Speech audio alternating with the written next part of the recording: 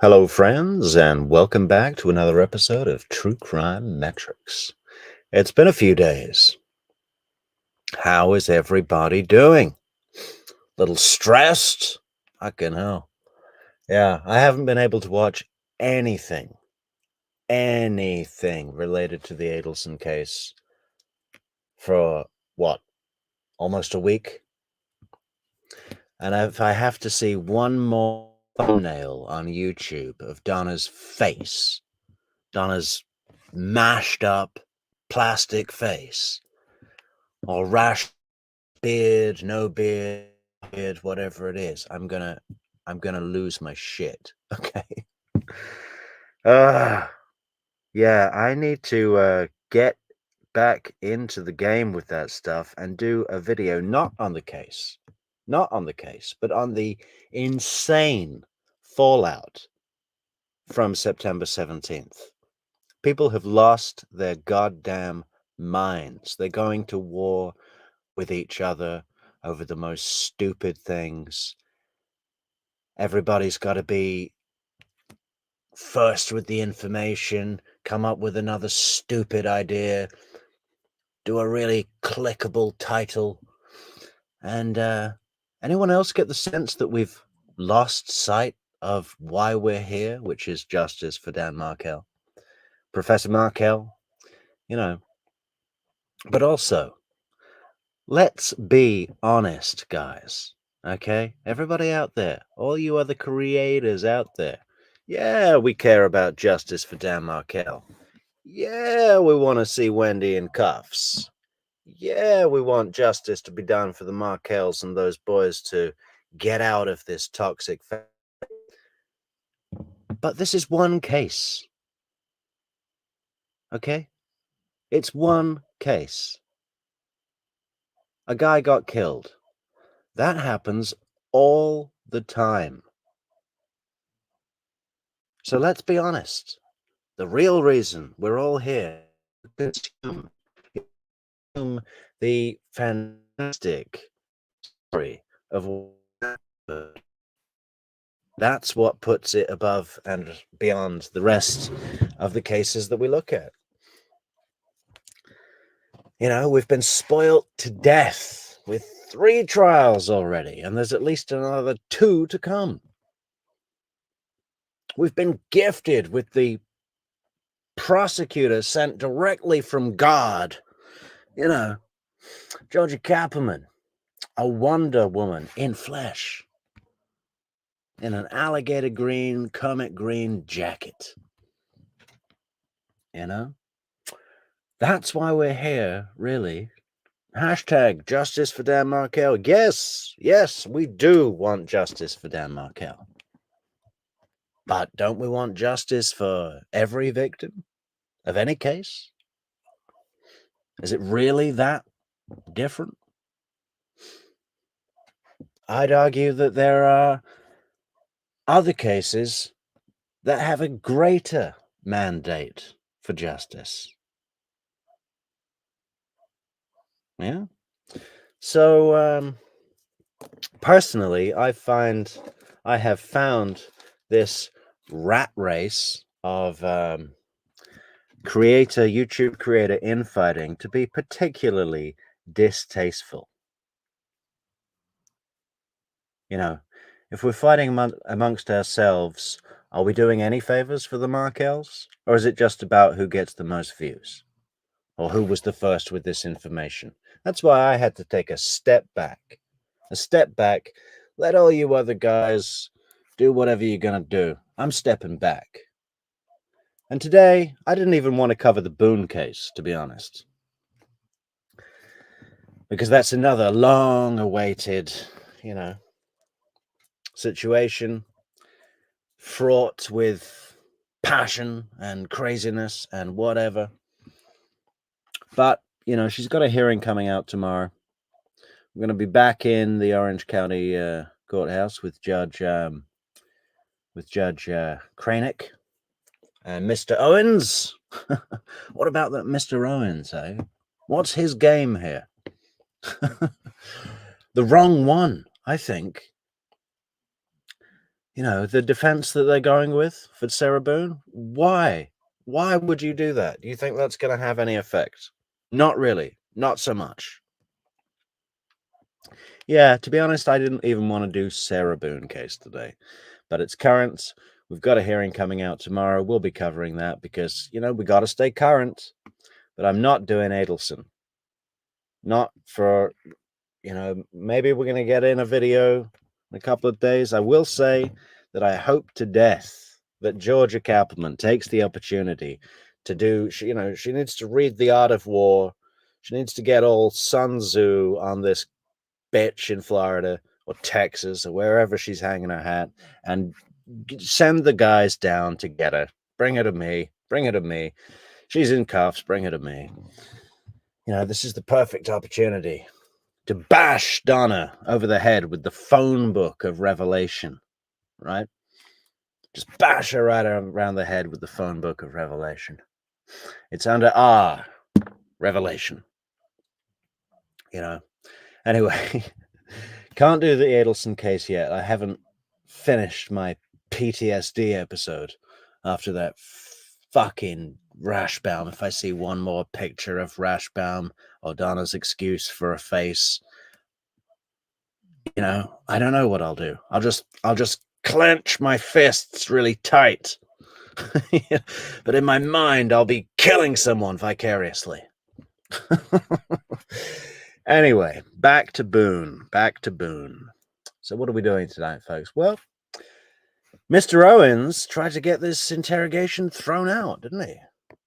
Well, what was that? He was trying to get the whole thing thrown out because Detective Chelsea over here didn't say at the end of the Miranda warning, having these rights in mind, do you now wish to talk to me or make a statement?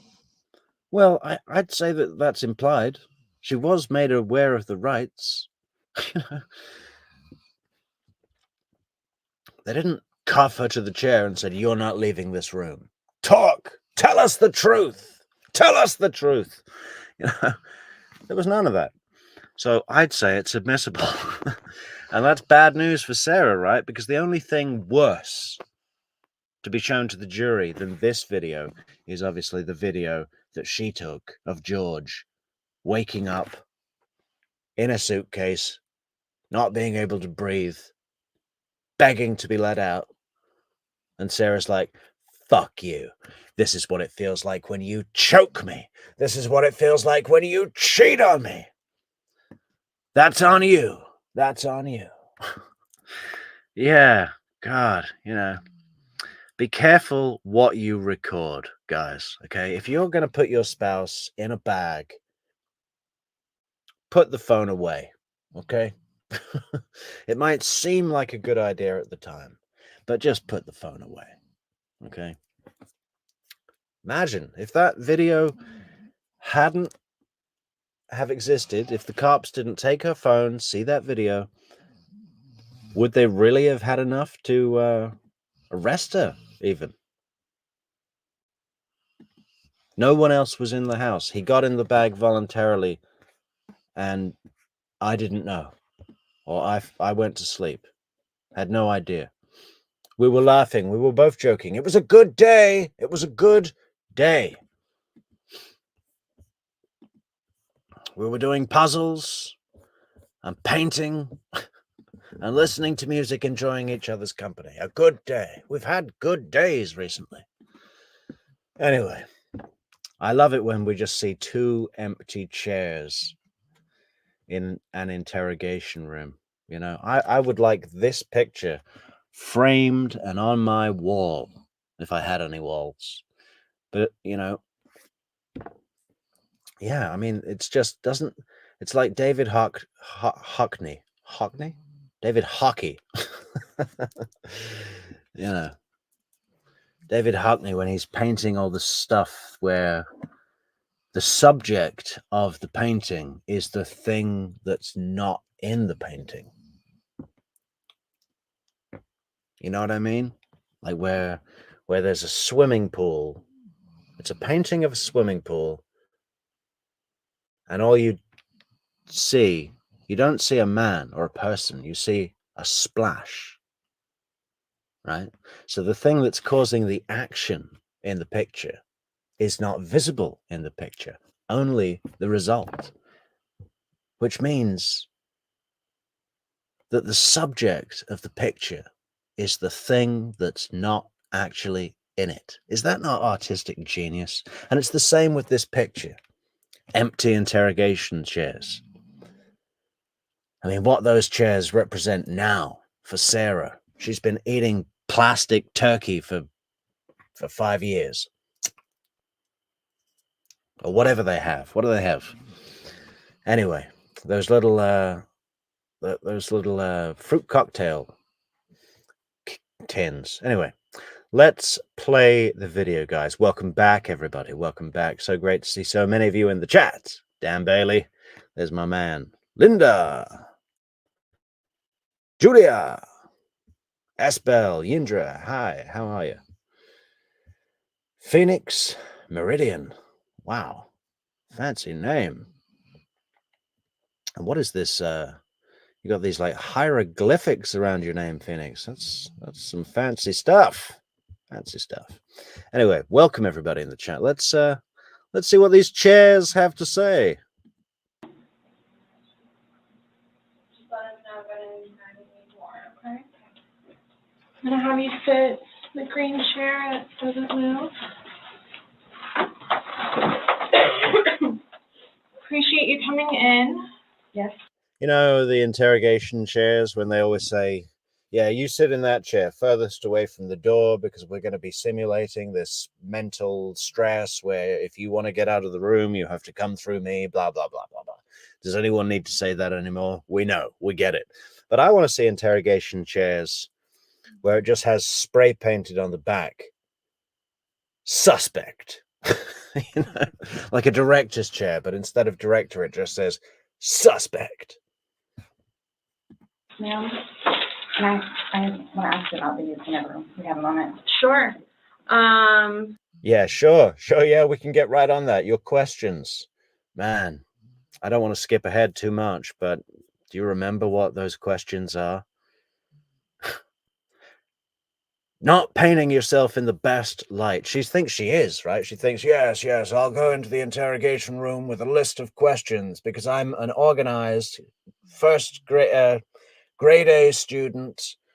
I excel at everything, and I have a list of questions because I'm practical. So obviously, he received his autopsy. So I'm going to read you your rights again because we have to talk about that. And since I'm talking about the incident, we just have to do it, just like we did yesterday. Protocol. Just like we did yesterday. Remember, I read. This is Sarah's other big play. She said this about 5 times. She said it in court as well. I've definitely heard that in court when she was representing herself. Is that normal protocol? Is that protocol? Oh, it's just protocol. You're going to read me my rights? It's protocol. I'm not a suspect, right? It's just, you know, remember Chandler Halderson? Just because we're up here, we have to read you your rights. And we just read them off this little card, and it's just because we're up here. So that's what we do. Oh man. I want to do a top 10 list of people reading the rights in that way that they really try to make it seem non-threatening, like they're not leaning you over the hood of a car, almost breaking your arm, saying, "You have the right to remain silent. Anything you say can and will be used against you in a court of law." They just kind of sort of almost sing through the rights like it's an after-school special, like you have the right to remain silent. Everything you say can and will be used against you in a court of law. You the rights, your rights? Yeah, so it's the exact same thing, but since I'm asking you follow-up questions, I need to read them to you, okay? Sure. All right, so you have the right to remain silent. Anything you say may be used against you in court. You have the right to talk to a lawyer before and during questioning without charge. If you cannot afford a lawyer and want one can be provided for you before questioning without charge. Has anyone threatened you or promised you anything to get you to talk to me? No. And do you understand what I just read you? Yes. Perfect. Okay.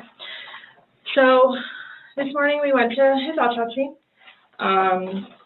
and we were informed of some injuries that he has by the doctor. So I want, so he's got scratch marks to his back. I know what that's from. Okay.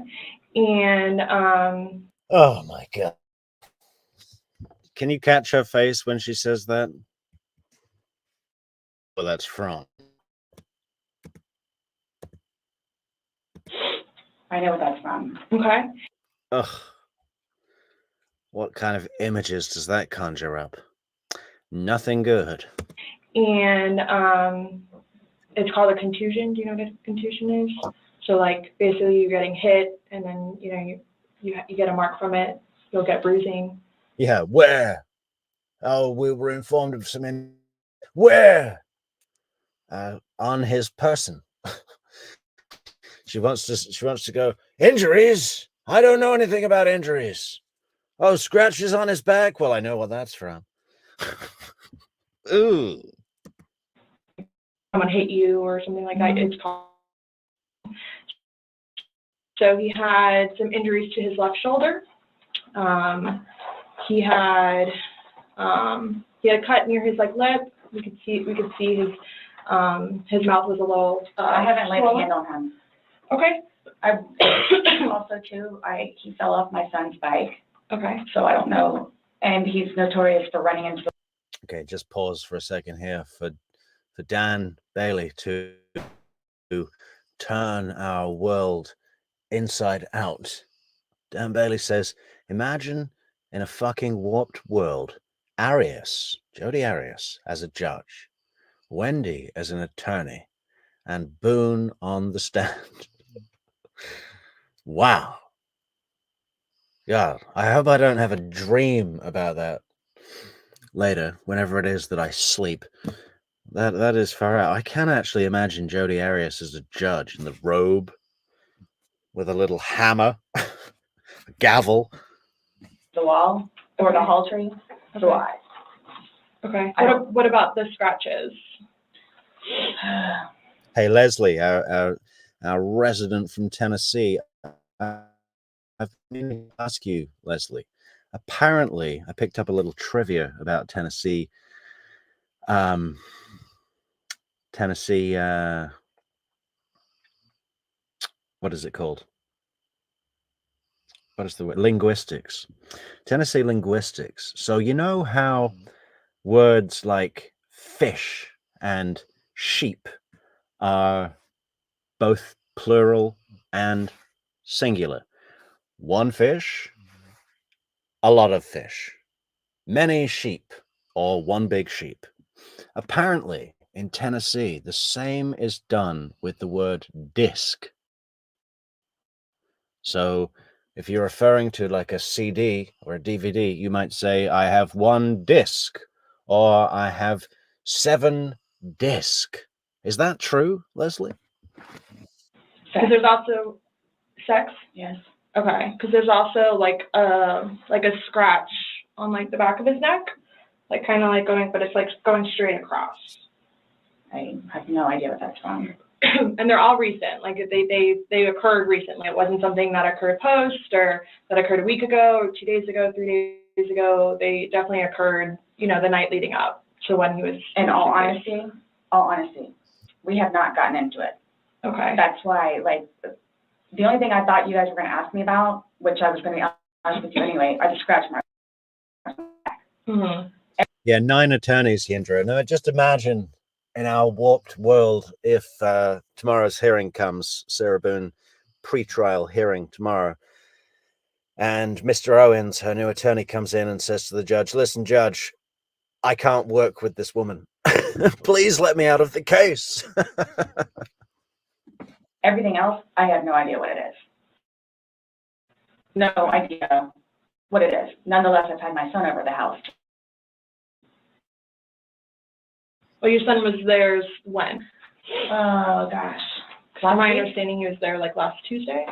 I don't know if it was Tuesday, but yes, he was there last week, so. Well, we're talking about Sunday. Yeah. We're just talking about what occurred Sunday. Is it a natural thing for a mother not to be able to remember the day of the week that her child was in her care when it was less than a week ago? Oh, I don't know if it was Tuesday or Wednesday. Could have been Thursday. They all blend. Because like I said, the injuries they occurred within that time period. So you're talking about day before yesterday? Sunday leading into Monday. You called it Hello, Cassandra. How are you? yesterday at 1, but the incident, you guys were painting and stuff the night prior. Correct. So we're talking about Sunday and then into Monday. I'm thoroughly confused because we had a good time sitting on the back porch, having wine and smoking a couple of cigarettes, and then decided to go inside and literally paint, do puzzles, and play, and listen to music. That's why nobody got out of sorts. This is what's mind-blowing to me. Like, I have no clue. Nobody laid a hand on anybody. He also had, like on the left side of his forehead, he had basically bruising, and on like his head and skull. I have no idea. As if something hit him. I considered not force touched him. trauma. I have not touched him. I have not touched him. Then how would you get those injuries? Tell me and we'll both know. Tell me and we'll both know. Something funny about that, you know. How many times has she said that in her life? Tell me and we'll both know. What a strange way to say it. And this body language, right? I'm under threat. I'm under threat. I have not touched him.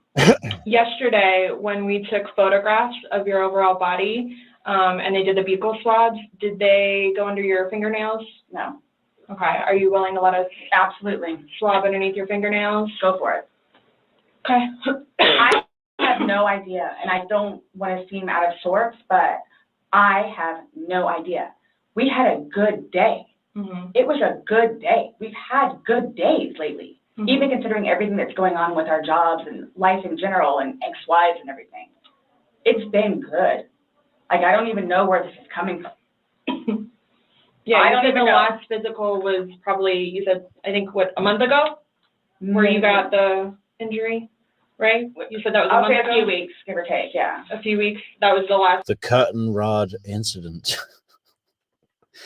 I think I've said it before, but if your relationship contains the phrase "the curtain rod incident," you should reconsider your situation. I mean, you know, the curtain rod incident. Oh, take a look at it again. Walk away. Like physical altercation between the two of you?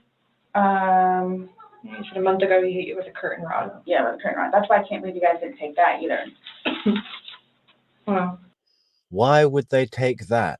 Oh, look, here's the curtain rod that he beat her with a month ago. We better take that for evidence. What? That's why I can't believe you guys didn't take that either.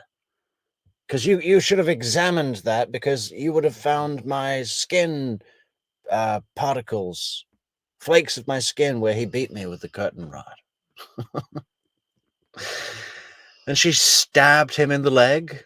Or no, he stabbed her in the leg. Somebody stabbed someone's leg. Again, if your relationship, if you get into the sort of thing in your relationship where one of you is trying to claw your way up the stairs and the other one is dragging you by your feet, stabbing you in the leg, beating you with a curtain rod, you know, it might be time to consider other options. Like, we've been good. I don't know if, like, it's since the last time he got out of jail. Like, we've been good, and he's been having his classes and seeing his probation officer, who's amazing.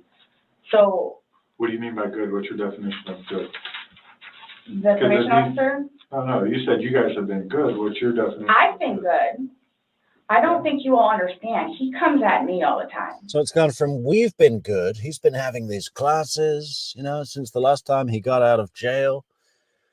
And now it's switched, hasn't it? Very quickly to I've been good. I don't think you all understand. He comes at me. He comes at me all the time. He's coming at me with the curtain rod. He's coming at me with the fork, stabbing it in my leg. What a mess. What a mess. He comes at me. So it's either I flee or try to go upstairs and go to sleep.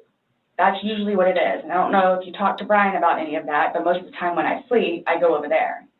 But in Sarah's mind, all right, we know from the recent hearing where Mr. Owens was talking about this interrogation that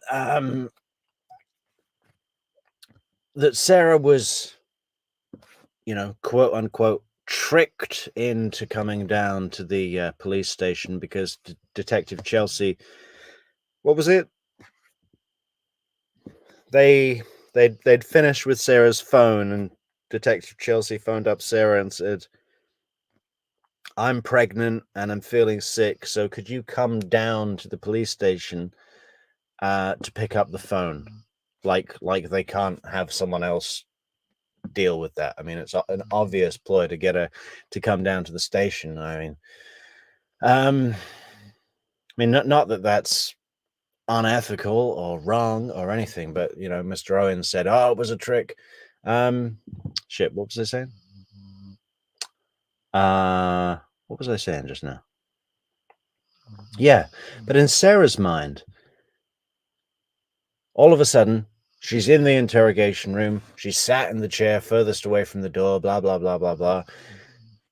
Detective Scott is wearing his big rubber shirt.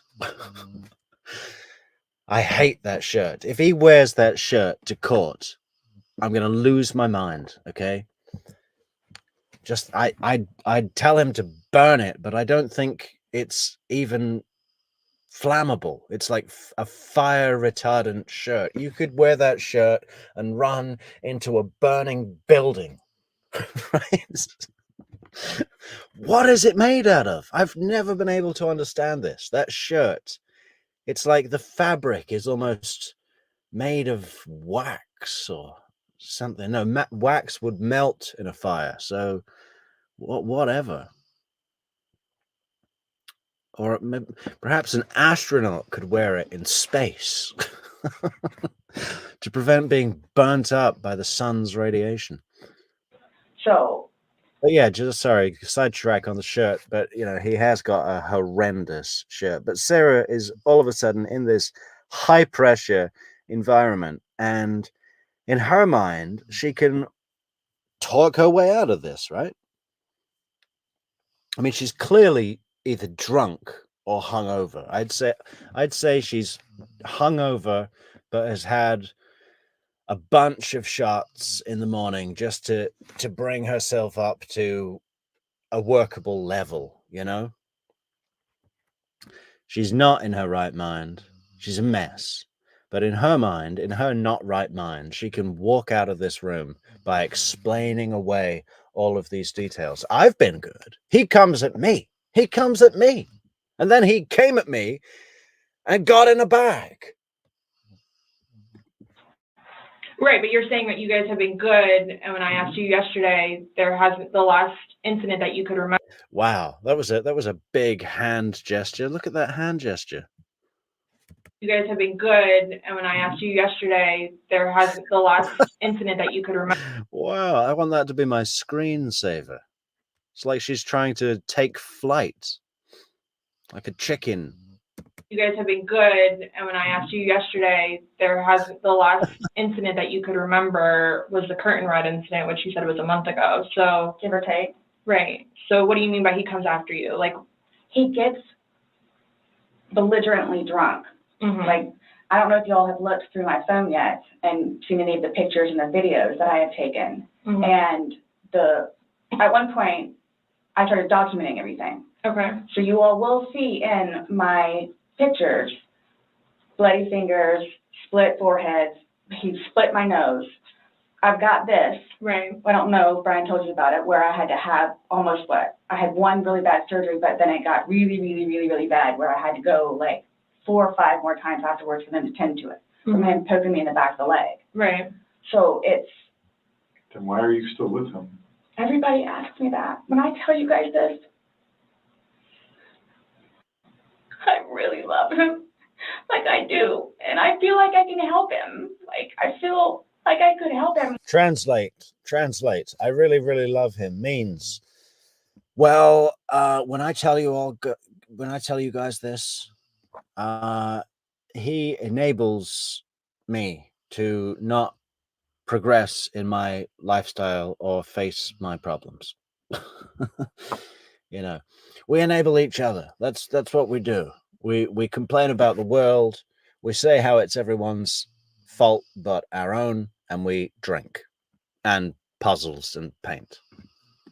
Which I did, because he came a really long way from where he was in Philadelphia to moving back to here and to dealing with everything else that he's been dealing with. Mm-hmm. I've really helped him. I've bailed him out of jail, 3 times. I've gone to every single hearing and every single arraignment, everything that I did for him. Gone to see all his public defenders, go to the state. Yeah, she loves it. She loves going to every single hearing and every single arraignment, you know. It's part of her self-image, is that George screws up, gets busted, you know, and he got busted not because he was the primary aggressor, but because he was the male. You know, we still live in a world, and maybe there's some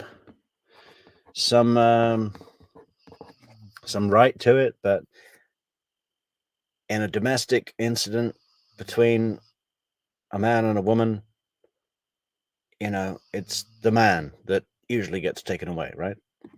I've gone to the state. I did everything for him because I'm trying to help him, because I had hope in him. And he was trying. He was really trying. And then he starts to think about things, and I think he gets overwhelmed. And then it's like, the next thing I know, he's drinking. So it's like, oh man, I know where this is going to go. So I'm going to go upstairs and read a book, or I'm going to go for a bike ride, or I'm going to do something else where I don't want to drink. I don't want to drink. The occasional wine, whatever, or if it's a weekend, that's when you have a good time. You don't have to wake up the next day. I have to wake up the next day and do things. I have to tend to Lucas. I have to take him to school. I have all this stuff to do. He doesn't know how to, I guess, maintain himself, where I can do 50 things at once and still know the 50 things more prior that I need to get done. I can do 50 things at once and still know the 50 things prior that I need to get done. I have written that sentence down like, 2 full sides of A4. I've tried putting punctuation in different places. It's like a code that can't be broken. Okay, let's listen to it again. I can do 50 things at once and still know the 50 things prior that I need to get done. What is that? He can't process like that. He didn't. I can do 50 things at once and still know the 50 things more prior that I need to get done. He can't process like that. He didn't process like that. So he would not literally. No one can process like that, Sarah. We don't know what you just said. Sorry. But had smoke coming out of his ears. So the next thing you know, he doesn't want to deal with it. I'm going to go get something to drink. So the majority of the time, I would hang out outside or do something else. Hello, Carol Johansson. Not Johnson, Johansson. Nice to see you. Because I don't want to drink. And every time, his job broke his heart. And it made me sad because he tried in his job. And the store that he took care of so much. totally went downhill. Mhm. And that broke his heart because he had put so much work and effort into fixing it up. And his manager was Yeah, he was really broken-hearted by the hardware store telling them that he couldn't, stack tins of paint on the shelves anymore. Let's just expand a little on this George job situation. Let's go back a second. pride in his job. His job, Okay, so he took so much pride in his job, when he was alive. a drink. And every time, his job broke his heart. And it made me sad because he had so much pride in his job. And the store that he took care of so much totally went downhill. Mhm. And that broke his heart So the store that he took care of so much totally went downhill, right? because he had put so much work and effort into fixing it up. And his manager was awful. Yeah, his manager was awful, guys. He used to pull George aside and say, "Listen, buddy, you can't show up here after drinking a bottle of vodka. Okay? Go home, sleep it off. We'll see you tomorrow." His manager was awful, guys. And basically gave up on all of the employees. So I think that had a huge His manager just gave up on all of the employees. bearing on why he would drink so much. His ex-wife is bonkers. Mhm. She was all over him all the time. Send me money, send me money, send me money. How can I send you money when I don't have a job? I wish we could cut over to Brian Boone's interview with detectives, because isn't she describing herself? She's talking about George's ex-wife, saying, his ex-wife is bonkers. She was on him all the time. Send me money, send me money, send me money. Brian Boone's alimony payments completely cater for her and George's lifestyle.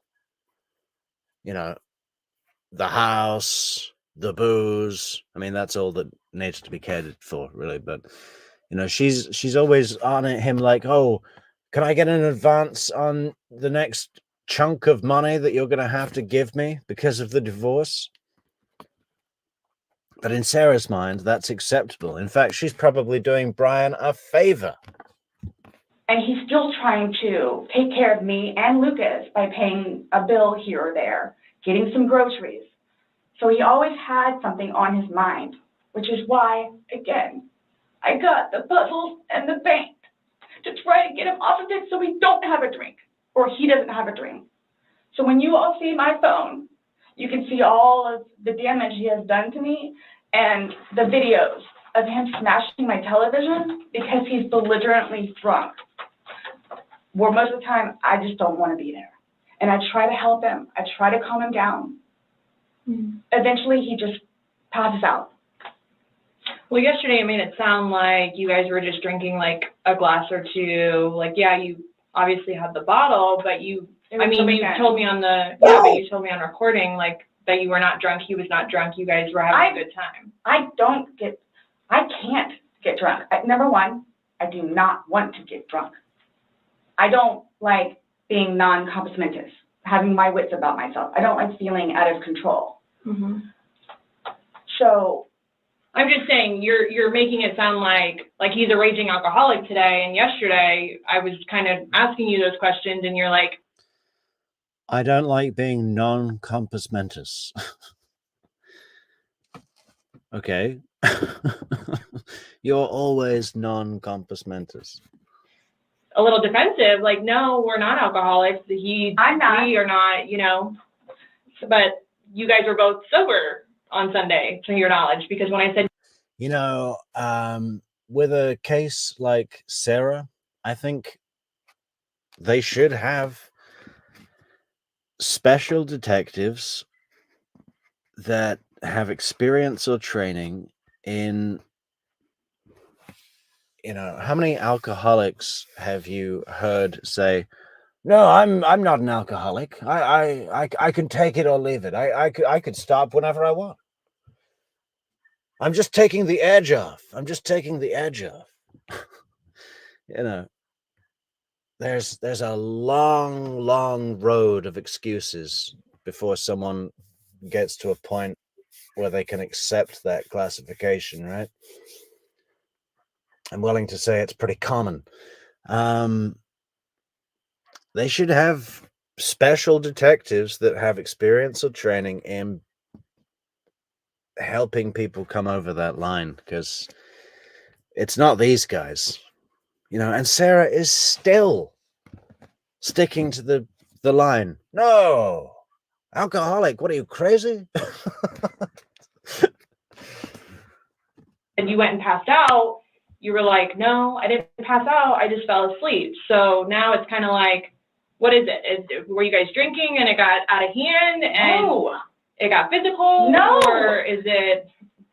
Sunday was one of the better days that we have had in. Yeah, Sunday was a better day.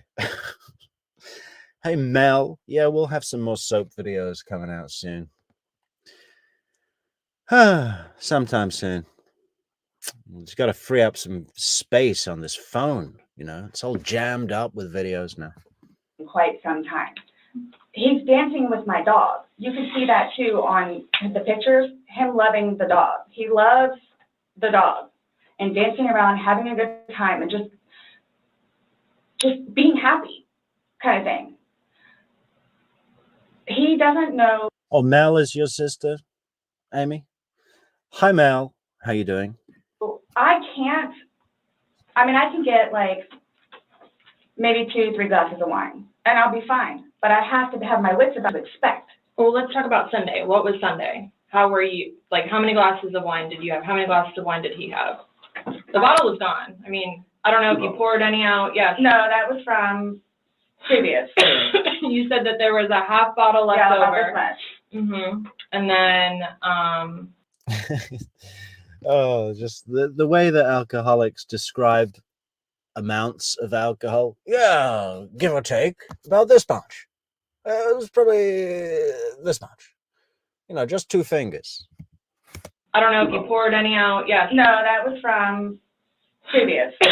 You said that there was a half. Yeah, let's. That was from this morning. That was from previous. The wine did you have? How many glasses of wine did he have? Hey, Soap, why are you upset?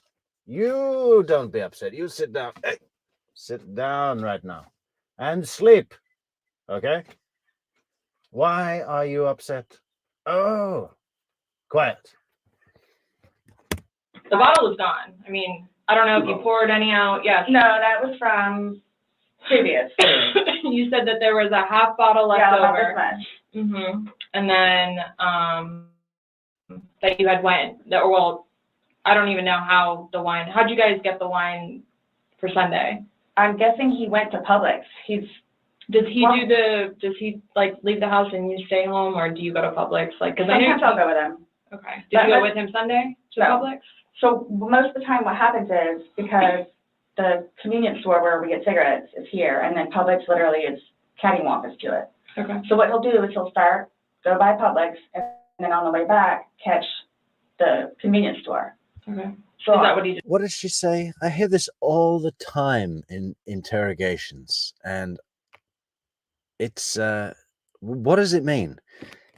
I think she says catty walkers, the walk of a cat.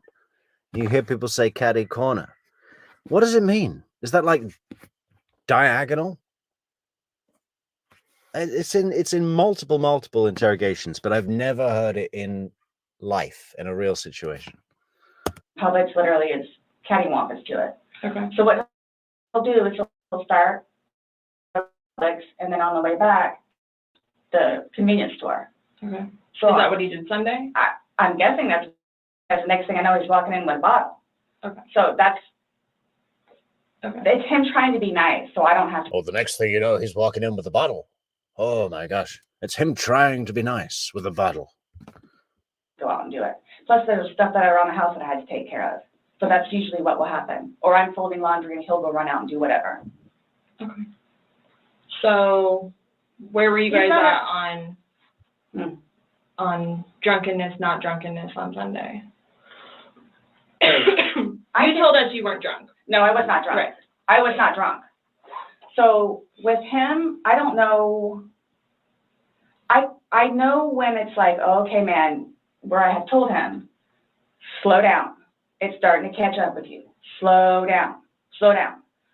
And another thing, too, is I don't like listening to music with him because he gets too involved in the music, and the music that he listens to is a little rough around the edges, and, like, just, it makes me fractious listening to his music. So I kept asking him, let's.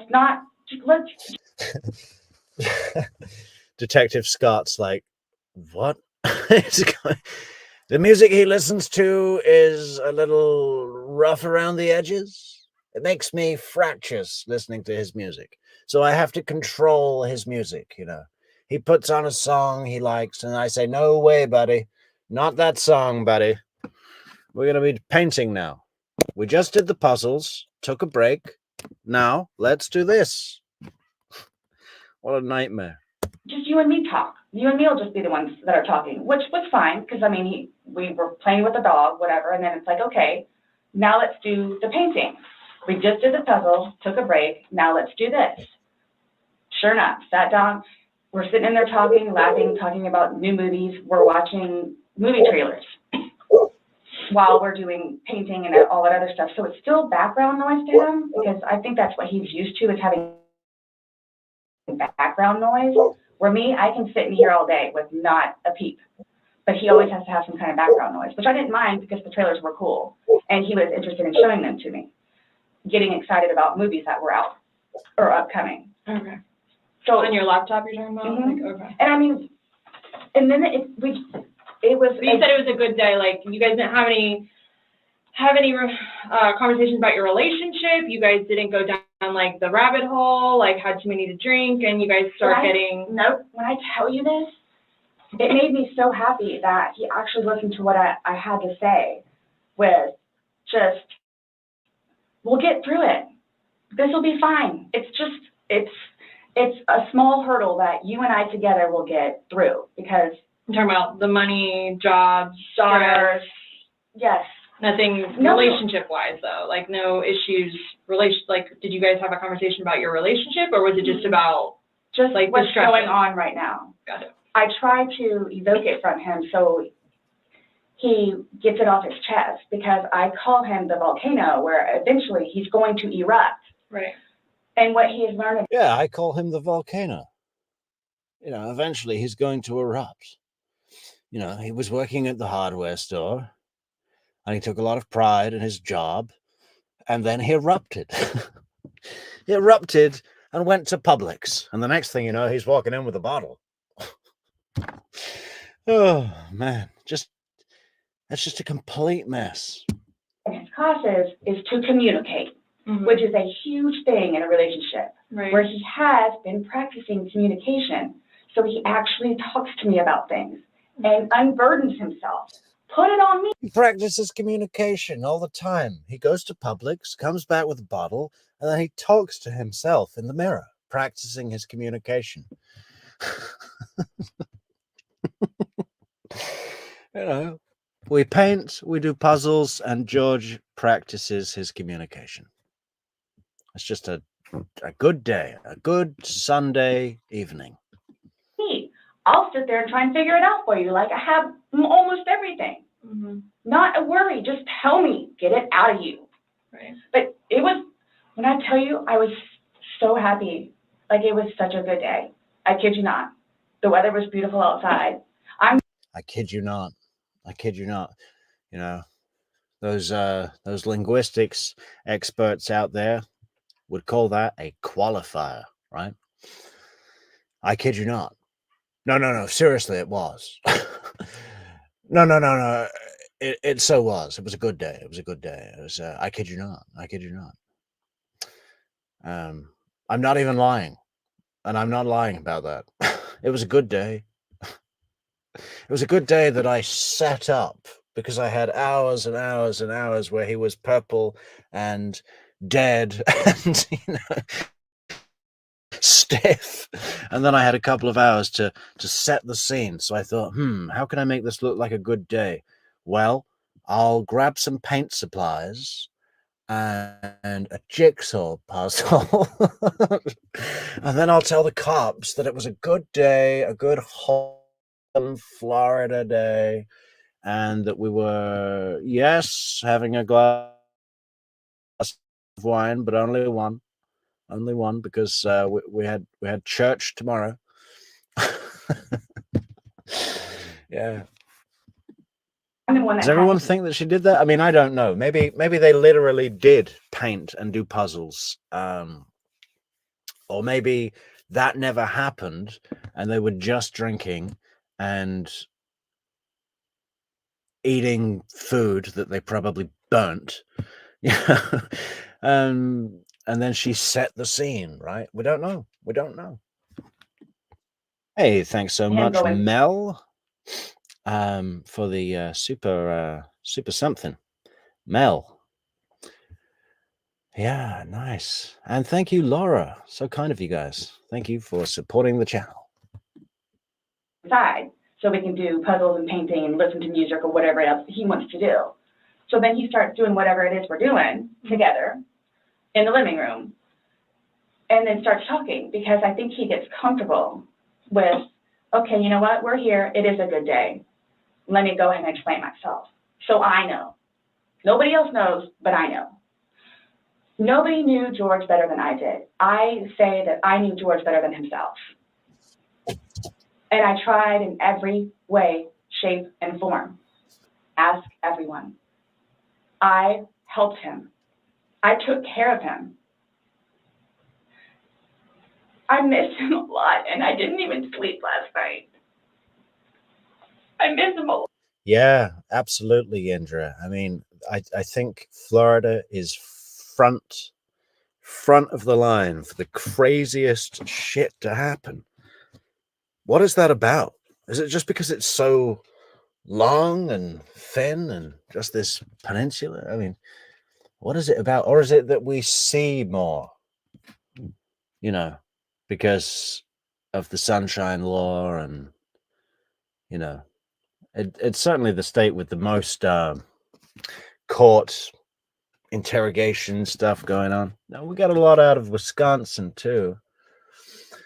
We got to head up to Wisconsin soon, guys. There's multiple cases that we should be covering in Wisconsin. As soon as this Sarah Boone shit is out of the way and that the dust has settled from this Adelson horrible drama that happened the other day.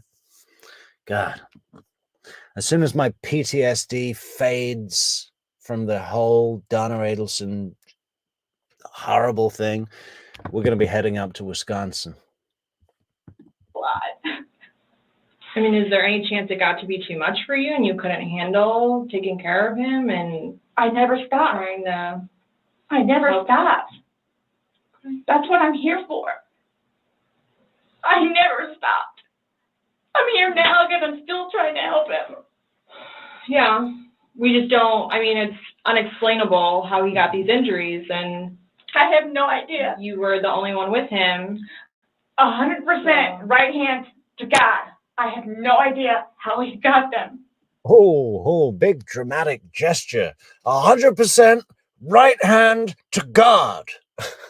Okay, well, well, you know, if it's 100% right hand to God, it must be true, right?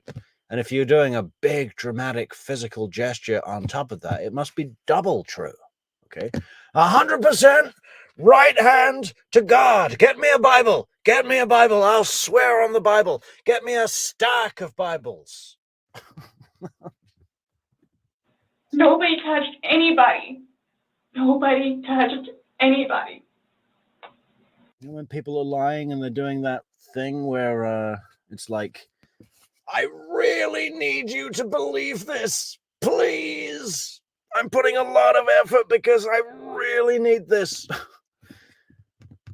It's like Dan Rashbaum does a similar thing in his defense statements, right, to the jury. especially in closing argument for Charlie Adelson's case. You know, this real hunger. And does that work in any situation? I don't care whether you're making a sale or you're giving a closing argument or you're trying to get some girl's number. You know, if you walk up to a girl in a bar or wherever, do people walk up in bars anymore? I don't know. But if you say, I really want your number, please give it to me. Is that going to work? No, you have to play it cool. Get her to want your number. Okay. You had mentioned that you would take photos, videos, kind of like a cruise in general. Yeah, I started documenting at one point, but that was way before, I think, the last time that he got arrested, where he was flying off the... And I didn't even sleep last night. I bet, right? Where has she been? You know, okay, let's do the chronology here, okay, folks? It's Sunday is the good day. Puzzles, paint, suitcase, in that order, too. Then Monday, you know, she finds him, tries to resuscitate him. It seems like she really, really was holding out for not having to alert the authorities, right? She was like trying to resuscitate him on her own. She called Brian over to see if there was anything he could do. He walked in, took one look and said, you need to call 911. And walked out. That was it. Okay. And bearing in mind, she was completely haggard on that morning. You know, even if you have to face normal responsibilities that you do every day, like if you have to go into work and drive on your commute and stop at the pastry shop or whatever, you know, whatever you're going to do, and you're that hungover, it's a nightmare. Imagine pulling a body out of a bag and thinking, oh man, this is bad. and then dealing with that oof. And then suddenly the cops are here and the morgue is here and there's clipboards and walkie-talkies everywhere. And you can't get your Dr. Pepper. You're drinking out of the neighbor's hose pipe. What a day. And then the day after that, this is Tuesday now in the interrogation room. The day after that, you're here. But where was she? You know, after the body was taken away and the cops had spoken to her and they'd taken a statement. They'd taken a statement from Brian, the property manager, the neighbor, some other family members of George. All of that went down. And Sarah went to stay with Brian at his house, which is not that far away. It's a 2-minute drive, I think, just around the corner. The same kind of complex, I think, with Brian, ex-husband Brian, and the son, Lucas. But what would that have been like? I'm kind of surprised that he allowed that, to be honest. You know, can you imagine dealing with Sarah? She's kind of being on quote unquote good behavior in this room because she's with strangers. She's in an official setting. But with Brian, it would have been quite different, right?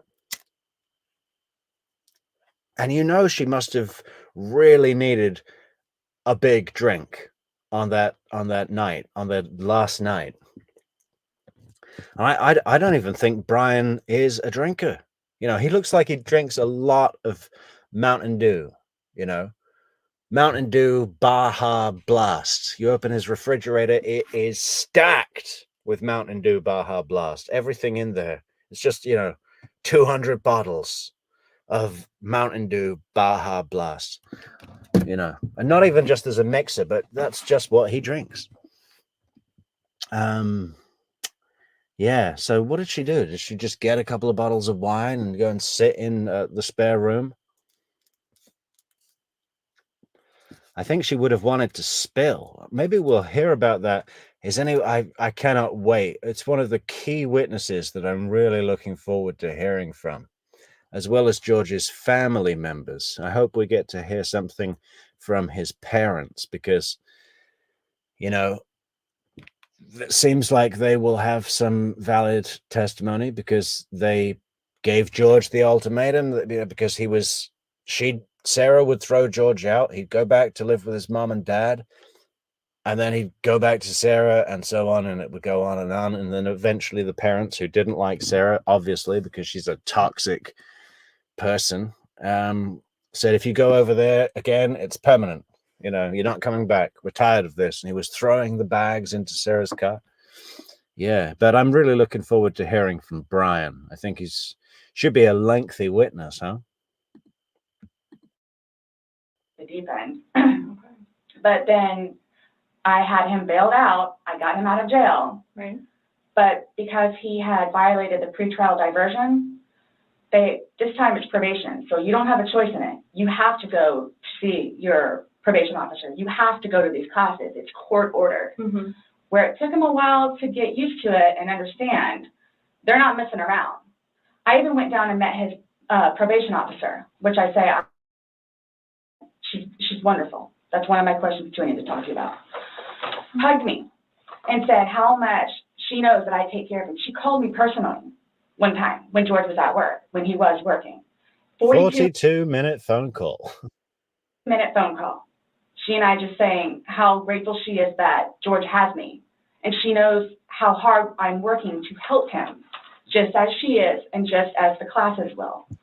So once he started actually going on a regular basis to the probation officer, and then to his substance abuse class and his, I don't know what VIP stands for, Matters Intervention Program. Mm-hmm.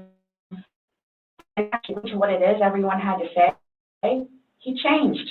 Like I could see a change in him, where before lashing out, he would think about it. And would always come home and show me his papers.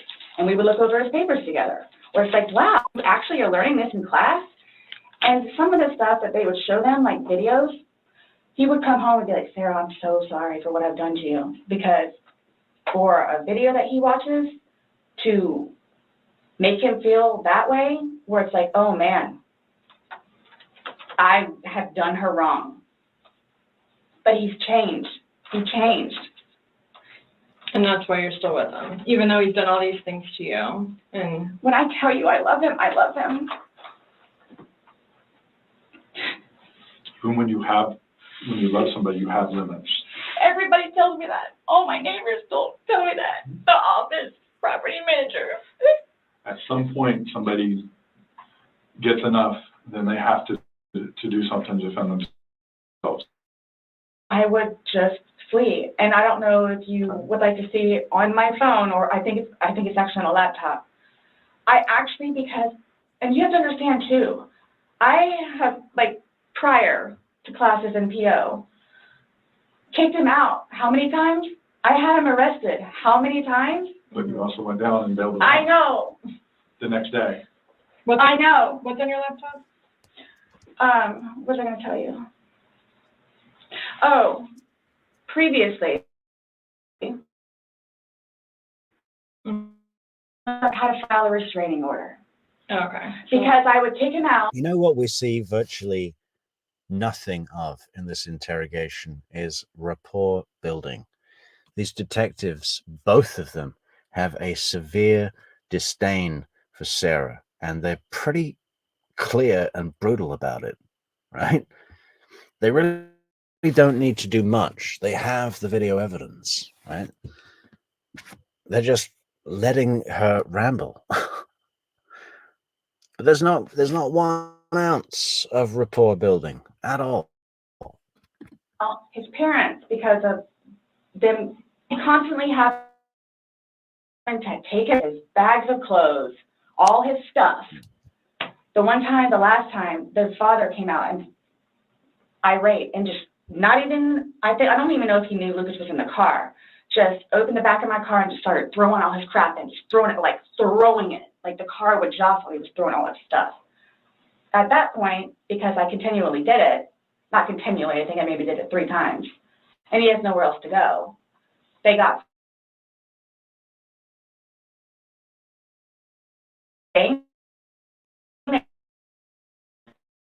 it's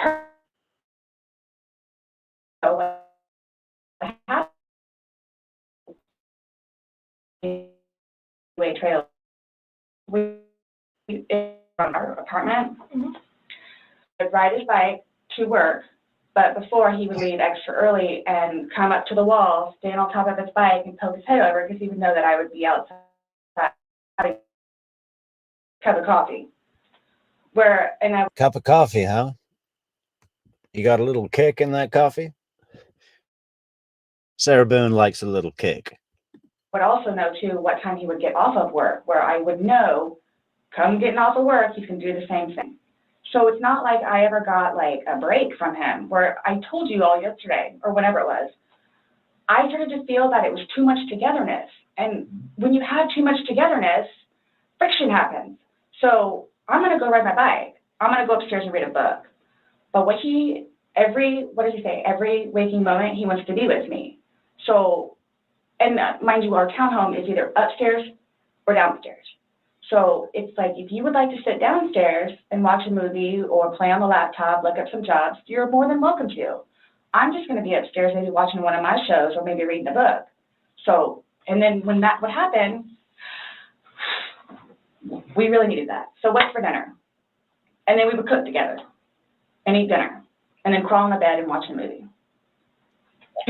As soon as we opened the second bottle, we got into a happy zone.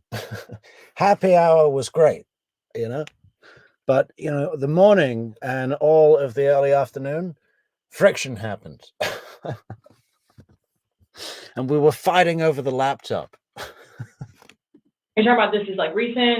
You kind of like lost me. Like when? What are you? It was a little while ago. But now you're talking about tension building up and that you need space. So have you been feeling that way lately, or no? Okay. No. Okay, my thing is too, so you all know. Oh, I hate that you can't talk to her, but Dee, his ex-wife. When I say a monster, she's a monster. Like she withholds their children from speaking to him. So he gets upset about that, and then she like completely berates him about money, about the father that he is, what he did to her, all. It doesn't matter. I mean, mind you, this is not like been recent, but which is why he didn't even bother calling anymore, because he knows that she's going to answer and he's going to have to talk to her, so therefore he can't talk to his daughter. The other time he talked to her, made her talk to Cookie. That's on my cell phone too, so you can see it. Okay. It doesn't matter. Like, it doesn't matter. What does she have to do though with anything about what happened Sunday and into Monday? Like, no, I'm just saying, like, previously, okay, why the incidents, what happened is she plays a big part in it. Okay. On top of job yeah, and money and groceries and all that. Okay. Sunday, when I tell you this, I have no idea. I have no idea. Is there anybody else at the house? No, it's just me and him. Since talking yesterday, do you remember any like timelines better? Like what time you guys were playing? What time he was zipped up in the luggage? What time you went upstairs? We started because we cleaned the house a little bit, did some laundry. You started that. Thanks so much for the super chat, Laura, and congratulations on 4 years. That's great. That's great. There's a lot of sober people in this community, actually. It's kind of interesting, yeah. Kind of interesting. Activities around 4, you said? Yes, around 4:30ish, and then. You just said that it was dark when you were playing hide and seek, and I'm just curious if you remember. But when we were outside, that's where we would start and talk about things, and then eventually I was the one that had him come inside, so we could. About what time, do you remember what time that was, is what she's asking. And you said you went up to bed around midnight, fell asleep around 12:30-ish, but those were the only times I have, so I have 4. That's the other thing Sarah Boone does a lot of, is this stuff around times, dates. You know, went to bed 12:30-ish, give or take. You know, around noon. Somewhere around in the ballpark of noon.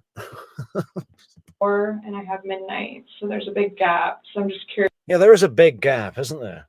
How long is that gap? Let's just check that again. To bed around Midnight. midnight, fell asleep around 12:30-ish. But those are the only times I have. So I have 4 and I have midnight. So there's a big gap. So I'm just. Yeah, there's an 8-hour gap.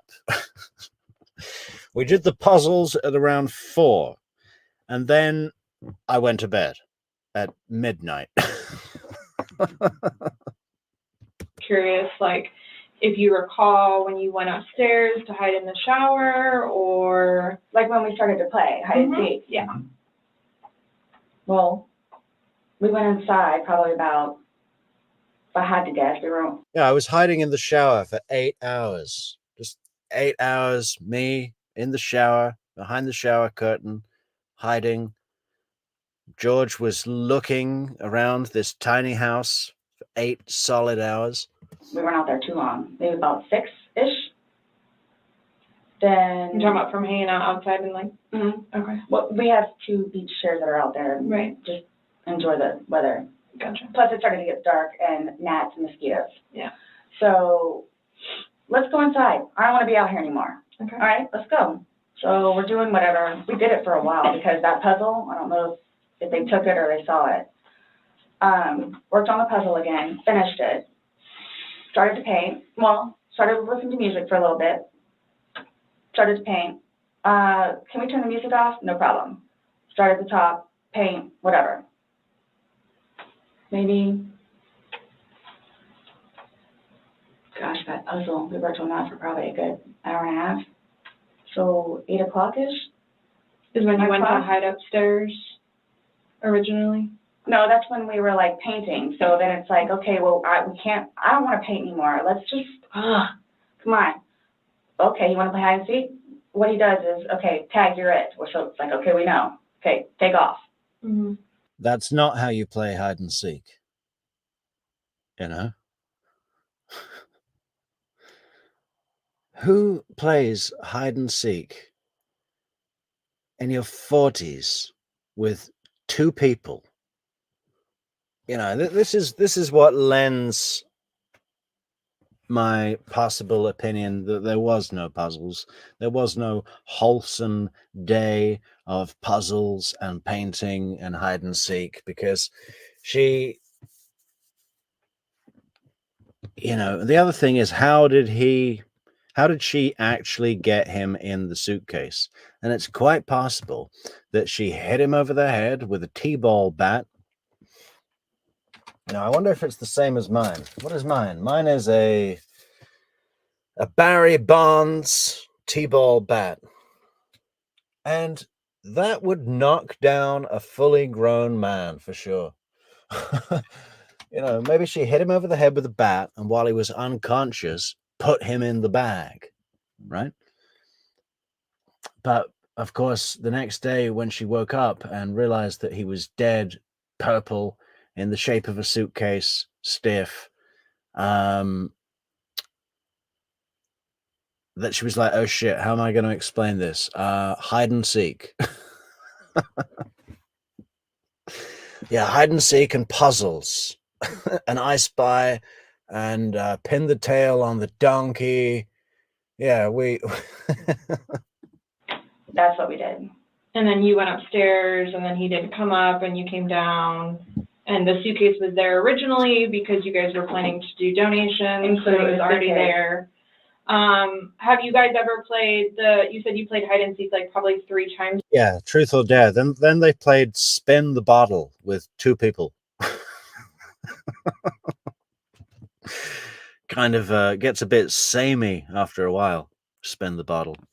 In your relationship, when you have played, have you ever zipped him up in a suitcase prior? No. Okay. So it was just kind of like that prop was there, and it was there, Yes. and it was in play because... Why do you say it like that, though? I would never do that. You would never zip them up in a suitcase? Well, yeah. This is a big thing. You know, Sarah really blew an opportunity there.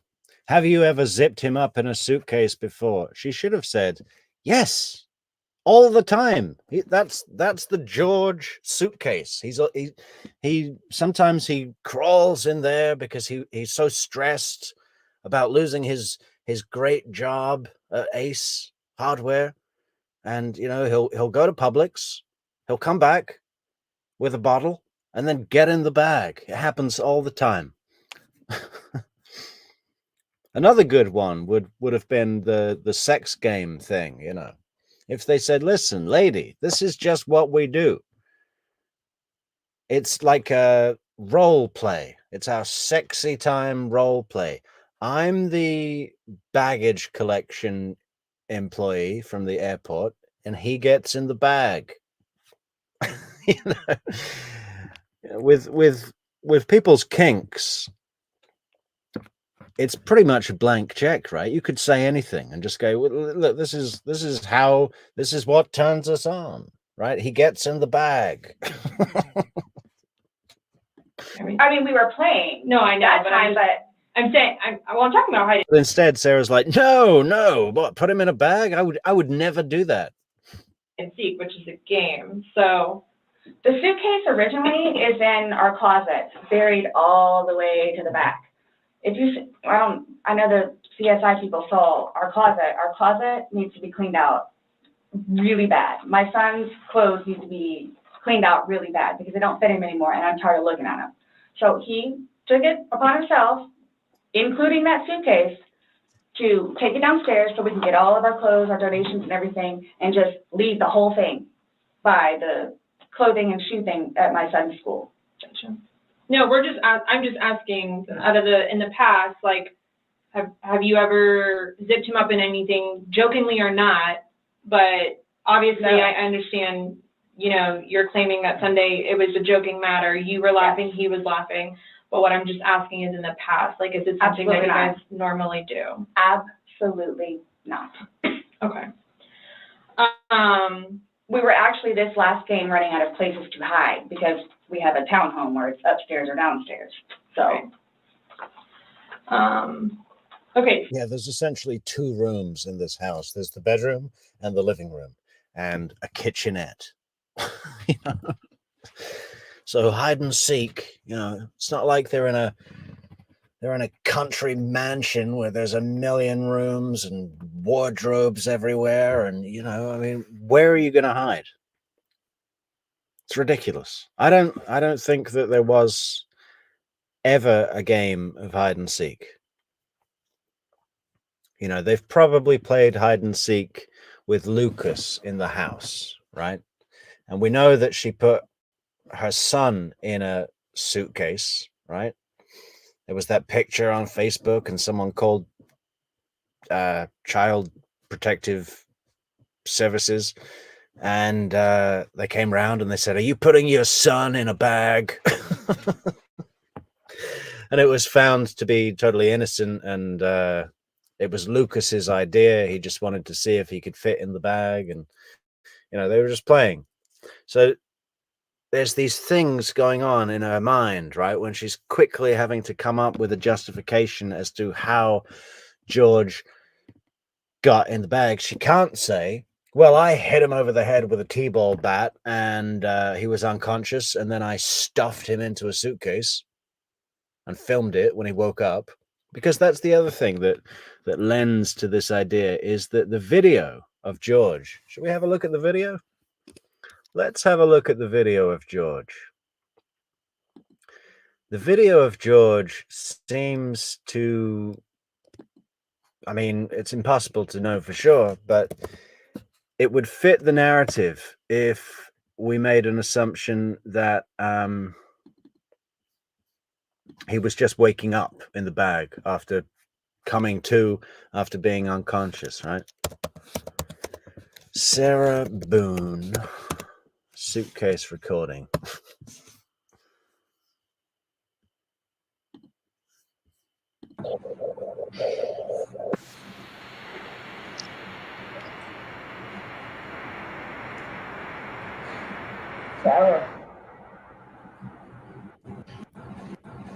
You see, because there's no, he's not saying anything at the beginning. So I think, you know, maybe she put him in the bag and as soon as the bag started to like move a little bit, she got the phone out and started recording. And just as a side note, guys, take a look at that carpet. Man, if anybody needed a fucking Dyson.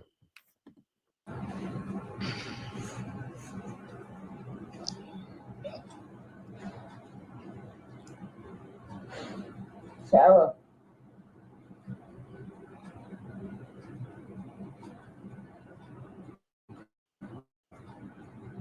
For everything you've done to me. For everything you've done to me. For everything you've done to me. This is a punishment for everything you've done to me. Now you'll suffer. Sarah. Fuck you. Sarah. Fuck you. I don't care if you live or die. Fuck you. Fuck you. Sarah. Stupid. Sarah. That's my name. Don't wear it out.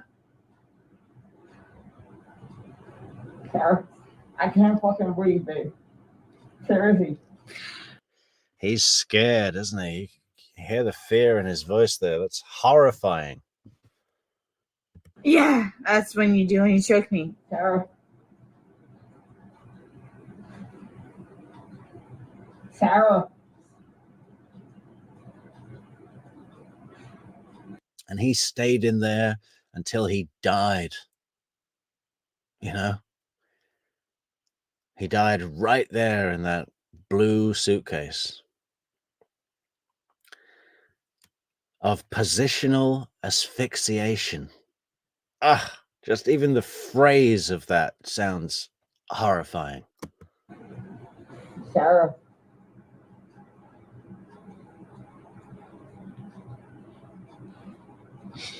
Sarah, I can't breathe, babe. That's on you. Sarah, I can't breathe.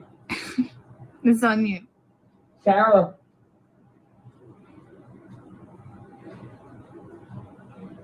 Real or ransom. Might want to get video for it extra. Because I got this. Sarah. Real or ransom.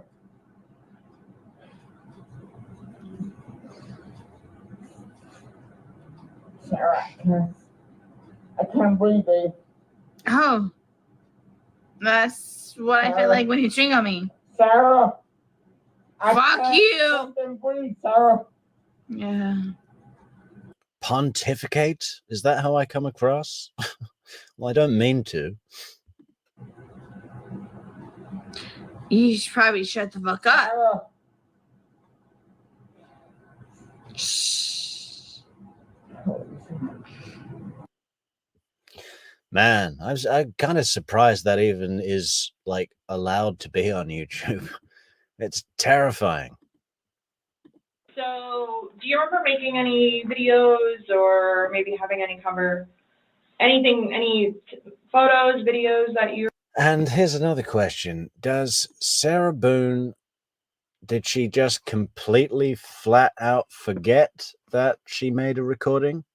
Or did she delete the recording, but not delete it from deleted items? So the cops were just like, oh, well, we can easily see that. Or maybe she did delete it from deleted items and the cops do their, you know, super phone download thing and get it anyway. I mean, does she know that this video exists at this point in time? you remember doing on your phone on Sunday? No. No? I think I took a picture of a dog. Okay. But your phone is password protected, you have the password, he has the facial recognition, so it's not like... It's hard to tell, isn't it? I mean, I think I lean towards that she completely forgot and doesn't even remember making the video. someone else could be on your phone. No, I have both. But you have the face and the password. Yes. Yeah, but he only has the face, correct? No. To be able to get onto your phone, you told me that he looks at the phone. Well, thank you, C. Malone, even if I am pontificating too much. Is it too highbrow? Oh, I misunderstood. I thought you were asking me if I did. Yes, it's me. Okay. Does he have access to your phone? Because you said it's a shared phone. Okay. How does he have access? Sarah, can I borrow your phone? Yeah, it's right there on the kitchen counter. Okay, but how does he get it? into it? Because it's password protected. He'll come and get it to me, and I'll just do the face thing. Where sometimes too, like look, he'll joke with me and say, okay, I need to borrow your phone. And he'll hold it while I'm cooking or doing something, do the facial recognition. Okay, so he doesn't know the password and he doesn't have the facial recognition. No, But he is the only other person that would use your phone, I'm Yes. assuming, other than. well, Lucas. Right. But Lucas wasn't there Sunday. Right. So, to your recollection, no videos on Sunday. Not that I'm aware of. Thanks so much, Leslie, and it was great to see the sticker, the merch sticker. I hope your T-shirt gets to you real soon. And yeah. We've got to judge Everett. We've got to judge Everett. I slept like a baby. Merchandise on the way. In the process. Of. Okay. I mean, I get my fun. I maybe took a picture of them, the two of Tess and The dogs. George and them dancing, but I mean, it's just Tess. Mm-hmm. Okay.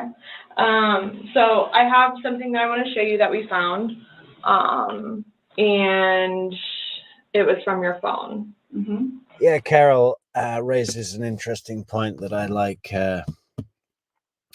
that we can expand upon. Carol says, I don't think she tried to delete it because she was blackout drunk and she forgot she recorded it. However, just like a drunk driver who kills someone, you are still responsible.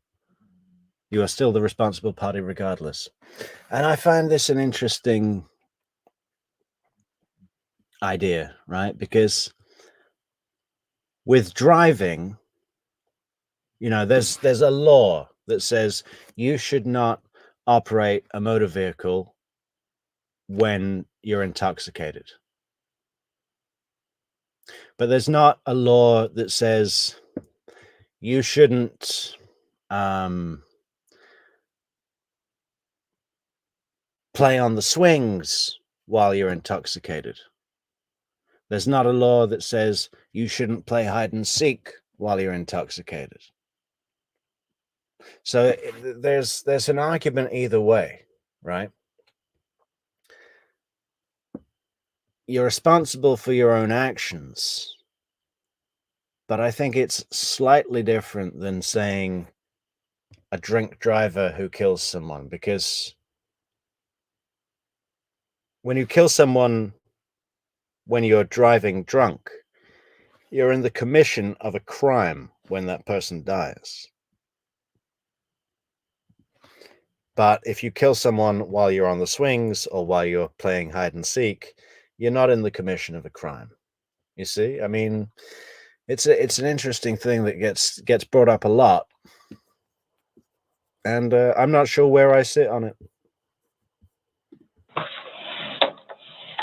Can you see it? If you need to move it around, go ahead. I think the greater point is that the video shows her being abusive, vindictive, punishing, purposely making him suffer, and purposely ignoring his pleas for help. I can't breathe. I'm serious. I can't breathe. I can't get out. And then going to bed. And maybe when she went to bed, she literally did think, well, I'll go and let him out in 30 minutes. Or maybe she thought he'll find his own way out. But, you know, we know that when you get into bed, when you're that drunk, it doesn't take much to be lights out, you know, and sleep for 12 hours. So, I mean, yeah, 100% of the responsibility is on her, but it's kind of less because she was drunk and more because she was so abusive on that video. And that she was so ignoring his pleas for help. Like if the video showed him laughing and going, "Oh, this is so funny, I'm in a bag," you know, and she went to bed, would they have a case? It would be a very different case, right? But the fact that he's saying, "I can't breathe," and you can hear the panic and the fear in his voice, and she's saying, "Fuck you." That's the clincher here. It's almost irrelevant that she was drunk. You know? If she was that drunk and he died, but he was shown on the video to be laughing and having a good time, as she says, would there be a case? Maybe not, is what I'm saying. And the real point is that he's asking for help, saying he can't breathe, and she says, "Fuck you," and goes to bed.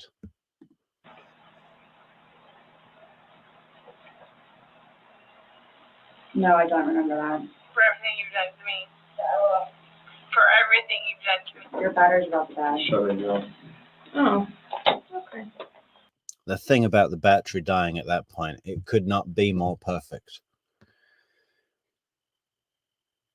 Just imagine the intensity, because I'm pretty sure that she forgot the video existed, right? She didn't remember making it, but as soon as you see it, memories start to come back. And she's thinking now, shit, they have a video of me being really abusive and ignoring his cries for help. And but she still can't remember the whole thing. And then the battery dies. That could not be more perfect. What a suspense. Let me.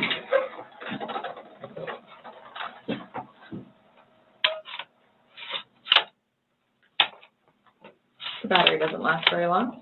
It used to last a lot longer than that. I don't know what happened. Okay, let me just grab something. All right. Yeah, we got the Metrix logo tees coming out soon as well, Laura, for sure. For sure. Represent. No, I was just simply asking because you had a look on your face when she asked you if you've ever done that before. You looked kind of shocked and. No. Okay, but why did you say it like that? Like. I don't think you all understand who I am, where. Okay. Well, tell me. I mean, I don't. Oh, here comes the curriculum vitae of Sarah Boone, Esquire. I've always been a straight-A student. I am an outstanding mother to my son. Okay. I was a straight-A student 20 years ago. You know, did everyone see that game show she was on? Another killer who was on a game show. What the hell? Maybe we should pull that up. Excel at everything. I would not do that. You wouldn't zip somebody in a suitcase? Well, I didn't like completely lock it. I mean, I opened it with one finger. I left enough in there for him to get out. Okay. And I wasn't planning on going upstairs and going to sleep. Okay.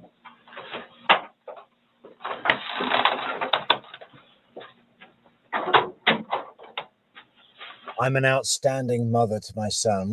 How did Brian phrase that? Well, I have to call her like 15 times to wake her up just to check if she's going to actually collect Lucas from school that day when it's her day. And oftentimes when Lucas is over here, she'll call me up and say, "Can you come and get him because George is in a mood?" And Brian's interpretation that he shares with police is, well, I just think she wants to drink, stay up all night drinking, and not take him to school the next day. So she calls up, makes up a story about George being in a mood, and then I come and get the kid. I'm an outstanding mother to my son. Really? No, it was just the way you said it. You guys were are scaring me. Why? Well, we just want you to watch this. This came from your phone. Don't you want to know what's on it? Yes, please. Chelsea Detective Chelsea really loves putting the thumb screws on We just want you to watch this. It came from your phone. Don't you want to know what's on it? Oh, harsh.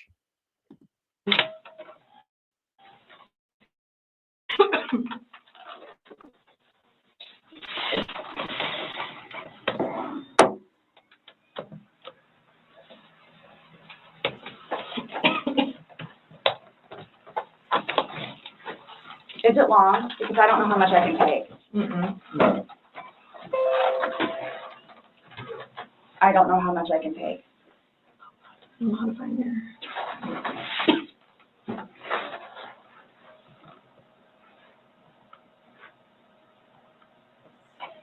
Do I have to watch this? I continuously throw up. I don't sleep. I don't want to see it, if that's okay. Well, it's on your phone, and you can either explain it or we take it for what it is. Yeah, we're just trying to give you the opportunity to tell us what's going on. That's it.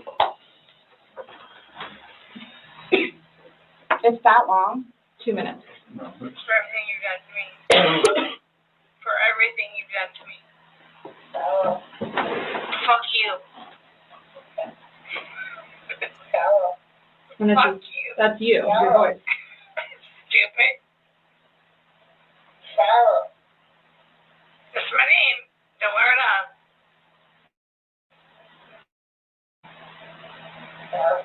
I can't fucking breathe. That's my name. Don't wear it out. When was the last time anyone ever said that? It's one of those things from the mid-90s. It's like talk to the hand because the face don't want to hear it anymore. No one says that anymore. Right? That's my name. Don't wear it out. Yeah, that's when you do it. Shook me.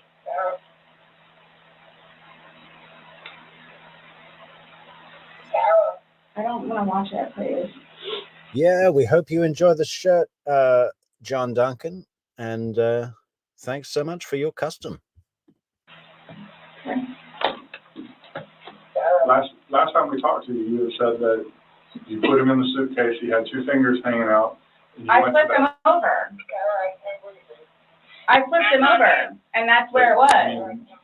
There's two different videos and a still picture where, yeah, it shows you flipping him in different positions and him saying that he can't breathe and you saying, fuck So you. this is upside down.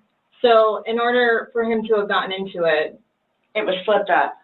right, it was flipped up normal. Yes. Like as if you're packing something. So this is upside down. Guys, this is killing me right now. So this image is upside down, and then this small video that occurred 11 minutes later, it's flipped over the other way, closer to your dining room table. Okay. Now he's obviously still. How did it go from the back to the front? I flipped it. Okay. I flipped it, obviously. You idiot cop. Oh man. And in Sarah's mind, that's like a valid excuse. You know, I flipped it. I just kicked the bag really hard and it flipped over. I just imagine like a Foghorn Leghorn cartoon or something, you know, where he's mercilessly beating that dog with a paddle. My plan was not to go upstairs and go to sleep, Well, that's what you did. Yeah. but not intentional. Yeah, not intentional. Okay. Is everybody ready to hear that phrase 500 times? Because we're going to hear it about 500 times before this interview is over. Not intentional, right? And amazingly, Sarah Boone, it seems, is, you know, her defense strategy has not evolved one single bit from this interview that happened almost 5 years ago.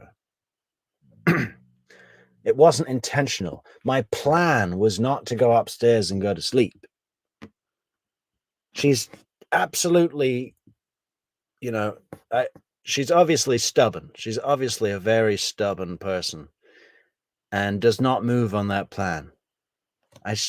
Unbelievable. And it's going to crush her in court. You know, somewhere out there right now are 12 members of the public that will be sat in the jury booth listening to this defense, right? Just think about that for a second, guys. Right now, there are 12 members of the public, her peers. And where are they? They're probably driving to a gas station. They're at a Waffle House. You know, they're picking up their laundry. You know, maybe some of them are cheating on their spouse. I don't know. I mean, they're doing all sorts of real life things that any peer would do, right? But in a couple of weeks' time, they'll be sat in Orange County Courthouse listening to this case, listening to Sarah go, "Yeah, it's unintentional." No, you told me you went upstairs because What? you were Stop getting here. ready for bed. Stops here. Okay, but Where's here? show me where you can see any fingers coming out, because there's the end. It's, and his head's right here. Mm-hmm. So going like this, rather than going all the way up, it's like this. But why is he saying I can't breathe, and why is he pushing on it as if he can't get out? And it doesn't show a hole. There's no hole. There's no fingers. I don't see his fingers. There's no hole. I don't know what you want me to tell you. Like, I don't know, like, what you want me to tell you. I'm just showing you. I'm just telling you what we see and what we've heard from the other video. I understand. He's begging for you to let him out. You're laughing in the beginning, and then in the end, it sounds kind of like a. No, it's not malicious. She used to be Amish.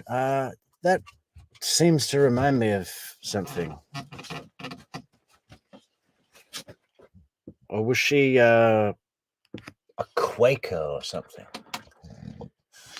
Does anybody know? Has Sarah Boone got some kind of history of being, you know, from one of those communities? Well, saying fuck you, It's not malicious. then what is that? What does fuck you mean to you?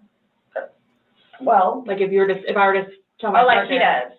Like, I get called everything but a white woman, so Okay. my intention was not to. What does that mean? I've never understood that. I get called everything but a white woman. So why would he, you know, are you saying that you want to be called a white woman, or that you don't want to be called a white woman? What does that mean? I get called everything but a white woman. Leave him in there. Please understand that. My intention was not to leave him in there. But you went upstairs thinking that he could get himself Yes. out, but the video shows That's at what I no told point you. can I see his fingers. He'll be it up here looks any like- minute. And then 30 minutes later, he didn't show. And he's telling you, And I he didn't can't wake breathe. up. Do you He's think not he's able to get out. joking? You told me he was laughing, and We were the before. video, there's no When we first got in there, both of us were. So how long was he in there for? Like, this video is at 11:12 when it starts, so was he in there for like a long time prior to you No. recording this? No. No. So it goes from funny to no longer funny, But and I you're the didn't, only one laughing. but I didn't think that he, This is the other thing that makes me think that possibly he was knocked out and she put him in the bag. Because if you think about it, if you're put in that bag when you're unconscious and you're in that position unconscious, your limbs are already going to be, you know, dead leg, pins and needles, cramps maybe. If he's been in there for like half an hour, his body's going to be in a weird, you know, he's not going to have normal control over his muscles. Because I'm pretty sure, I mean, he's not a big guy or anything, but if you really pushed on a suitcase like that, you can bust a zip. I mean, it's not totally unreasonable to think that a normal adult male could tear his way out of a cloth bag, you know, in normal circumstances, if he didn't have a dead leg and all of the other stuff, right? And the injuries, you know, he's got a bump on the noggin, a split lip. And the other thing is that the young neighbor, said that he heard a loud crashing sound that started up high and ended down low. So did she throw him down the stairs in the bag? I mean, it's bad enough falling down the stairs when you can have your arms and see. Imagine doing it in a bag. God. Was, like, panicky. Like, So pushing up on a suitcase saying, Sarah, Sarah, Sarah. Mel asks, when did she find him? Well, as Sarah tells it, she found him the next morning. And we have phone calls from Brian. I think they just went straight to answer phone. But Brian was phoning from maybe 10:30 to 11:30. So it's possible to infer that Sarah was still asleep at that point. And that she woke up. And in those first few moments when she woke up, it would have just been a normal day. Where's George? Oh, he must be downstairs on the laptop looking for jobs. Yeah. And then it goes, oh shit. I didn't get him out of the bag. I can't breathe. George has done that in the past before too, where it's just like he thinks that he's woe is me kind of thing, where it's like I don't. He's never been locked in a suitcase. That's No. where he couldn't get out. So It's kind of. I thought it was you know, like the opposite. crying wolf kind of thing. Okay. And again, my plan. But nowhere in there is he laughing. Is he joking? He is begging, and you're the only one laughing. Okay. And you're the only one saying derogatory comments, like you're mad. No, please don't. I don't mean to sound negative, and I don't know if I can say this, but like it's like you guys are kind of trying to like feed me. Like, no, I'm just trying to show you a video that you no longer want to watch because you probably don't want to know the outcome of how and what you said. Well, I know what. You know what's on that video now? No. You remember making that video? Oh. Why don't you remember making the video? Probably because we had been drinking. But you weren't drunk. No.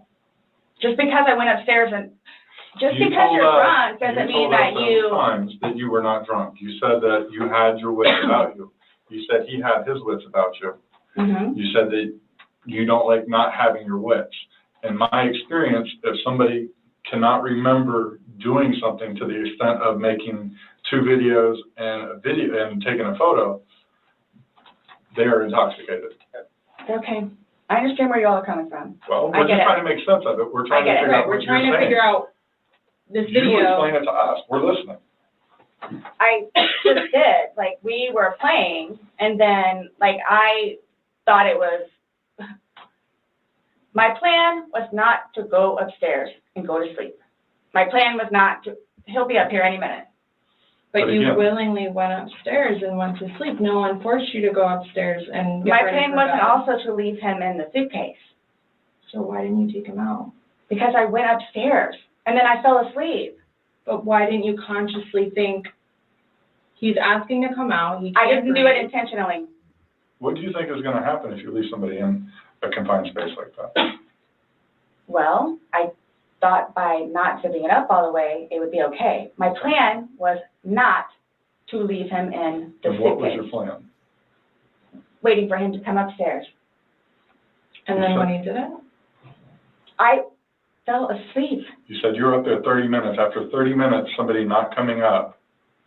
Knowing that the last time you saw him was in the suitcase, 30 minutes later, you're like, maybe I should go check on him, maybe I shouldn't. No. That didn't cross your mind because it didn't happen. That's like an assumption. Like, that's what you all are thinking, just.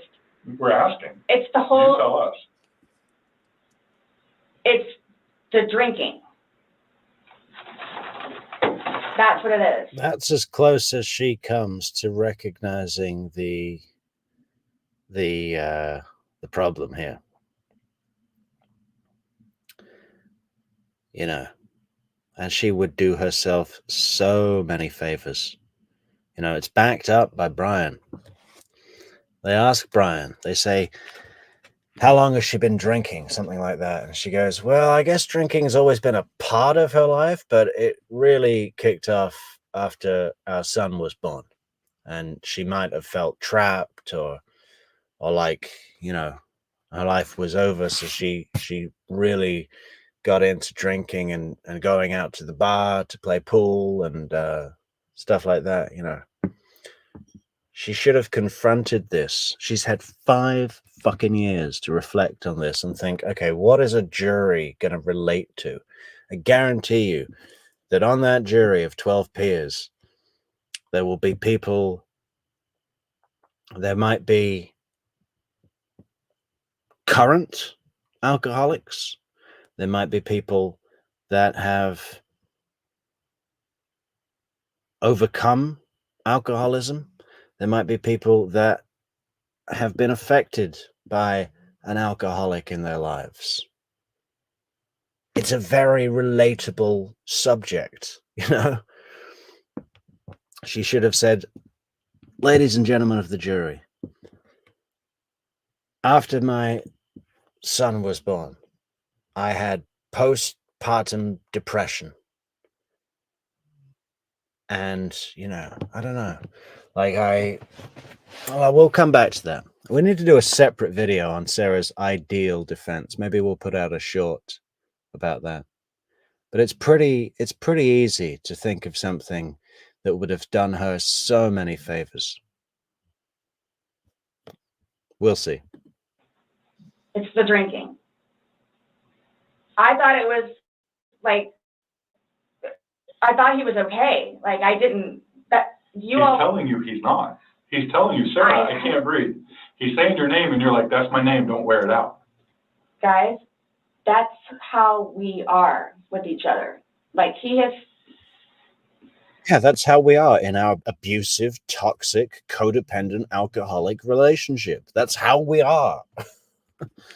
Nobody understands our relationship. The whole suitcase thing never happened before. Would you leave someone else in a suitcase? Would you leave Lucas in a suitcase jokingly? Because it was a No. joking matter. You put him in there jokingly. Would you leave Lucas jokingly in there? It's funny that Detective Chelsea brings that up because she did put Lucas in a suitcase and put a photograph on Facebook, and Child Protective Services came and said, what the fuck are you doing with your kid? And you love Lucas, right? And you I love wouldn't do George. that to him either. I wouldn't do that to him. So I just. Well, it's kind of like, again, I don't think you all understand. Like it's not that was not my intention. Well, Y'all don't have any idea what by I've your done for acts, him. But by your acts, and that's exactly right. You get to the point where you've done so much for somebody and they don't show No. you any appreciation. He did. Not by your words in the video. I don't get that. He did. Because you're bringing up the fact that when he's choking you, you can't breathe. That's how you felt when he cheated on you. You couldn't breathe. And you verbally several times told him just fuck you. Well, you said it in the video, but you won't let us play the rest of it because you don't want to. When I enjoying say cheating, each other's company, it's real super cringe-worthy when she's in the other interview that the detectives conducted with her yesterday in the car and recorded it, and she starts going on about their intimate relations. It's like, oh God. it's on his phone. Okay. Cheating is cheating. I think so too. Exactly. It's your definition of cheating, though. So I mean, Yeah. that's what the word cheat means.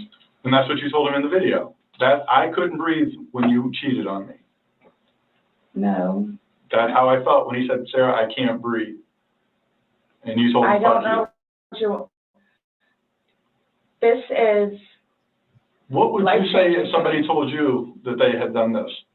Done what? You set somebody in a suitcase and went up and went to bed. Do y'all not think So you all think that it's like, oh, good, I got him in there, now I'm gonna go to sleep? Is that what you guys are trying to assume? Or trying to, like, We're just, the video is very portraying of the opposite of what you told us. no? It is not leading up, it is not matching what statement you gave us in the car. So, And that's why we want to know. and the I don't remember injuries- doing those. The injuries are not consistent with what you've told us. So we have a lot of inconsistencies, and this video. Yeah, here's the video, the picture of Lucas. There's Brian in the there, and Lucas in the suitcase, and they zipped him up all the way. And Child Protective Services saw this, and they came to the house, and they inquired, and you know, it was explained and settled. But isn't it strange that this incident should have occurred? You know, and then we know what happened to George, right? It's even the same size bag. Of course, Lucas is a lot smaller.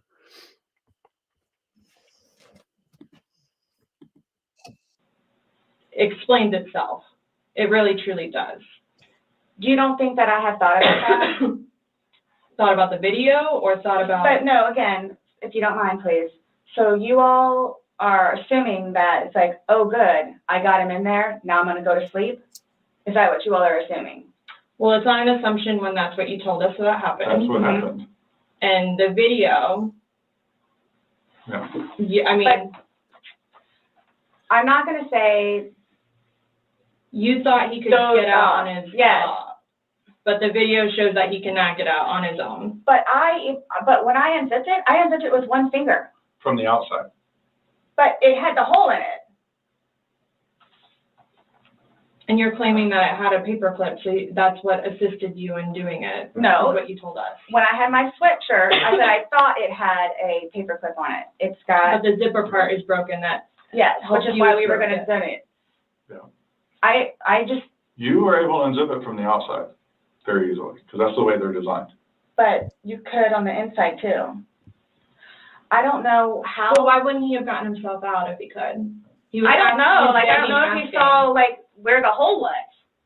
I don't I know. didn't see a hole. No I one didn't sees see the no hole. fingers You're the sticking only out. one that's what I'm saying. Like, he's in one position, and where his head would be, we should be able to see fingers. Yeah. And then when it's flipped over onto this right side, again, his head is closer to us facing the video, so we should be able to see fingers, and we don't see anything. We see no movement of him trying to unzip it or physically unzipping it. All we see is pushing up, trying to push out of it. Please do not assume. I'm My- not assuming. my I haven't intention- assumed anything. I follow evidence. But my intention, What are you talking about? Assume, Sarah? We have a dead George in a bag. He's purple and stiff, and he's in the morgue now. And the medical examiner has given us a report.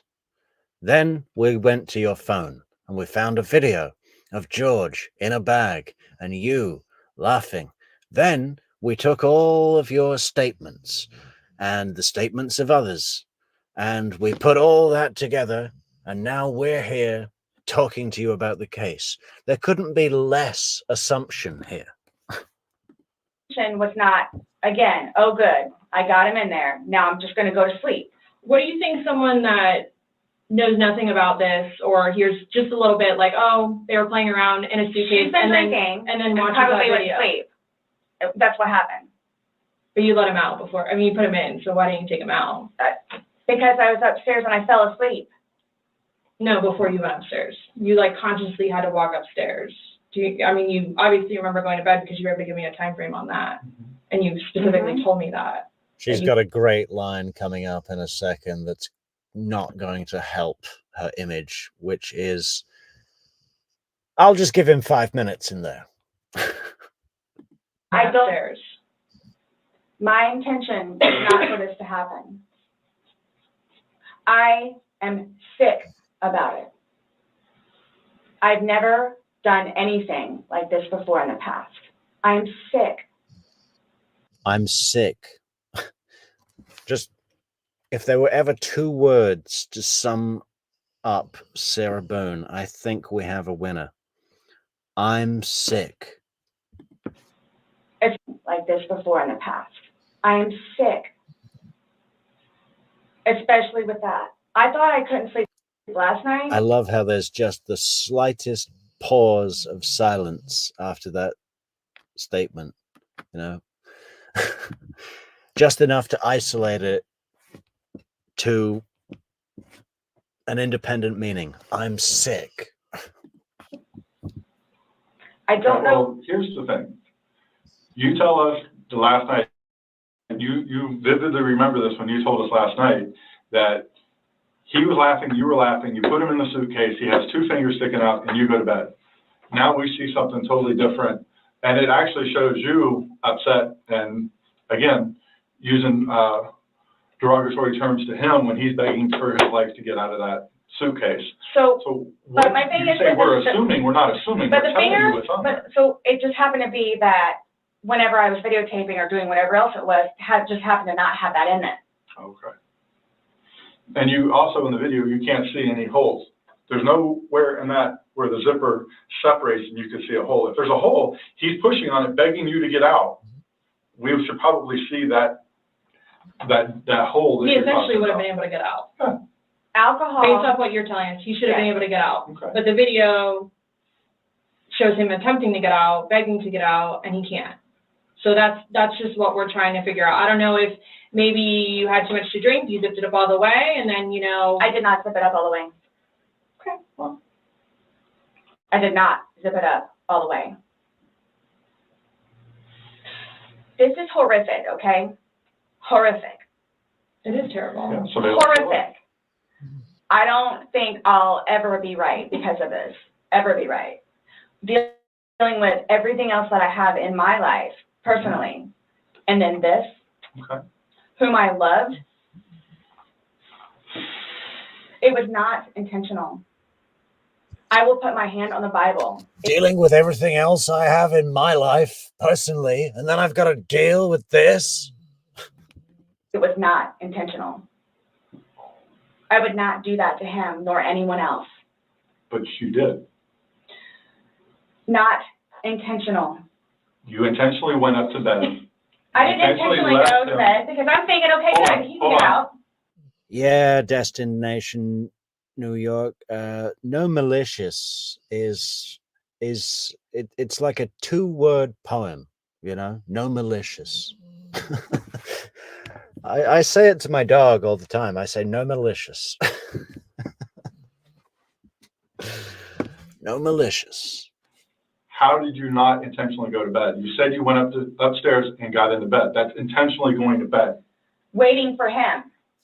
And he doesn't come, but you don't go down to check on him. So I happen to go to sleep. When I say go to sleep, And what do you it goes normally do off when you go whatever to you're gonna bed? do. What do you normally do when you go to bed? What do you mean? What is a bed for? Going to sleep. Right. So you go to But bed to obviously do you what? can tell too that, like, I've You been go to drinking bed to also. do what? Okay. You kept telling us, hey, I wasn't intoxicated. I wasn't this. How does she not realize the gravity of the situation by now? These detectives are coming on hard. There's no rapport. Zero. And she's still in here thinking, yeah, well, it was not intentional, so I walk free. The great bit at the end, I think it's after they've got the cuffs on her, and she has an excuse of like, well, I had to get him out of the bag, which was horrible, so that should be punishment enough. Amazing. So it wasn't that. Being drunk and intoxicated, which, yes, Okay. you can tell that I had been drinking, but Okay.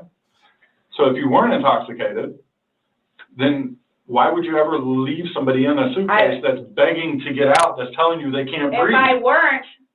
if I hadn't been drinking, you still think it would be the same thing? Where it's like, hop in, I'm gonna go to sleep.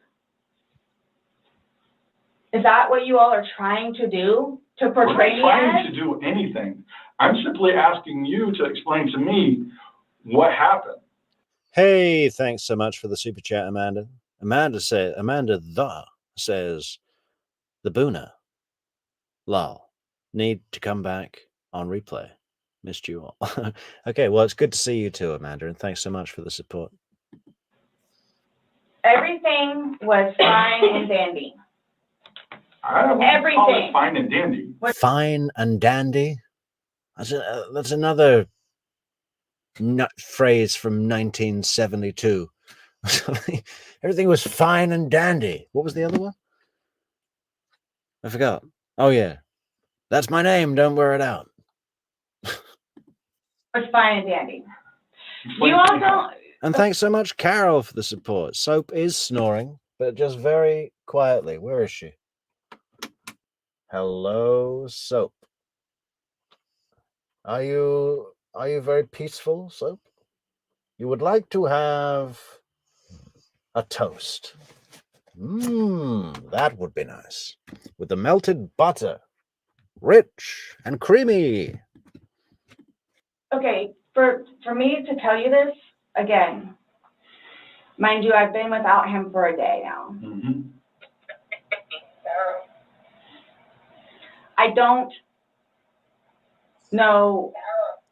This is so good. I love how Detective Chelsea's just checked out of the room now. I think we've all had enough. We're not even halfway through this goddamn video. Got a long way to go.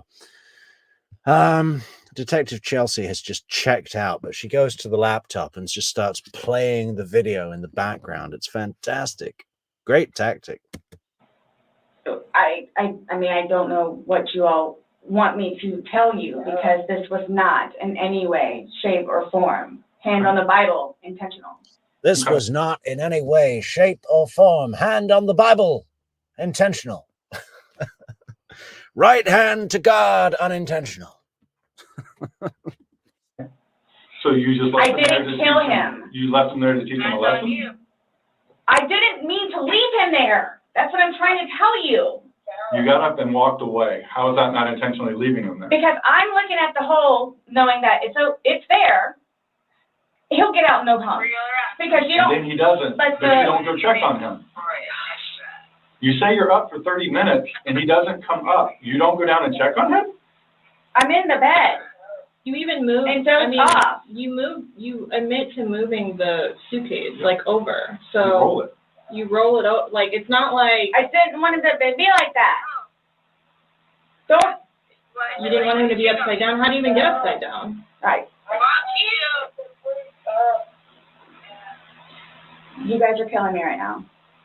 I just want you to hear. That's how he talks to me most of the time.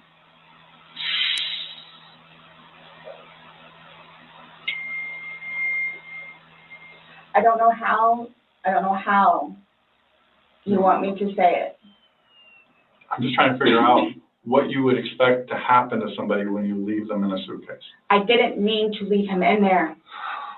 Okay. What's your reasoning for, not calling 911 sooner? Because I didn't know what to do and how horrific it was. I called Brian, and like, what, 5 minutes later I called you guys? Not even 5 minutes. Nonetheless, that I had to I was trying to do CPR. I had to get him out and try to do CPR and then call you guys. Hey, thanks so much, Amy. You are a sweetheart. Hey, Soap, treats tomorrow, Soap. And they was continually doing CPR with the dispatch on the phone, where he had me count out loud to help me focus on what I was doing.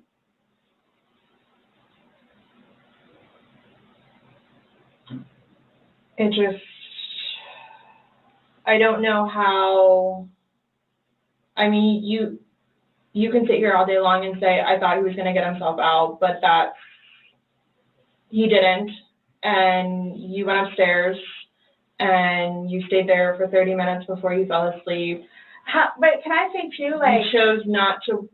Oh, and just so nobody forgets, a great way to support the channel, folks, is buymeacoffee.com, and we've got a link in the description to buymeacoffee.com where you can buy us a coffee.com. And also in the description is a link to our Patreon memberships. Very, very nice memberships, great memberships, big memberships. And also, what else have we got? We've got Discord, and social networks, fantastic social networks where you can receive updates. Updates about what? Well, about the show and the crimes and all that good stuff, right? Ever at any point during that 30 minutes walk back down and check on him? No, wait 1 second, because I know, like, with you all, and then, like, because you continually ask me, like, time frames, where I told you, like, I don't bother even looking. Hey, time frames. You see, I just did that repetitive thing. Right? Updates. Discord. Time frames. Continually ask me, like, time frames, where I told you, like, I don't bother even looking at the clock most of the time. So it's like a guesstimate. So for all I know, maybe it was 10 minutes. Okay. But the point is, you left the living room where he was begging for help and went upstairs. Regardless of how long you were there, you left. You say, I thought he was the boy calling wolf. Again. Okay. The boy calling wolf. The boy who called wolf did it when there wasn't a wolf. You know, George is in a bag and he's asking to be let out. There's no wolf, Sarah. There's no wolf. It's not woe is me kind of thing. There's no wolf. So when he asked to be let out, like, what's your reasoning for not letting him out? When I was upstairs? No, when he's asking on the video, he asked multiple times. He asked to be let out. I can't breathe. Why didn't you let him out? Well, number one, I had no idea it was going to end like that. Okay. Number one. Okay. I love that segment because there's a rhythm thing. But number one, I had no idea it was going to end like that. And Scott says, okay. Sarah says, number one. And Chelsea says, okay. It's like, I don't know, what do you call it? Tag teaming. Never know you let him out. And they accept that. The detectives accept that. They say, yeah, okay, you had no idea it was going to end like that. Well, number one, I had no idea it was going to end like that. Okay. Number one. Okay. Number two, just, you know what? I'll give you 5 minutes or so in there. I'll give you 5 minutes or so. 5 minutes for what? Great question, Scott. 5 minutes for what? I'll give you 5 minutes or so in there. Yeah, for everything you've done to me, for all those messages you sent to other women. You know, for the time you choked me and stabbed me in the leg. I'll give you 5 minutes in there to suffer and maybe die.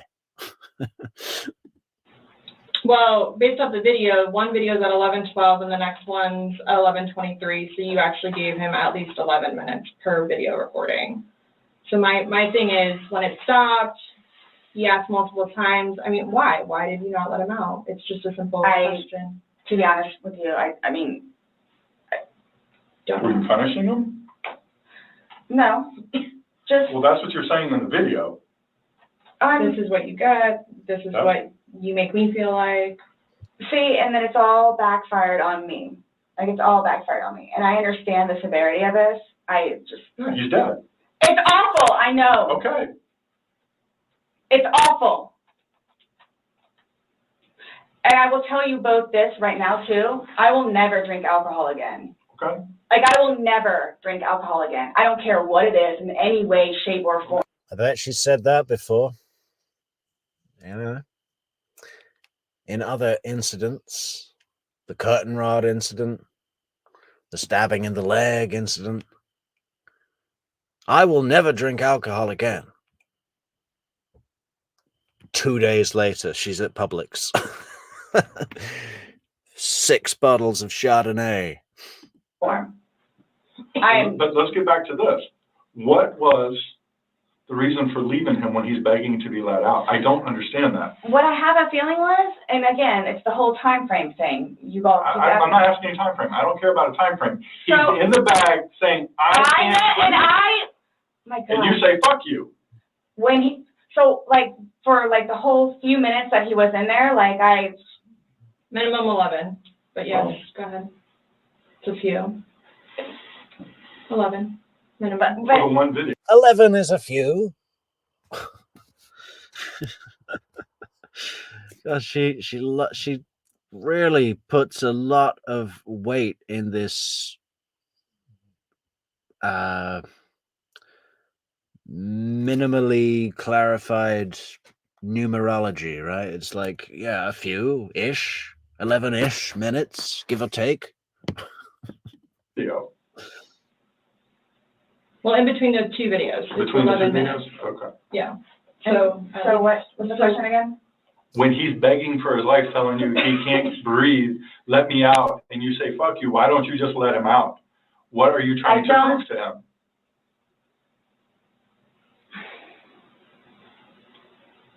There was obviously something in your head that you were thinking of when he was asking to be let out, and you're like, no. Again, it's the no. boy calling wolf. Okay, but where's this game end? Did you say this is a game? You got somebody in Obviously, there. like the wrong way. So what was your intention for leaving him in there? And it's not fair. It is not fair. You guys are trying to, again, he's in there. Night, night. That's what happened. No, That's absolutely what happened. intentionally. How's it not? You got up off the couch, walked up the flight of stairs, and got in your bed. Thinking he was going to get out. And he didn't, and you still didn't go down and check And it's on the him. whole 30-minute thing that you guys are trying I to don't do, care about 30 whatever. minutes. It's like, for all I know, He's it's begging 10 for minutes. his life. He's begging for his life, telling you he can't breathe. I don't know what you want me to tell you. Like, I don't. I didn't intentionally mean for this to happen. But you Then what can't did you tell us intend? why you left him in there and went upstairs. That's my only issue. Like, what am I supposed to write? What do I write? So my thing is, though, it's what I have a feeling. The thing is, I don't understand, Amy, is if she's this defensive, and she's defensive because she senses that she is cornered, right? She's like a little wild animal being cornered. And, you know, you will read your rights. You can have a lawyer. You could say, I don't want to say anything else without an attorney present. But she doesn't do that. Even when the cuffs come out, she doesn't ask for a lawyer. She can end all of this right now and stop further incriminating herself, which she is doing heavily. Those statements she makes, like, I'll give him 5 minutes in there. Or, it was the boy crying wolf.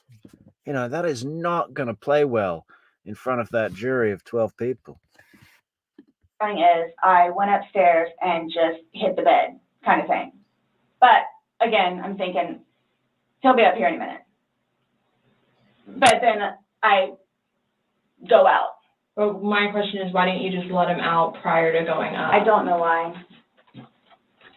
He's begging to be let out. He's not laughing. He's not having fun. Guys, I know. I don't this know. was supposed to be fun. You were laughing before. Before you said he was laughing, you were laughing. You went upstairs. He had his fingers out of the bag and he was playing. Well, obviously that's not the case. So are you guys? So what is it you're trying to like? We're just trying to figure out why. Why? What? Why? What was the motivation for leaving him in the bag? Why what? You guys, what are you trying to do? We're just trying to figure out why. Why what? Man, something funny about that, but I'm not sure what is funny about that. It's just like, what do you think we're doing here, Sarah? Had his fingers out of the bag and he was playing. Well, obviously that's not the case. So are you guys? So what is it you're trying to like? We're just trying to figure out why. Why? What? Why? What was the motivation for leaving him in the bag? Why he was left in the bag? Why the video? I didn't have any motivation. It was me, he and I having a great day, fooling around and being stupid, and apparently me going upstairs and hitting the bed, not going to sleep, where it's like, I'm tired now. Absolutely, Cassandra. That's exactly what Sarah Boone has done. Her entire life is just like overload, bombard, be so disagreeable to anyone she has beef with that they just, in the end, go, fuck it, whatever. Just take your money and go. I'm going to go to sleep. That's excluding, you know, that's a good analogy for the day, excluding the fact that he's got a bump on the back of his head, a bump on the front of his head, and his lip is busted, and he has a bump on his eye. I mean, I don't know what you all want me to tell you. Like, this is not fair at all, yes. that you all are assuming that that's from me. Where else did it come If from? you were, say it's opposite, you were in the suitcase and you're asking to be let out, would you hope that that person would let you out? Like, you're asking to be let out of a suitcase, should they not let you out? Eventually, I'm guessing. I mean, I'm blaming it on the wine. Blaming it on the wine. I'm blaming the wine. Yeah, it was the wine. So you guys are like assuming that, You keep saying we're assuming, or we're not, we haven't assumed anything. Questions. but you guys are assuming that that's what I did. No, by what, Like, this is the facts of what happened. We got there, you said you pulled him out of a suitcase, you said you went up, you went to bed. We're not assuming that. These are the facts that you're telling us. But Now what we're you said asking is you like, to oh, I'm explain them. tired. Oh, I'm tired. Well, that's what you told me on a sworn recorded statement yesterday. Because when I said, oh, you went upstairs and passed out, you were like, no, I did not pass out. You got attitude with me because you were you Yep. thought I was assuming that you were drunk. So that's an assumption. That was an assumption when I said you passed out. And guess what? You corrected me. You were very adamant about the fact that both of you had your wits about you. What's your favorite word to use? Compass mentis. You've used it today too, to say that you guys were within your wits. There's two empty bottles of wine. No, but we didn't drink both of them. I think you did. We didn't. There's receipts for the They were statement. And there is no way on this planet that 2 bottles of wine between the two of them was all they had to drink. That would not touch Sarah Boone. You know, she could have that and go to work. She could have that and drive a car. Easy. You know. That's just what she needs to function. There's got to be a bottle of vodka in there somewhere too. And Brian Boone said, hey, you know, her number one drink is vodka.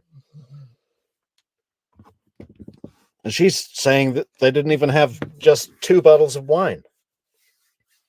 Even if she had the 2 bottles herself and George didn't have anything, I still don't think it would make her as drunk as we hear her in the video.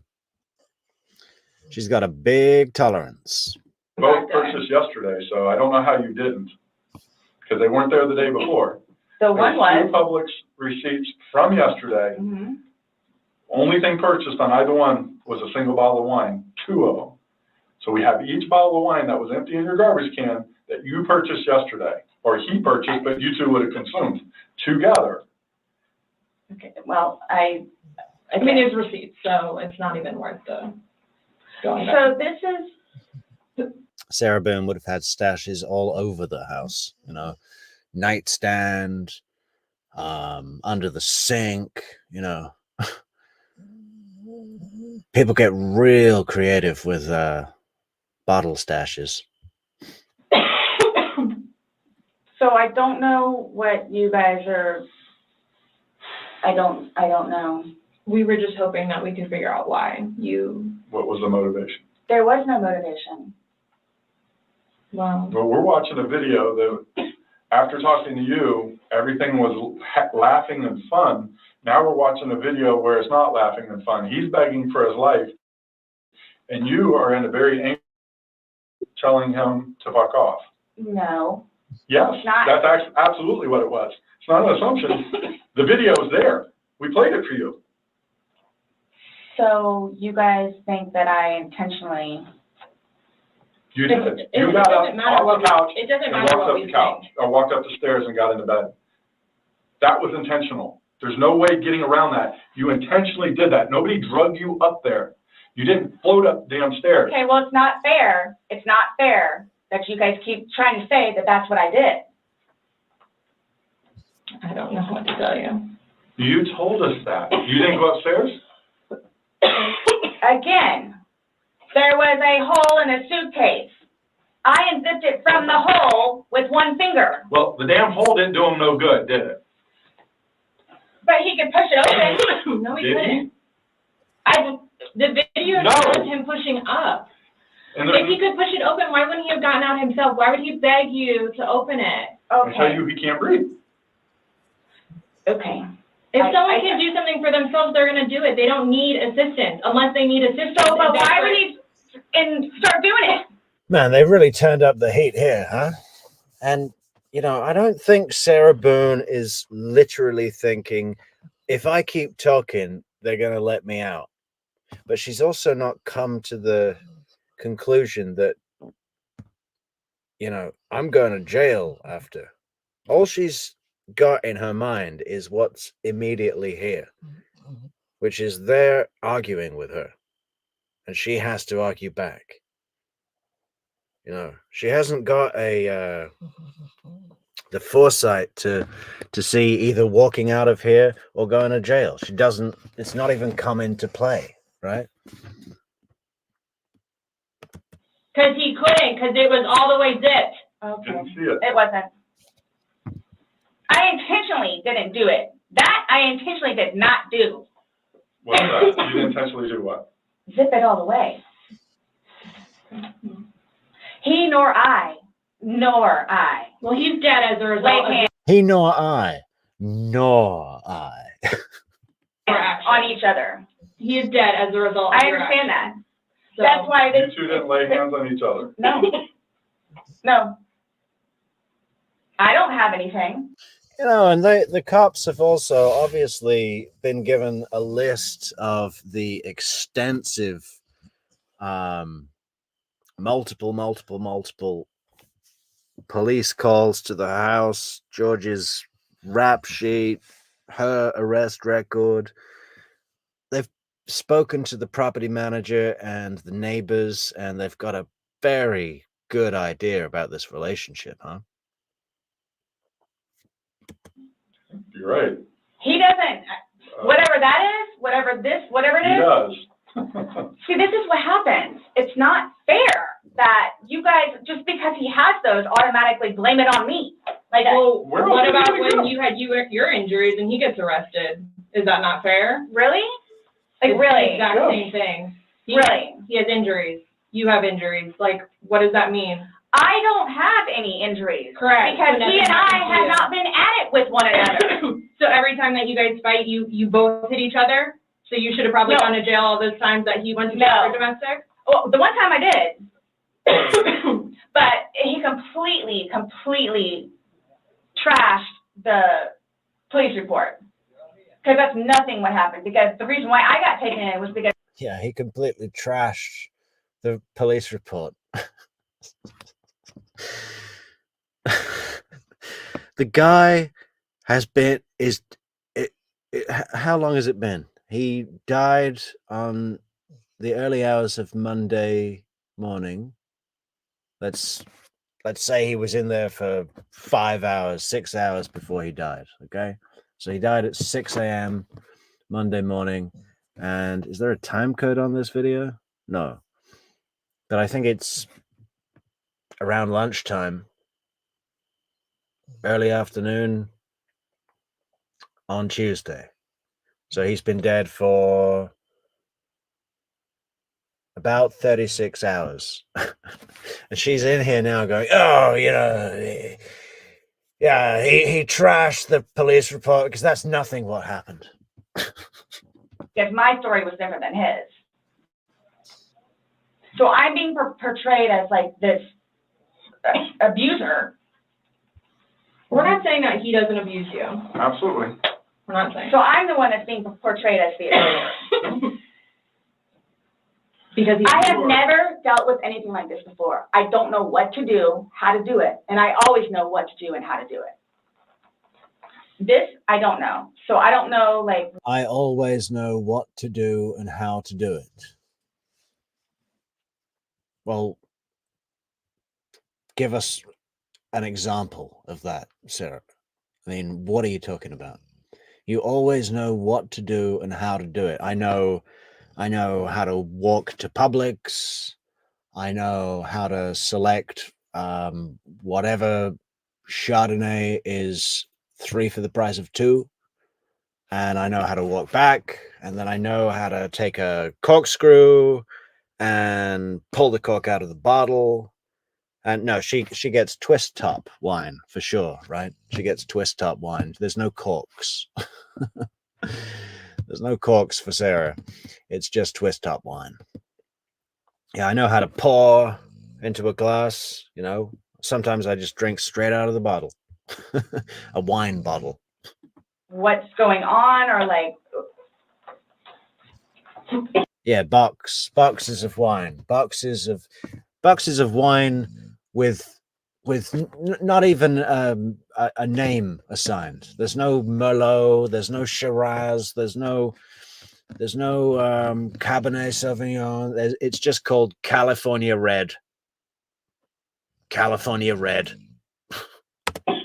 We are simply trying to find out as well. Again, we got one side of the story. You're telling us, we're going with what you're saying, but then we find stuff that negates what you're telling us. And I don't even remember doing that. Can you imagine Sarah Boone when the box of wine is finished and she opens the box and then takes out that foil bag and starts cutting it open and sucking out the drops of wine? Absolutely, that happened. Okay. You're telling us that we're assuming stuff, but what we're simply doing is telling you what we saw in the video and repeating what you told us. I understand. Because I don't remember that. Okay. Doesn't mean it didn't happen just because you don't remember it. So is the texting thing something about me? Like, what's... The what? Texting? Oh, no, I'm texting. No, You guys are scaring me, so, like, I don't know, like, what to expect. I mean, I had questions of things that need to be taken care of. Like, I don't... What are your questions? I have one last question. You realize you're the person that killed him, right? I thought about that. Okay, you left him in a bag when he's begging you, saying, I can't breathe, let me out, and you said, fuck you. And you got up off the couch and went upstairs and left him in that bag. Not intentionally. Again, I would never do that to George. you did. Not intentionally. Know that. I don't. Know that. You got up and you went up to bed. Alcohol is a shitty thing. It's alcohol. So Not, alcohol again... is the reason that you killed him? You all, Please sit down. listen to me. Please sit down. You all, listen. I did not intentionally kill him. So your intention... I don't know what it is I need to punish do, him? or how to do it, or what to say, or how to say it. But what was your intention? Everyone knows. Everyone knows everything that I've done for George, and love him, and continuously helped him throughout his life with me, and made him a happier, better person. And everybody has their limits. Everyone knows that. Everybody has their limits. So it's like, okay, so while we're in a good place right now, I'm gonna snap? Is that what it, while we're in a good place? Made him a happier, better person. Should we have a look at the body cam video of their previous arrest when the cops come out? Right now. You did. Yes. Absolutely. I got you on video screaming, fuck you. This is what it feels like when you're choking me. This is what it feels like. Which was however long ago. Me. You said The it. video was from last night. Clearly, So it wasn't Still that, inside yet. yeah. there's still feelings towards it. You wouldn't say it if you didn't feel it, But I would never do that. but it happened and you did. But you But did. that's after being playful. But no one's and laughing. having a good day. No one's laughing except you. I would hate to Everybody's see having a a bad good day. Oh, I'm sorry? I would hate to see a bad day. Y'all are making me out to be a person that I'm not. Or will I ever be. Or are you a different person when you're drunk? People have different personalities after they consume alcohol. It depends. Well. Because you're sober now, so sober you. Nice What person. about drunk you? Going. It's both of us. It's both of us. And it's not fair that you all are assuming that the marks that he has on him are from me. We asked you where they came from. I have no idea. Well, nobody else was there, so nobody else was there. I have no idea. I swear I did not lay a hand on him. Okay. You just zipped them in the bag. Nor he. You just zipped them in the bag. And then you flipped the bag around several times. I didn't do that intentionally. You didn't intentionally flip the bag around? No. Why would I do that? Well, you Good told us question, you you did it. did. When he was upside down. Right. Well, you had to put them upside down. You can't get in a suitcase upside down Yeah. because Oh my when gosh. you put the stuff And that's in where his body was. That's the unfortunate thing too, is nobody else was there. That's the We have a unfortunate video thing. showing the suitcase in several different positions. So it shows, one, like she just said, it had to have been on its back with the lid open for him to get in there, for you to zip it up.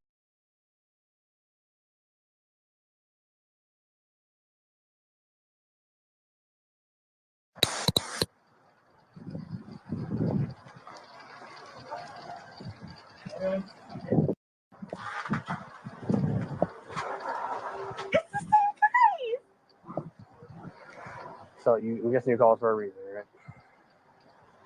Told me 24 hours to Yep. get a check. Okay. Yeah, but you do realize he's here, though, right? 322, Okay, 65. have you been drinking? I had a drink. Okay.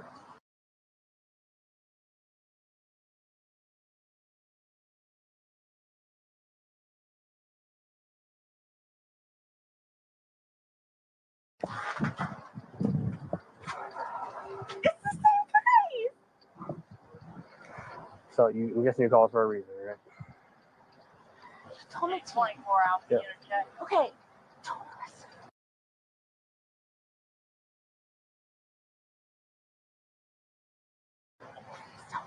Yeah, but you do realize he's here, though, right? 320.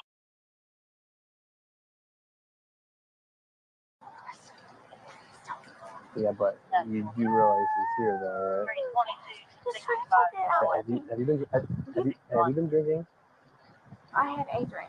Okay. And it's raining. I didn't drink. Public to 16855 East Malone at Cornerstone Road. You take the manager. Or the store manager just broke. No, don't close the door, because I gotta keep an eye on my guy. Okay, well, disappeared in different directions from one of the area check, one of the Hispanic males. What's gonna happen? Had tattoos all over him, no shirt, gray pants. Yeah, I have to. He's here. Other one, tattoos. Yeah, you can stay right here. You can stay right here. He doesn't know that you call. He doesn't know how to Another know. black male, no prescription, hard QA, I have to. three white females. Plus the area check.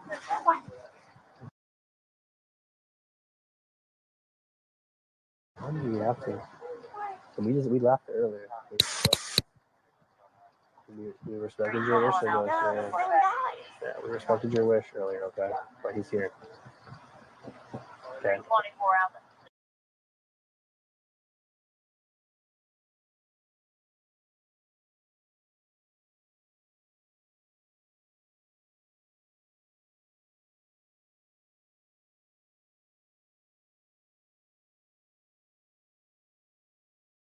It's because that's the only reason why. Yeah, I have to, man. Because you can stay right here. He doesn't have to know. He doesn't have to know. He doesn't have to know. Transfer from located occurred last night. Oh, here your piece. You can sit back here. It's not raining. It's just sprinkling. It's okay. An 8 gray Chevy Malibu. Go in the corner if you want. Yeah, yes, sir. Okay, but I'm literally begging you, don't. Yeah, but you know he's gonna have to. Just stay. Don't come out here acting up. Okay. There's nothing you can do? There's nothing you can do. Why? Just the law, it's the way the law is, all right? So.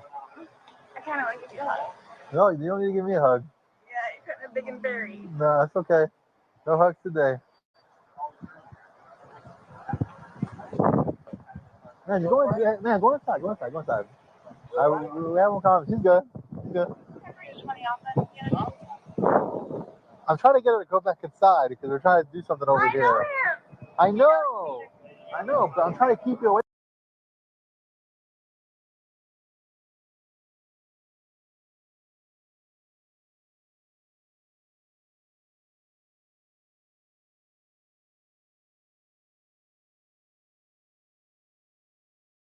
Away from there, you're not listening.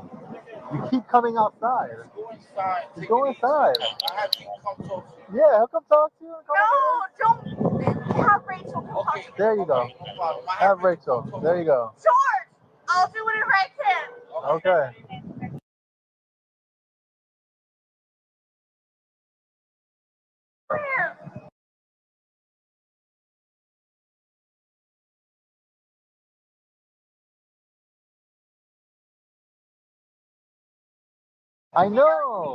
I know, but I'm trying to keep you away from there. You're not listening.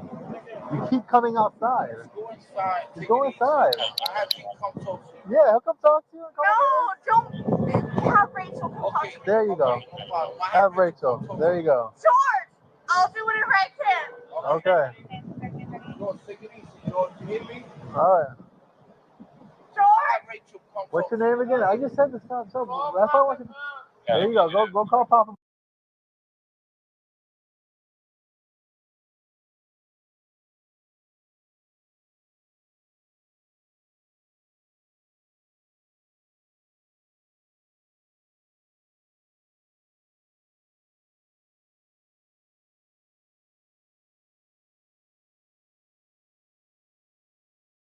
Mom. Babe, I had no idea. Jesus Christ. Go inside. Call Mom and Pop. What? You're not gonna do anything for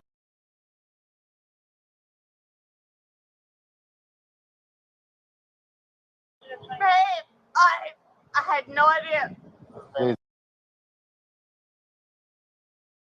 Jesus Christ. Go inside. Call Mom and Pop. What? You're not gonna do anything for him. There you go. They Call Mom won't and Pop. answer. You can't do I'll anything make for Henry him. go over there. Babe! Stop screaming at him. She don't listen. I know. No. No.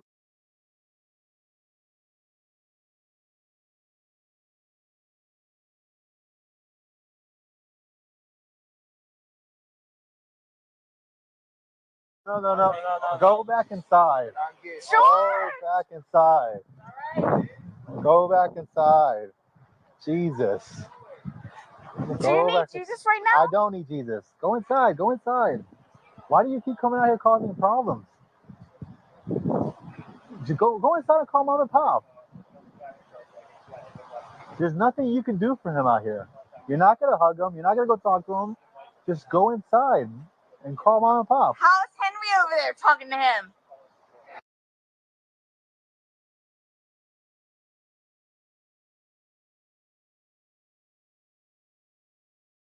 There's nothing you can do for him out here. You're not going to hug him. You're not going to go talk to him. Just go inside and call Mom and Pop. How's Henry over there talking to him? Henry's a property manager. He's asking him questions. The deputy's asking him questions. Why is this What do you want me to do? Ma'am, go inside.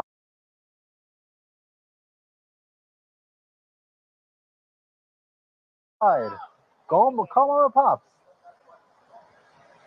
Let's go. You're not doing anything for him screaming here. Why is this so hard for you? What happened?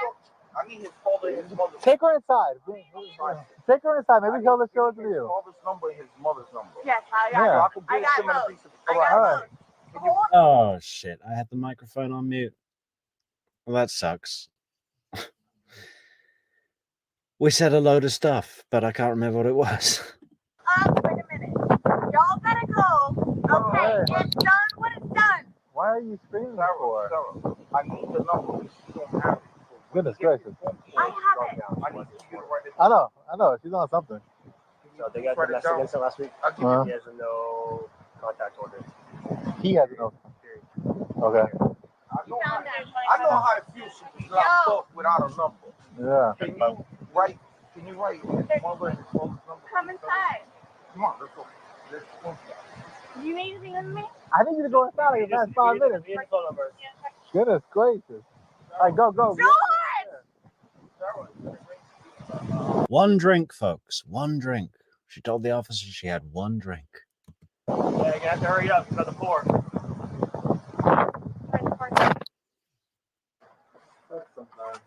All right, bud. You need her for anything? No, we don't. We have her information already. And I was saying how small George is. No, we don't. We have her information already. I mean, he is a stick figure. So here's what's gonna happen, bud. You're gonna take the ride back down, and because it's almost 2 o'clock in the afternoon, you're gonna see a judge tomorrow morning. So you'll be able to see her today. And it might be the same judge that gave you the no contact order. Okay. Listen, from here on out, bud. Until Yeah, check that out. What's the date of this?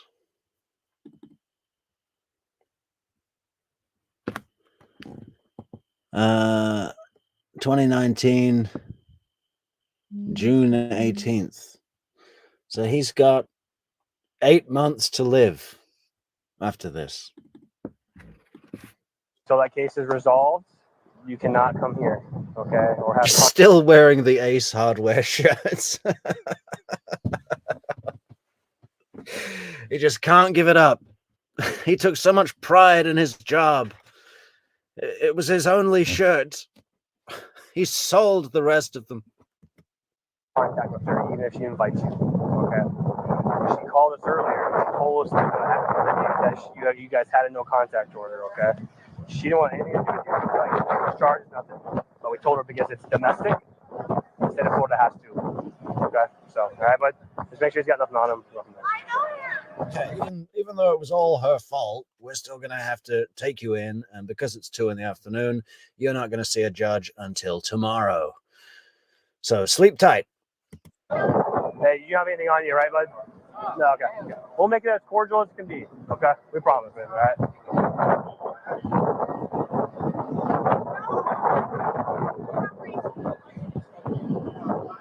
What you say?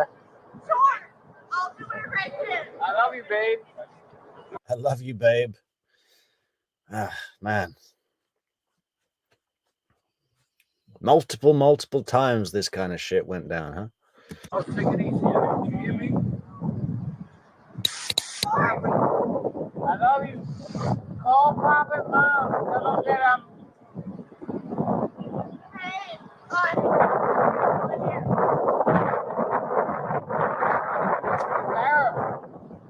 Sarah. Call Pop and Mom. Yeah, I made him a happier, better person. I'll make Henry go over there and do it. Babe. I want you. No. It's all right, babe. George, give me your mom's and your father's Just number. stay here, I don't know it. You don't know it? She knows. Sarah knows.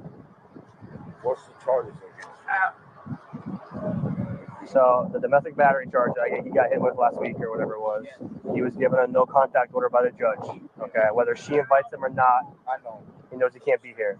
So he was here this morning, and she called us this morning. Okay, he's now back, and he knows by the he can't get any contact. Can I get some money so you can make a phone call? No, he gets a phone call when he gets down there. Yeah, he gets when he gets in. You don't got nobody's number.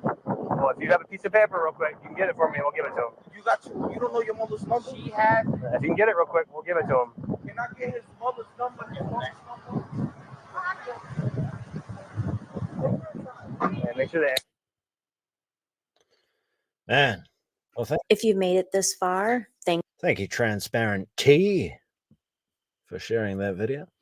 Yeah, what a riot. Then it shows it on the other side with him in it, so you had to flip it to there. Then there's another video where it's on his back again, so you had to flip it. I'm leaving it like this, please. I'm leaving it like this. I did not intentionally do this. No malicious content or effort was towards this. No malicious content. malicious content or effort was towards this.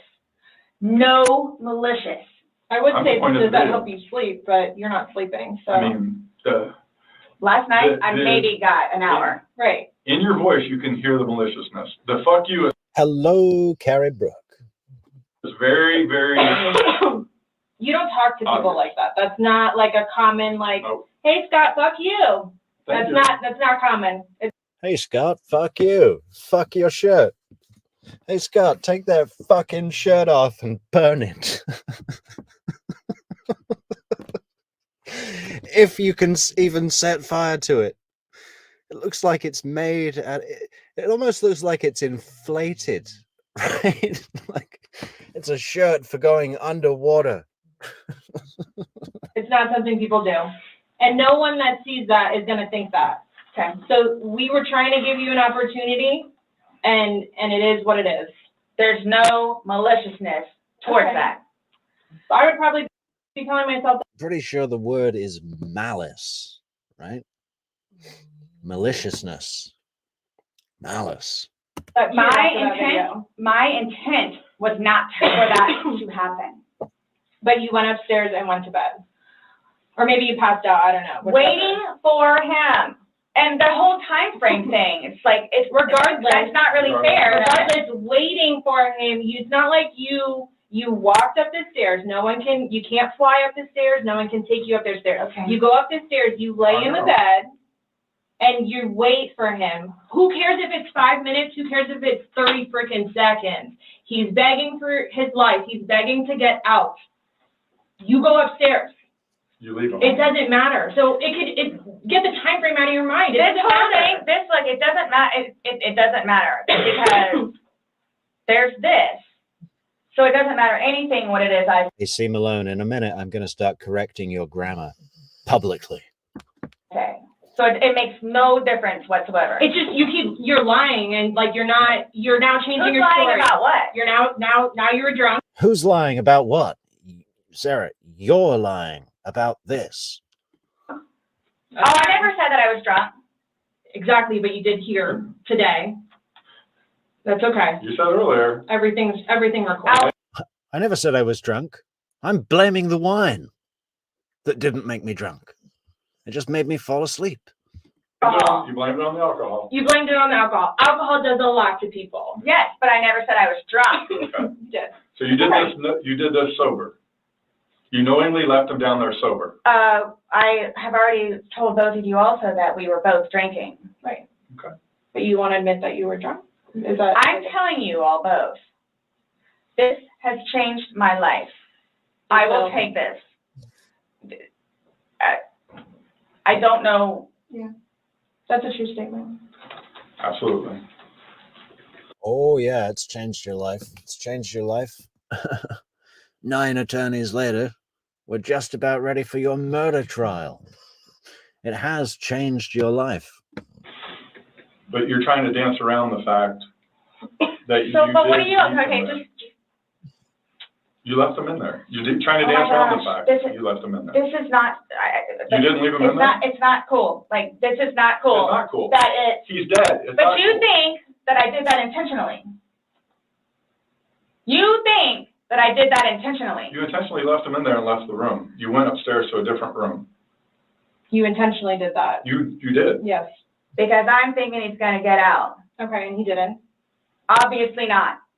When somebody's begging saying, I But can't when you breathe. say that though, but you have to, y'all Please let me out. I can't y'all breathe. don't know George though. Like that, again, I thought it was the boy crying wolf. So it's just like, what? Oh, so if your son was in there and said, I can't breathe, are you gonna open it, or is he 9, so he's not, you know? Really? It's not a big deal. I'm just valid question. Oh, you Right. said you would never put your son in a suitcase. You would only put George in there. No, George got in a suitcase. And you zipped it up. Not all the way and not intentionally to leave him there. But that's what happened. But you keep going away from it. I don't know. That's exactly what happened. You went to bed, woke up the next day. Are you all trying to have me admit that? Like, are you trying to have me admit that? Because I will never admit it because it's not true. It's not true. I'm basically stating as a fact because that's what happened. Okay. You videotaped him asking to be let out. You go upstairs. So what, guys? So what? Like, just, I don't know what you want me to say other than it was not out of maliciousness or intentional. I don't know what or how I can say it. I love George. Love him. To this day still. Love him. Love makes you do crazy things. It doesn't do, it's not one of those things where it's like, oh gosh. To this day still. Sarah, it's only been a day.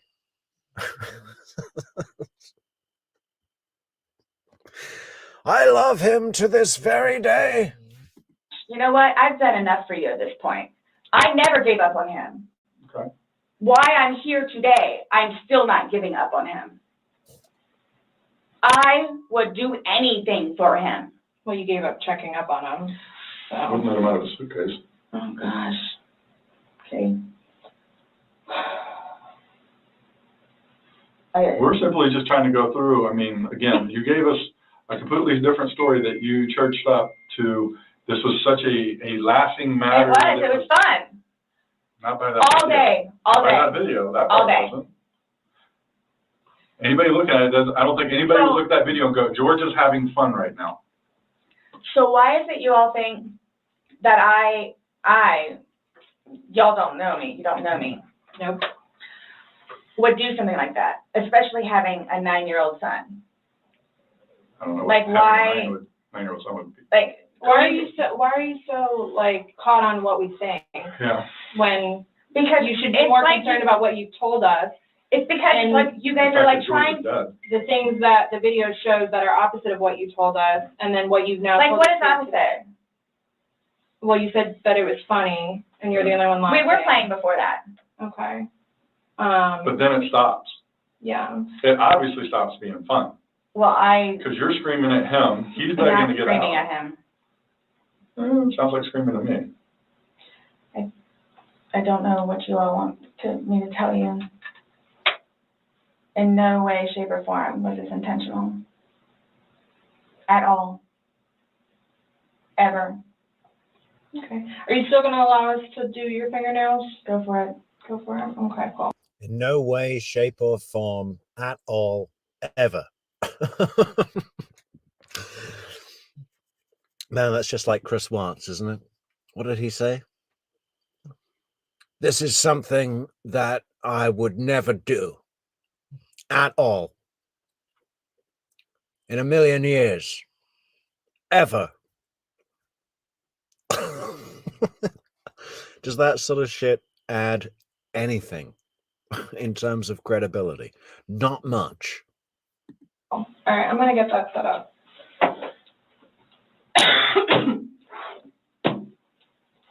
Do you need any more water? No, but when you come back, can I ask about this? Yeah. So what? Just don't understand. I love it when we get to her list of questions. Her super organized, efficient list of heartless questions. So it I don't wasn't. understand how your story changes so much to the How fact is it changing? Please help me explain, understand. You went on about how this was such a playful thing and you guys were laughing. And it probably was for a few minutes, but then it obviously changes. The whole demeanor of this whole situation completely changes. It's not the funny, laughing matter. He's not laughing at all. I didn't think he was being serious. You absolutely sound serious. I when you're didn't think answering so. that. Like, just, You don't think your voice, you sounded serious? it's, okay. I don't know what you want me to tell you. It was a great day. Okay. It didn't end well, obviously. I was going to say, that's, I mean. I can't explain to you. I can't explain to you how horrific it was Okay. to find him. Horrific. Because I don't remember taking those videos. Okay. How horrific.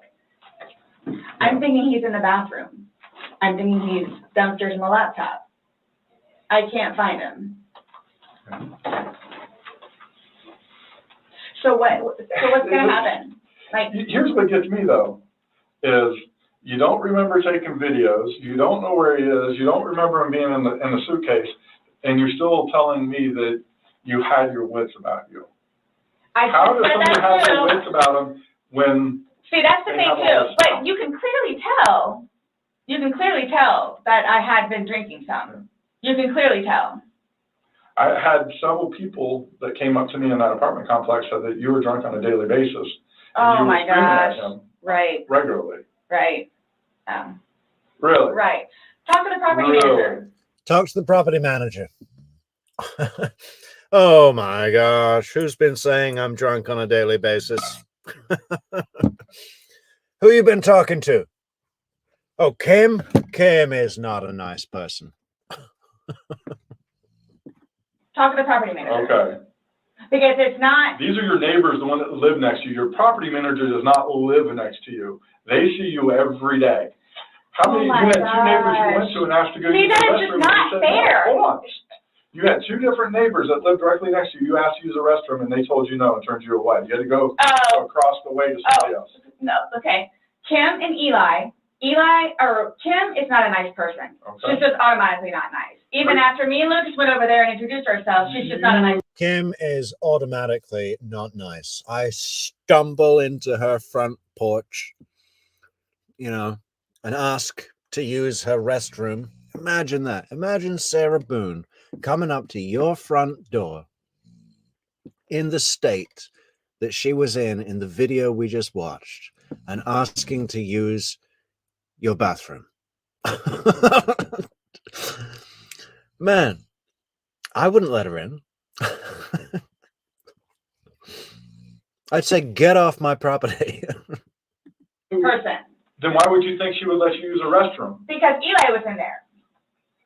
Eli comes over and talks to us sometimes, which I think pisses Kim off because he comes over and talks to us. The two of them, they're like super standoffish all the time. My neighbors down the street, down the way, their toilet was broken. They had stuff in the bathroom. So then they're like, go over there and try over there. There's two bathrooms. I would let somebody go upstairs and use my personal bathroom. That's what the other neighbors are making up stories about having the bathroom. It's full of boxes. Yeah, we've been pissing in the kitchen sink.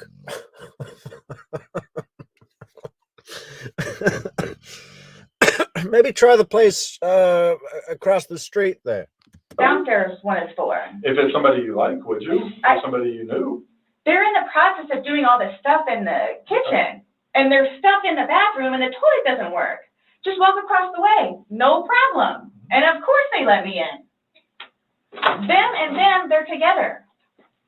They're families. And nonetheless, if you really want to know, and I hope it doesn't get them in trouble, but he is over here illegally. So he's trying to work on getting his green card. Yeah, I hope this doesn't get them in trouble, but he is over here illegally. Why are you bringing it up if you hope it doesn't get him in trouble? What does that have to do with you using the restroom? They didn't want to be involved. Should I use yours? You gotta use yours. No. I was asking last night because, we had several different people in the Assuming neighborhood that come up Eli and saying Kim drunk on a regular basis. Eli and Kim. Okay. Did you ask Vinny next door? Those are the ones next door that she asked to use the restroom, and they said no. No, she said no. Okay. And like I said, she's not a nice person. They're coming. What are your questions? Yep. I can help you with. Who's coming? To do the Yeah, fingernails. you said that we could. And you don't have to allow us to do it, just so you know, so don't think that it's. I don't have a problem. Okay, just make sure.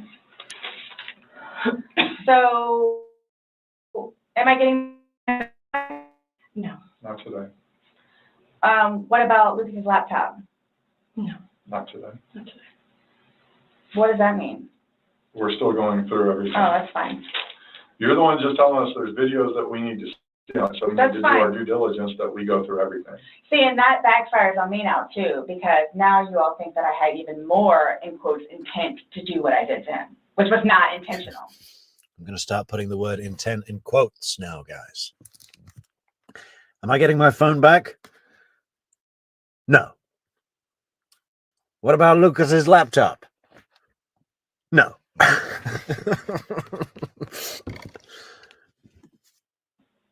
What's that? In that, is that correct? She's asking about your tag in your hand. No, but I'm asking if that's correct. No, I'm not We're gonna not agree to making anything that assumptions. you're saying, I'm not, that you're. So his probation officer, Mm-hmm. do you all inform her or do I need to call her? We don't have to inform her, so if you would like to call her, you can. Are you saying because he's still on probation? No, but because of the nice lady that she is and all that she's done for him, I didn't know how it was. Legally, we just have to tell his parents, and we don't go telling, Everybody else? I didn't even know who his probation officer was, so no, I wouldn't go tell. So the same thing for classes. I need to do that too. Classes. You need to do what? Substance abuse class and his battery Cancel. intervention. I wonder what the Batterers Intervention Program manager thought when they heard, hey, you know that really skinny guy that's always wearing the Ace Hardware t-shirt? Well, he's dead now. Yeah, she put him in a bag and left him there to suffocate to death. So let's keep that out of our yearly review, okay? We wanted to prevent all this battery going on, and we lost one of our students to a suitcase. Yeah, we Something don't else I have was to just call getting ready to him. ask. So, other than this, so initially, what was the cause of death? She is still pending because she wants to hold the body for an additional day to see. She's really hoping for that aneurysm result. Yes, there was an uncontrollable, sudden brain disease that was hereditary, and there was nothing that could have been done. You know, totally natural occurrence. If more of those bruises turn into something bigger. And she's doing some other tests that she's got to do. So she's pending it for now. So, and that couldn't have been because of him being in the suitcase. Oh, that's right. She is still like getting that phone back. Yeah, from the Judge Kranick. What about my phone? And Lucas's laptop. Or That's y'all are what saying she- that I that's what- physically did it. That's what she's determining. So, The ones on the head, I asked her, could that have been from the suitcase, and she said she didn't think so. I didn't touch him, nor did he touch me. Okay. I'm leaving it at that. Okay.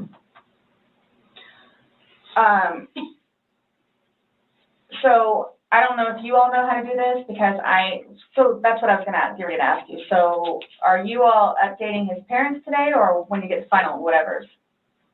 What does it matter? Why? What we tell his parents? What do you mean? Because We're gonna talk with them. Yeah. Okay, I have to. but it's gonna like, come down to me. What do you mean? Like, so it's being put on me. Who said that? But I'm not, so what is it you would tell them? We're gonna give them an update, just like we gave you an update on their autopsy. Okay, so it's whatever Well, bruise, here's scratch, the thing, and here's the thing. whatever on the head. We had to deliver news to them last night that their son was dead. There's not a whole lot of conversation that goes on after that. It's not a very easy thing Was to it do. yesterday or Sunday? Sunday. Today's Tuesday, right? Did we? Yeah, that's got to be one of the hardest parts of the job, isn't it? Knock, knock, knock, and your son is dead. Yeah, I mean, just to see people's reactions, faces change. It's a really heavy thing, huh? Especially when it's like a murder or a traffic accident or something like that. It's just like hard part of the job. Did we not meet you yesterday? We met you yesterday. Yeah. I'm just asking. Right? Did we not meet yesterday? It's a valid question. She literally doesn't know if it was yesterday that they met. Well, I think Lucas was around on Tuesday, so... Really? Yes, on Monday. Okay. Got it. Perfect. So I don't know if I asked you guys or how I find this out other than talking to his parents, which is not gonna happen. Yeah, probably a terrible idea. How do you guys suggest me finding out about funeral? Yeah. That's not even something that's been probably talked about between the family. That's not something we ask. Can you imagine her attending the funeral? My God, I'm so happy that that never happened. You know, she gets drunk, throws herself on top of the coffin, jumps into the grave.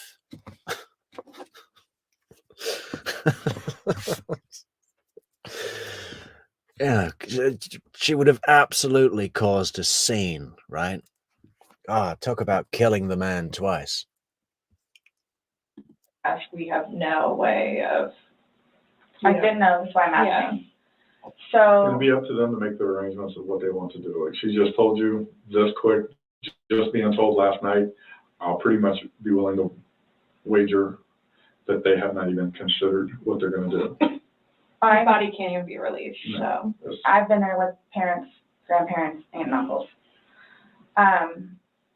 So I don't know if I have the right to or not, but like I was gonna call his former employees whom he really cared for and let them know.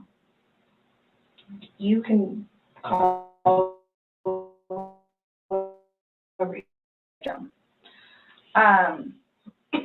How do I go about getting his wedding ring, engagement ring? It's at the medical examiner's office. It'll come to us eventually, and then It'll be released to to the next of kin. Yeah. Okay. I bought it for him. That is a civil issue. It was Okay. Eventually, and then. How do I go about getting his wedding ring, engagement ring? How do I go about getting his engagement ring?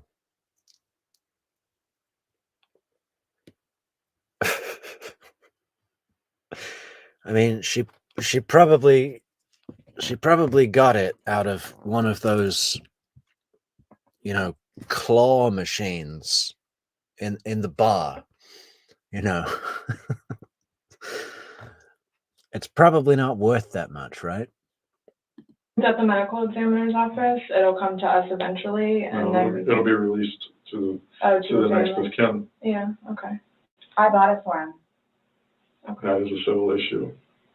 It was on his finger, it goes to them, they're the ones that are gonna release it, we don't have any say in that. So I won't get that back.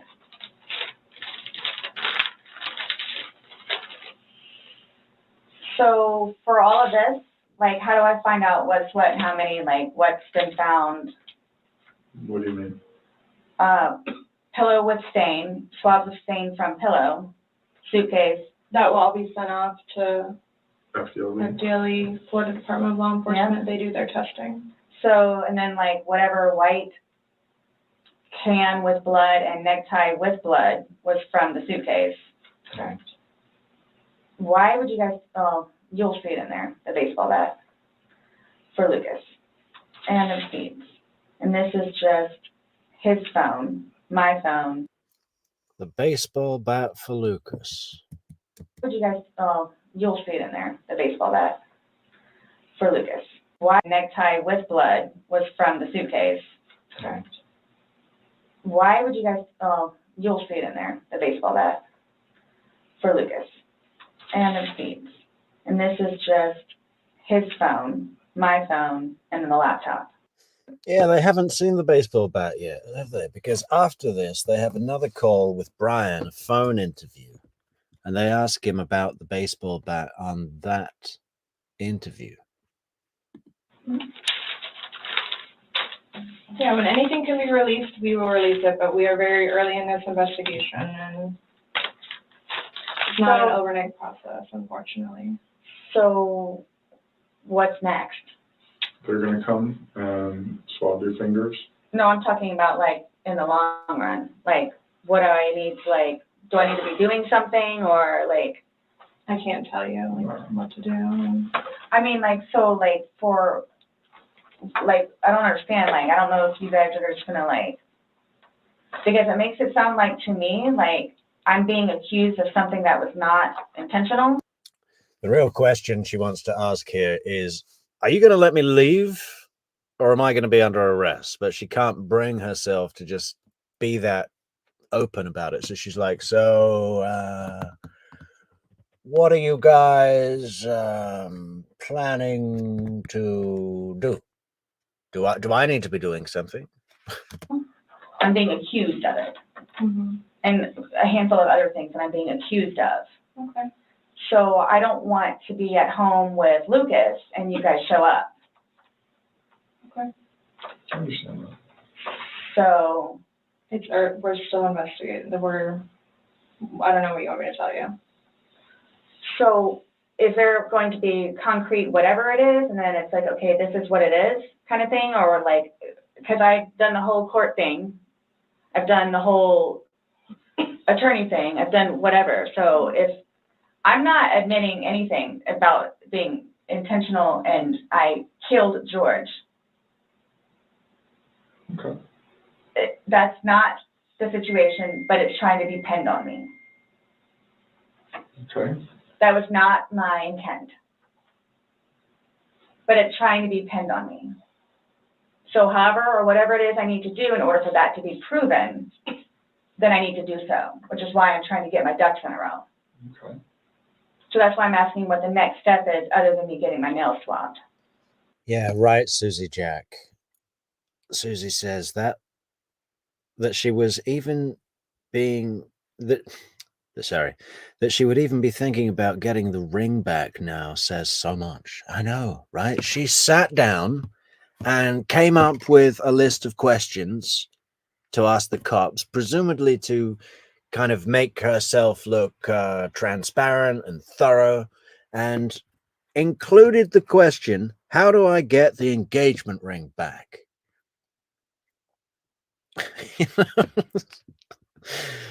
That should have been omitted.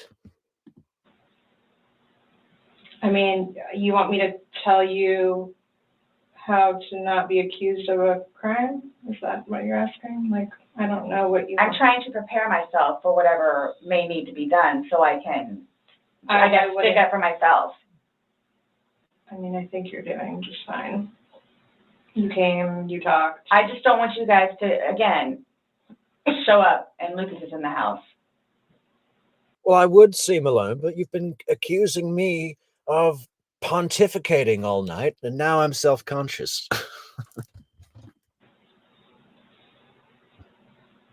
Well, we did tell you yesterday that we don't want to do anything around your son, hence why you came to us.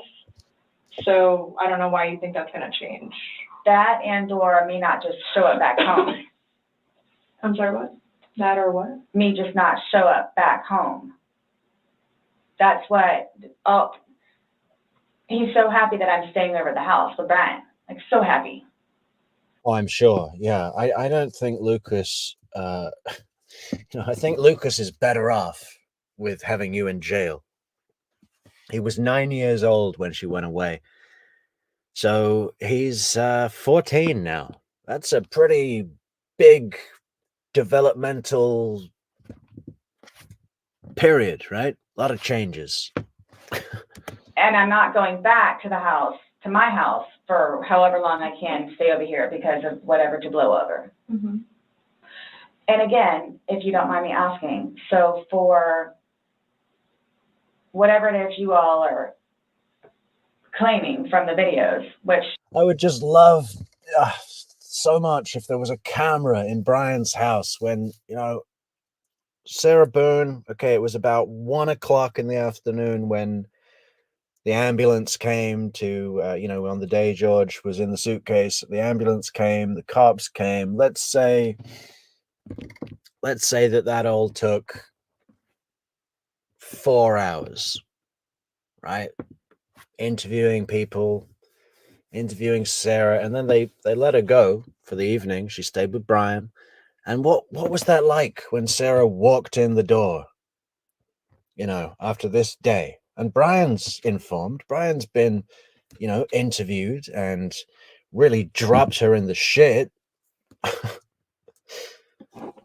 Was there this good, wholesome family day when Lucas was with his birth parents? And they all had a good dinner?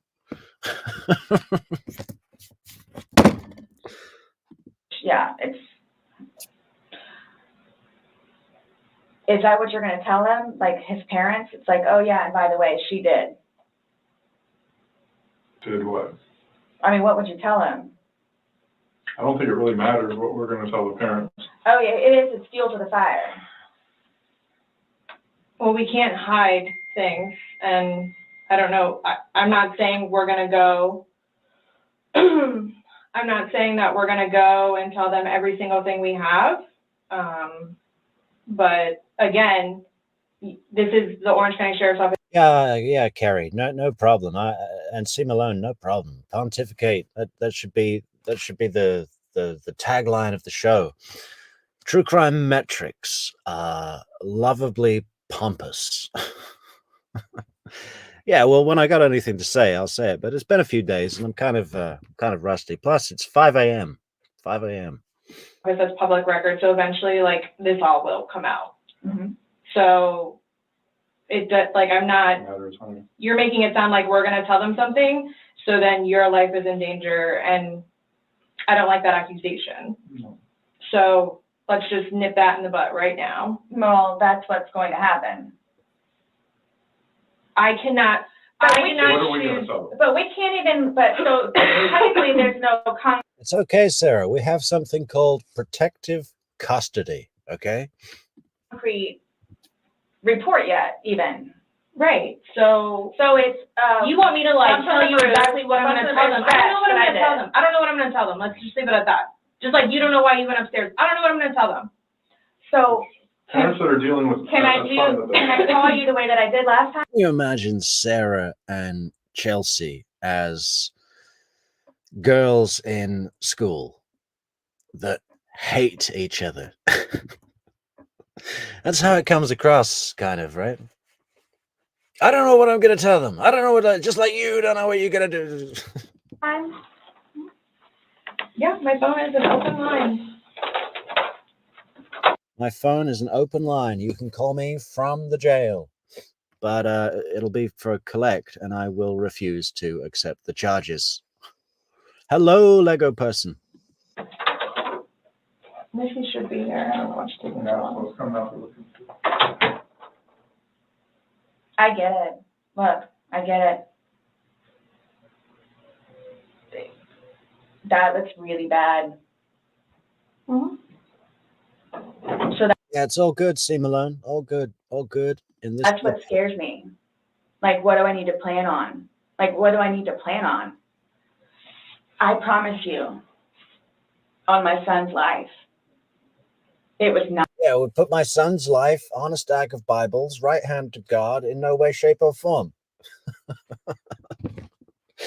I will swear on my son while he is holding a Bible. Not intentional. I promise you.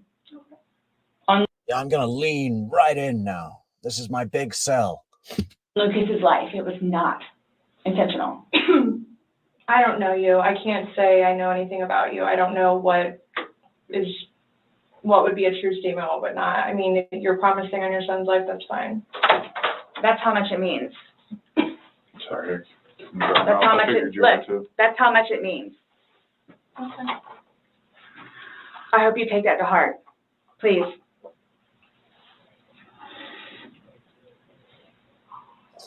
And it's documented that you said that, yeah, I get it.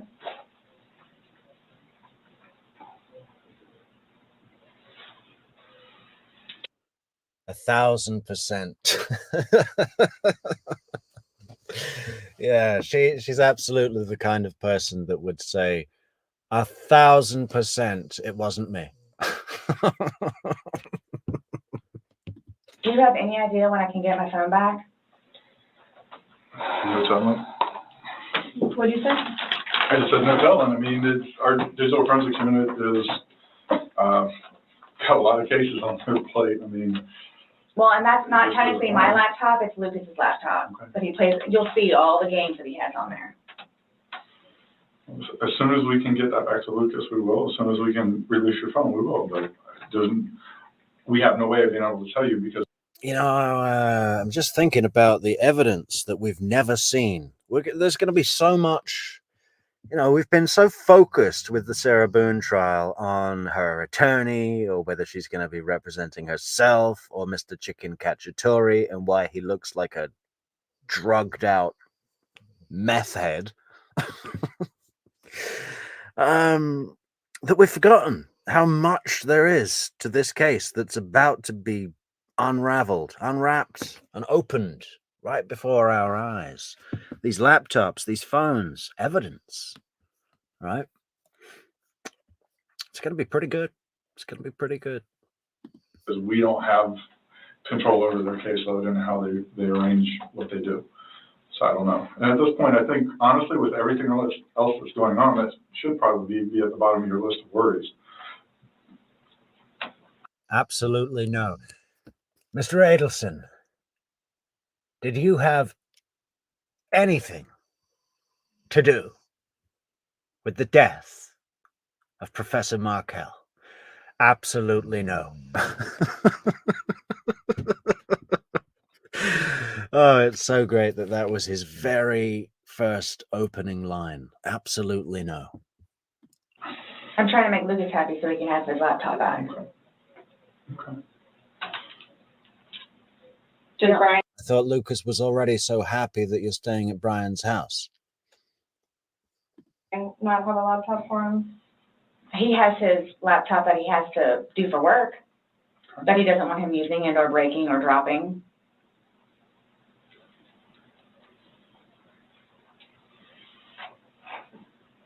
It's not a big deal. There's nothing on the laptop anyway.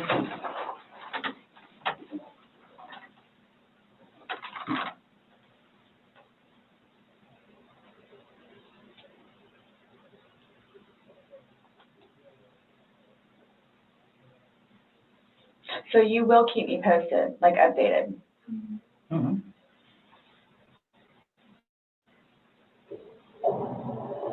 That's my thing, is I'm trying to figure out what I need to do in the meantime. I don't know. I can't, I don't know what to tell you, though. Good question, Lego person. Do you think if Isom interviewed Sarah, he'd get her a victim advocate that was also called Sarah? The two Sarahs. They could be sisters. You know, we'll get Sarah a victim advocate and bring in her friend to throw George under the bus, and they'll all blame it on Jeff Lacasse. Jeff Lacasse came to Winter Park, Florida, and put George Torres in a suitcase and then drove to Tennessee. He flew into a rage. Jeff Lacasse was red and puffy, and he put George in a bag. What? But you all have more information than I do, where it's, yeah, you might want to, or yeah, you might want to. I'm sorry, what? Like, we have more information on what? Like, We told you everything that we have. You know everything that we know. And most of it we got from you. but that,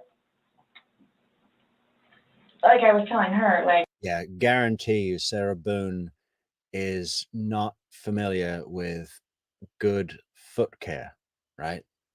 Those feet are going to be rough. yeah, that's bad. Like, which I Just walking on her living room carpet, they'd be dirty. swore in my son's life was unintentional. So that's why I'm trying to figure out what I need to do for my I swore on my son's life. I put my hand on top of my son's head. He had a little miniature Bible in his breast pocket, and I swore on his head. self Okay. going forward with it, nonetheless, with his family. And are you all just showing up with Lucas in the house? Well, I think we've already both told you that we would be mindful of any situations.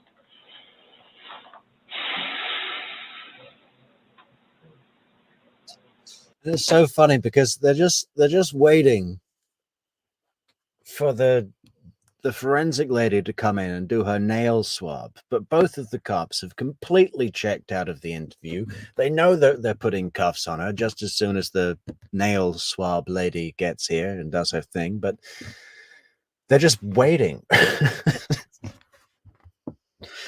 It's like they're and there's this tension, like their flight has been delayed, right? And they're waiting in the airport lounge, and there's a new estimated departure time, but they don't think that they even trust that. They think there's going to be another delay, and there is, and the tension builds. It's just like that, right?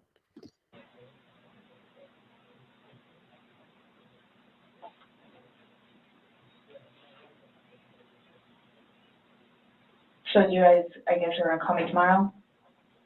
Or do we need to come back down here? I'll chat with you next time. I have no idea when I'm gonna call you next. Isn't the report coming out tomorrow? No. What report? I'm just saying a report is generated through us, and the sheriff's office is a public entity. So if someone were to come request something, then No, I'm talking about, his autopsy. she's waiting and doing more follow-up, but She's looking at him again, yeah. but she won't be finished with him because she's pending further stuff.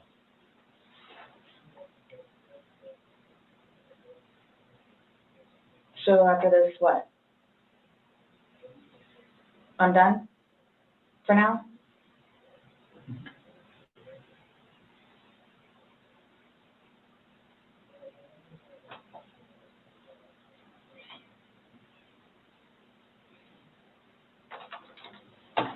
How long did this stuff take to get back? The Most FDA of that results? you won't get back. The swabs and stuff. She's suspending her own reality, right? She knows that this is looking like she's going to be under arrest, but she doesn't want to jump into that reality. So she just keeps going, oh, so how long did this report take to come back? We'll stay. They all know about it?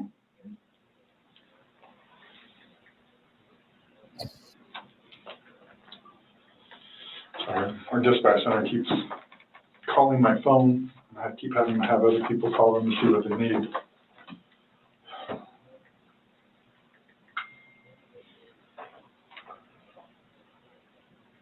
I hope you all can really both truly understand that that was not my intent. I miss him a lot. I mean, No more. but my question has remained the same. what do you expect to happen to somebody when you leave them in a position like that? Yes, but you have to understand too, I know. No, just what would you expect to happen to somebody when you leave them in a position? I had no idea because I've never done it before. Why have you never done it before? Why would I? Exactly. Why would I did do you? it before? Why did you do it now? I clearly have said why. Why? No, you don't know Never- why. You never- just know that it's not intentional, but you don't know why. But that's okay. Really? I'm not trying to force you to say something that you don't know.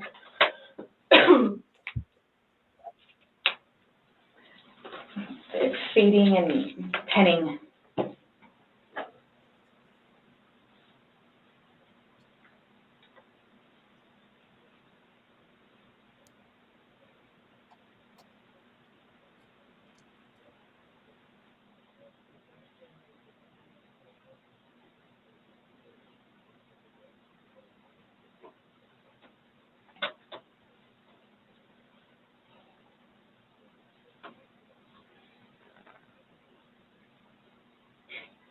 The fact that you guys would assume that I'm that kind of person. We're not assuming anything. We're going by the facts. It happened. Like you said, you don't know me.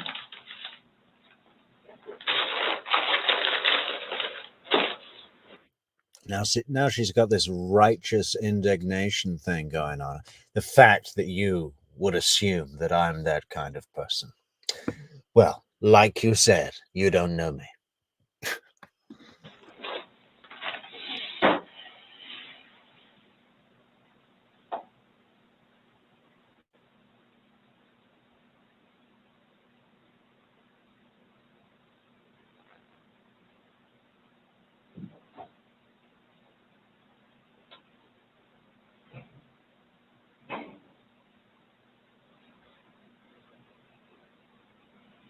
What time is it, please?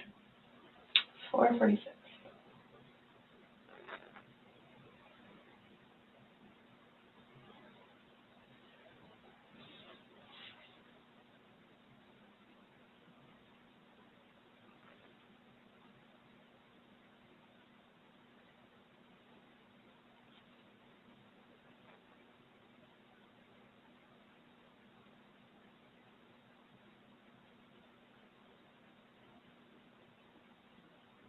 In itself, for me to have to live with getting him out and doing what I did is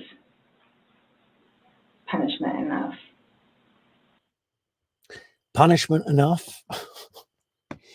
I had to get him out of the bag that I put him in.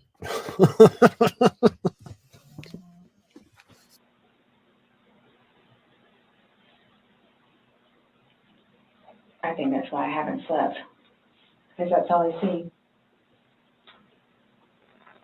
So that right there says something.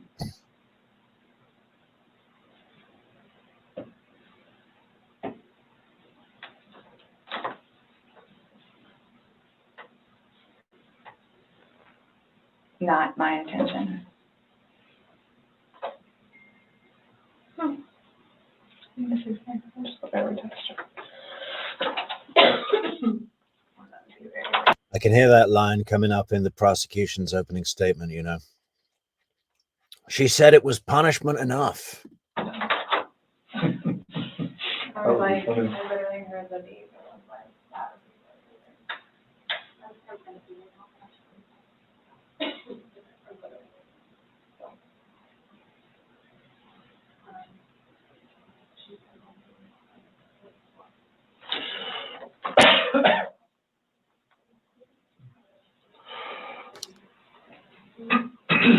Nonetheless, I have to live without him now. Yeah. Nonetheless. Yeah. Punishment in itself. Yeah.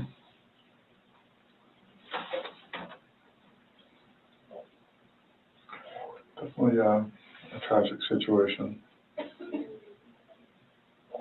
I am through with alcohol. I'm through with alcohol.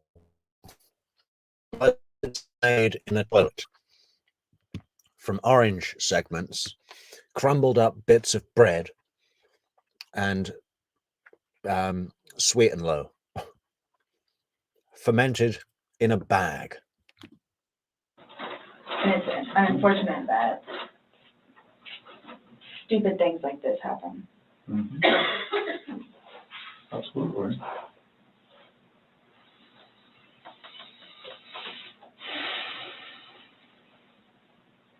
Nonetheless, I have to live without him now. Mm-hmm.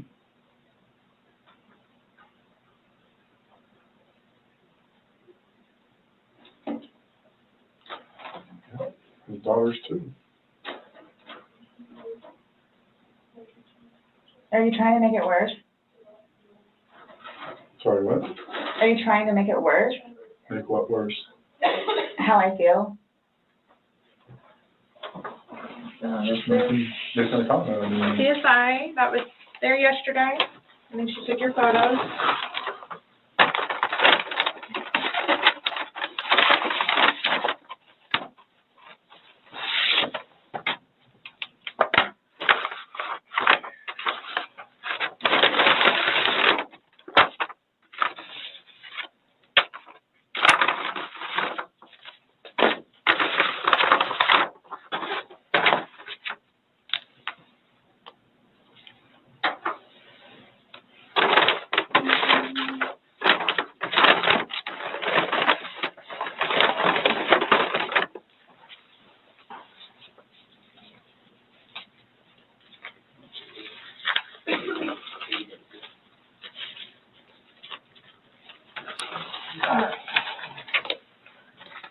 So I'm just going to take a spot and go around on one hand and then do the separate one for your other hand. Okay.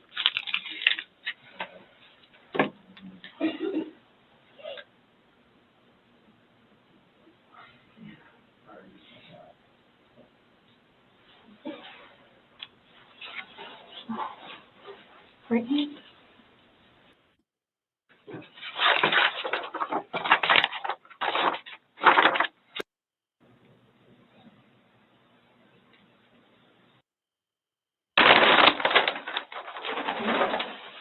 You're going to talk a little bit.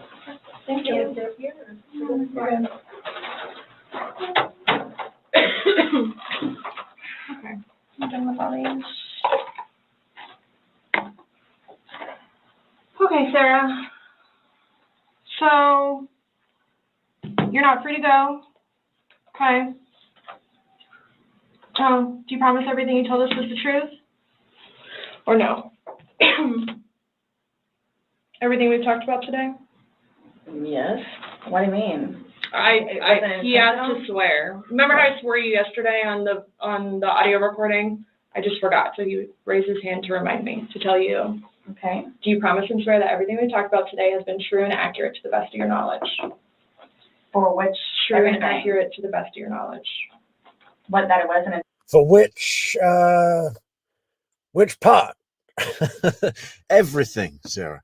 Yeah, but what do you mean true?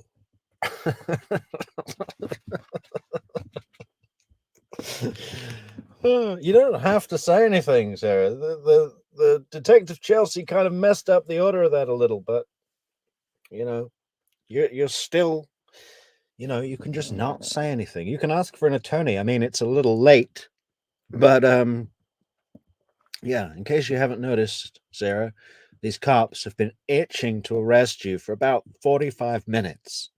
intentional? Everything you've said told today, us. everything that's come out of your mouth has been true and accurate to the best of your knowledge. To the best of my knowledge. Correct. Yeah, to the best of my knowledge-ish. Hand on the Bible, sort of, mainly. Yes. Why? Because That's how anytime you we talk swear. to somebody, we want to assure that everything that we've talked about is, True and accurate to the best of that person's knowledge. it's not a trick question, To the best of my knowledge? to the best of your knowledge. Everything that you've told us today is true and accurate to the best of your knowledge. Yes, but it was not intentional. Okay. Okay. All right. In a second, they're going to take her bag, and I think someone outside the room takes a packet of cigarettes out of her bag, and Sarah shouts to the other officer, "I just got those!" Oh, it's so funny that they don't even let her have one smoke. Do me a favor, stand up. I need you to turn around, face the wall, put your hands behind your back. Do you have anything in your pockets that I should know about? No. Okay. Why is this happening? Because George is dead. Not intentionally. We understand that. He's still dead. Well, we don't Someone really needs to understand call that. Brian, please. Okay. Or can I not make a phone call? You'll be able to make a phone call when we get you down to the jail. So You'll why be is this afforded- happening? So this was a trick. No, it's not No, a trick. not How's a it a trick. trick? I brought you in here to ask you to explain a few things to us, and You were read your rights. your response to everything was, Do we think Lucas is going to testify in court?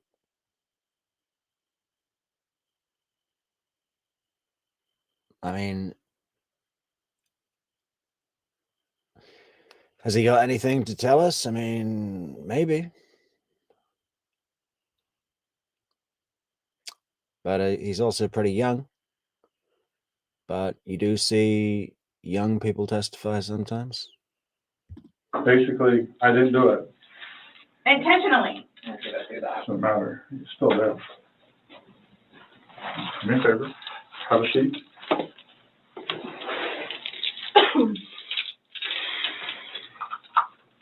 Really, guys? You know the airing cupboard? The cupboard in the house that has the big boiler in it, and it's wrapped in this fire retardant foam. Look at that's it right there. The back of the shirt. That's the airing cupboard boiler bag foam. Favor. Have a seat. Do me a favor. There's so many creases in this shirt that it looks like he's been bullwhipped Have a seat. like a Roman prisoner.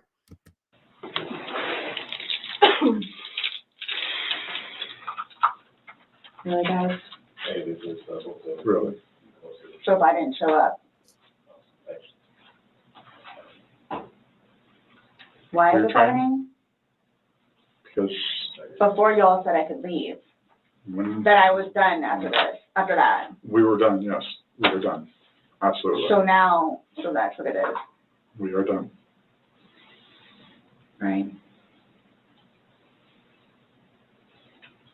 Not intentional. Okay. So what am I supposed to do now? You will, Someone needs to call Brian. okay. Lucas is waiting for Mom to come home. This was not my intention. Do you think Brian took Lucas out for some dogs and a cake? You know, let's celebrate. I thought I was waiting for you all to come and figure out what's what and how many. That's what we're trying to do. And I was going to be able to go home and see Lucas. Now he's just not gonna have me come home. So there's nothing that I can do. All right, no. There's nothing that I can do in order to go home and see Lucas and prepare. Not right now, no. You'll be afforded a time in court. You'll be afforded an attorney. You'll be afforded a chance to talk to a judge, and all that stuff will be worked out. But what's the time frame for that, though? I have no way of being able to tell you. You should make first appearance probably by tomorrow morning, if not tonight, depending how things are busy, how quickly you get down there.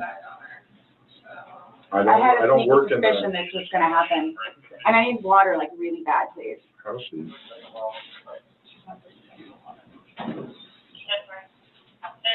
You all check me down here. Absolutely did not.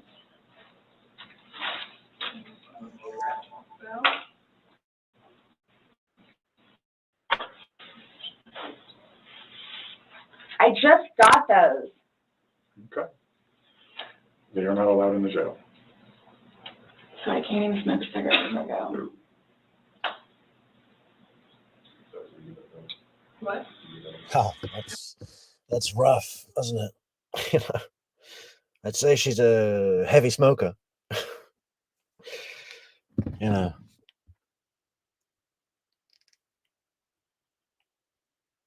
She would have really liked a cigarette before going to jail. Am I good on that? She's like that. And what am I supposed to do with my car? So you find where it is. When you get down there, you'll have 3 phones you'll be able to call. What, as soon as possible?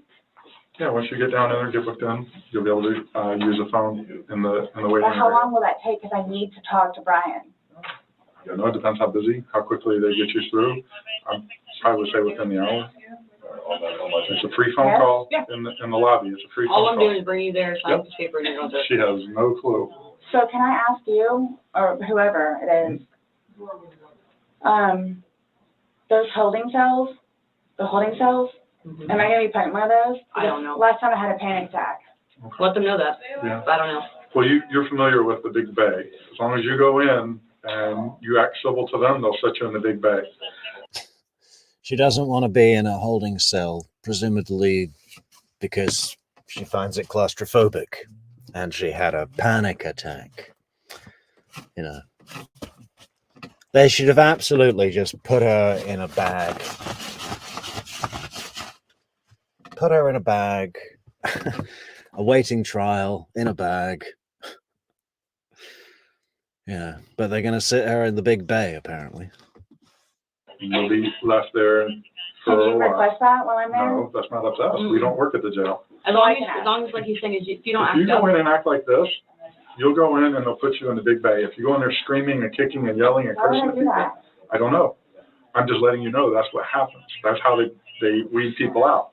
If you go in acting like this, So I asked for the big bay? they'll put you there as long as you're acting like this. Yeah, because the last time I had a major panic attack on those little things. Hey, Let them know. change the coach. Call it Go ahead, stand up. I have not. So what am I gonna do with my purse? Oh, sorry. Yeah, this was just before major global COVID lockdown. So she had a big life change, going into prison for what would surely be a lengthy period, and then had to get used to all of that social distancing stuff and masks and vaccines and crazy news. I mean, that was bad enough anyway. But on top of shifting to no alcohol, no tobacco, prison or jail, and COVID. Rough. It's going to come, but the cigarettes and stuff can't, so. I put the lock up too, my bad. Oh, no, it's all good. Mine are now opposite, so. What made you all decide to do this? Made us decide to do this? Uh-huh. George is dead. You guys, I knew this was gonna happen. You did? Okay.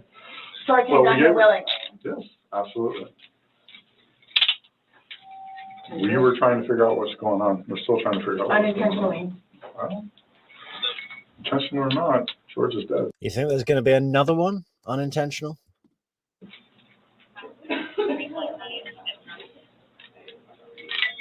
You act like when you say unintentionally, that absolves you from everything.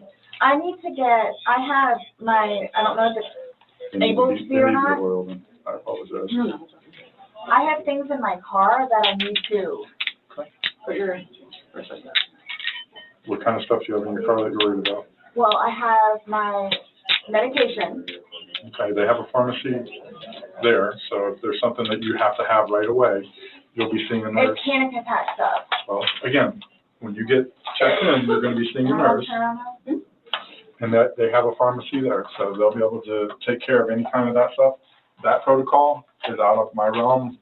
I don't work down there, so I don't know, but I do know they do have a pharmacy, and that you will be afforded to see somebody. Okay? All done? Yes, ma'am. Let's say no. My bad.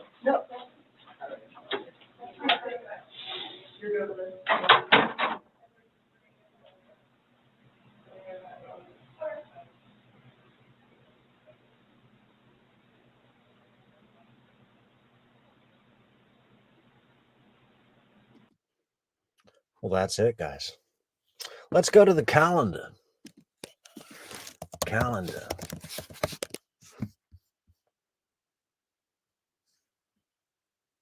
How many days is it? Where are we? September 26. 1, 2, 3, 4, 5, 6, 7, 8, 9, 10, 11, 12. 12 days. 12 days. Yeah, 12 days to go before Sarah Boone. We got another body cam. That crazy body cam.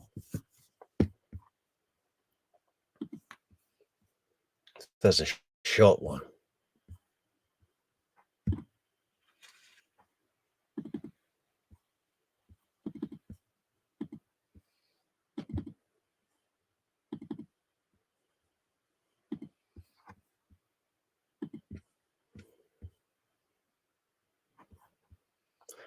I think we found the shirt, guys. Let's see if do we agree?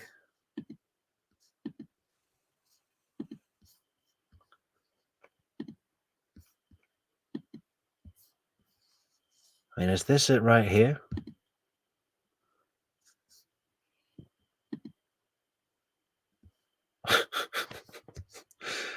Why would anybody make this? Jesus.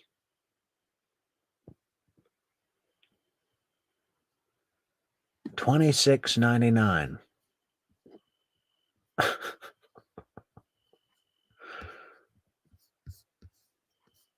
Could be. It's about the closest thing. I mean, if it's not the same, it's equally offensive.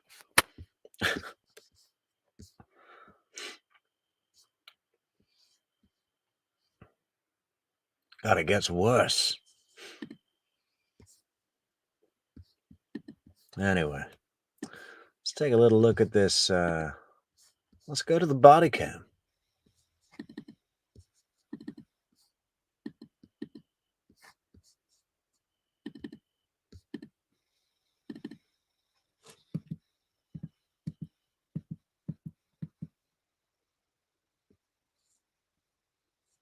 No sound.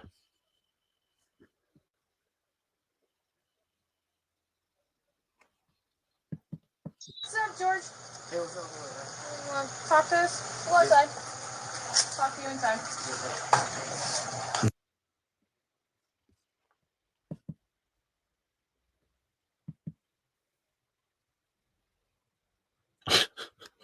I've had one drink. I've just had one drink. My Dr. Pepper. It's on the counter. Where's the audio, guys? Bunch of shit. Pardon me for saying that. No. Go ahead. Pardon me for saying that, but like, oh man, he let loose on my ass tonight, and I'm not having it. Okay. All right. I got kicked in the face. Okay. Kicked in the face. That you know of, there's no guns, anything in there? Okay. No. Yeah. I know, baby. You guys are doing your job. All right, Sarah here? Yes. Sarah here? Go get him. Sarah here? Listen to. I'm not having. Pardon me for saying that. No. Go ahead. He's going through a whole bunch of shit. Let's hear it all again. Together for a year and a half, and he's going through a whole bunch of shit. Pardon me So we've been here for a year and a half. He's going through a whole bunch of shit. for saying that. No. Go ahead. Pardon me for saying that, but like, oh man, he let loose on my ass tonight. He let loose on my ass tonight. And I'm not having it. Okay. All right. I got kicked in the face. Okay. Kicked in the face. That you know of, there's no guns, No, anything in there? ma'am, Okay. no. We just have to double check that. There's not about I know, baby. You guys are doing your job. All right, I know Sarah here? Yes. Sarah here? Go get him. Go get him.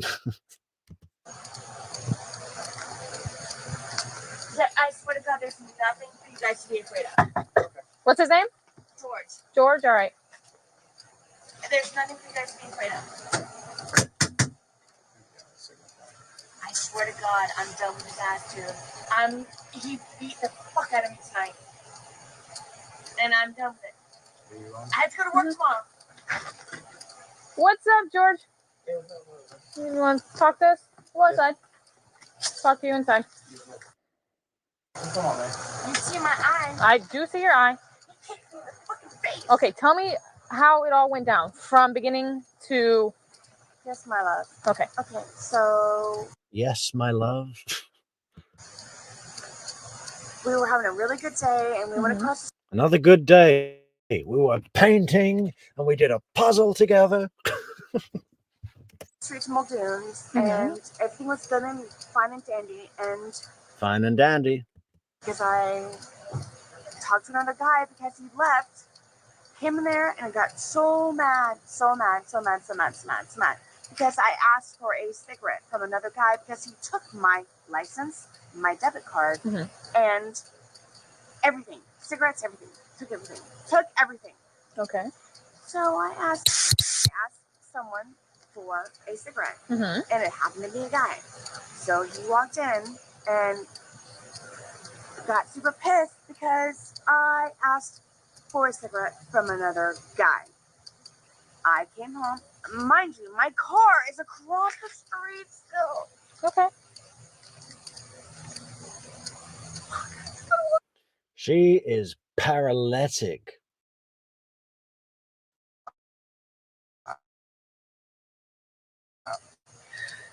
So you get home. Okay, elaborate. So you open the door. What happens from there? I'm a whore. He starts calling you names? Okay. When I say rag doll, do you know what When I that say is? rag doll, do you know what that is? Yeah, it's a rag doll. and how do we think this can I have a cigarette thing went down with this guy in the bar? Do you think she just politely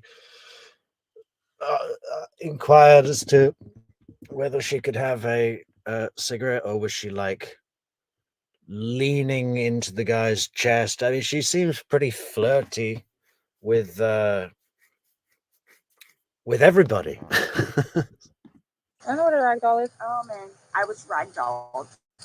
Okay, but I need kicked me you. in the face. Okay, I need you to elaborate. Like, you walk into the house. Did you start arguing? He started calling you names. You said he was. No. He let loose, and I was ragdolled. Oh, I walked out. I walked in and I walked to the back. I just wanted to smoke a cigarette and just go to sleep. I just literally wanted to I'm gonna smoke a cigarette. I'm gonna go to sleep. And then as you're making your way to the back, what happened? I got caught on the stairwell. You got caught on the stairwell. So he caught you on the stairwell. And what did he get in front of you? Started confronting you, telling you anything? What happened?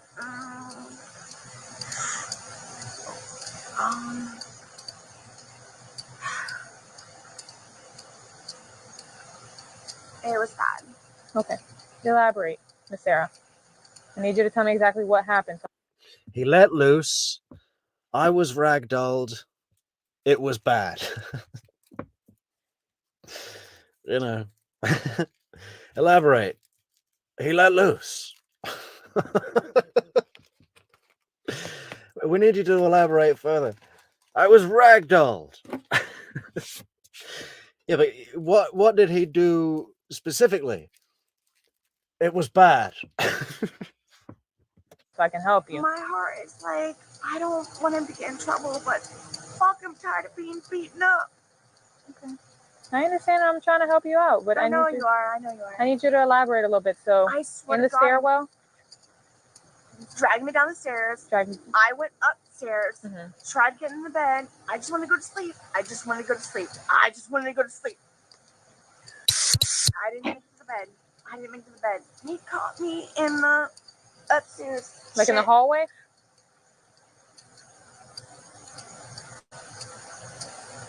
Beating the fuck up. That's all I can say. Okay, what do you mean? Like, I see your eye. What you said he kicked you in the eye. That's what this is. That's what this thought. Were you on the floor when he kicked you? Yes, ma'am. Okay, how did you get to the floor? Did he push you? Did he pull you? How? Normally what I do is, because he does it so often, I just go to the floor. I just go to the floor. So I'm pretty sure, I don't really recollect. I went to the ground. Okay, and then that's I'm when he so kicked you? sorry. I'm so sorry. No, no, that's fine. I don't mind. So you went down to the ground. Yes, that's what I do. Did he kicked you with which, do you recall which foot? Right. Right foot, okay. Heel. His heel. Okay. And you say you've been together I'm a for... whore. Because I asked for a cigarette. Because he left my ass in my car across the street. Okay. You said you've been together for about a year? And a half. A year and a half. He probably, like, took her ID and cards so she couldn't drink, right? Because she'd probably been in that bar for about 3 days. Listen to her. That is a lot of booze she's had tonight, man. Yes. Okay. Live together, obviously. Yes. Okay. You can't remember the violent assault that just happened, apparently. I just recently went through a divorce. He's been there with me. He knows all the story, blah, blah, blah. But... I know. I'm just trying to... This sucks. And I have to go to work tomorrow. Do you want the fire department to come out check your eye? Baby. No? Okay. Okay. Do you want to press charges? You can smoke your cigarette if you want. Can I talk to you, though? You're talking to me by myself. I think, her parents are dead, right? She almost treats the cops like someone to talk to,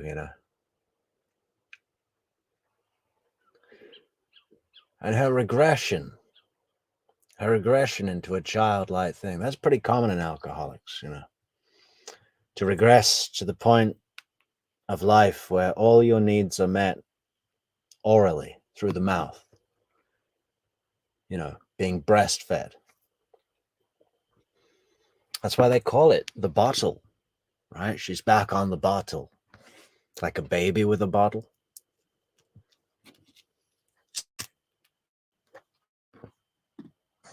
I don't want him to be taken. Please put the finger of the police. So you don't want to press charges? Okay. Do you want to fill out any paperwork? Do a statement? No? Okay. Smoke your cigarette. Sit down, smoke your cigarette. I don't want him to get in trouble. Okay. But that is fucked up. I know. You guys have actually been out here twice now. Look at this shit. You fucking rip my shit all the time. Did this happen today? Yes. Okay. All right. Yeah, I see it. It's ripped and down there a little bit. I just bought this yesterday. I get it. Sit down. Smoke your cigarette. Pardon? Do your thing. No, it's fine. Do you have an ID with you? Is it in the house? Yes. Okay. We'll go find it later. I know my number if you want it. No, that's perfect. Sorry. No, that's cool. That's cool. I get it. I get it. Sit down, smoke your cigarette, try to relax a little bit. I'm going to take pictures of you in a little bit. All right? Thank you. No problem.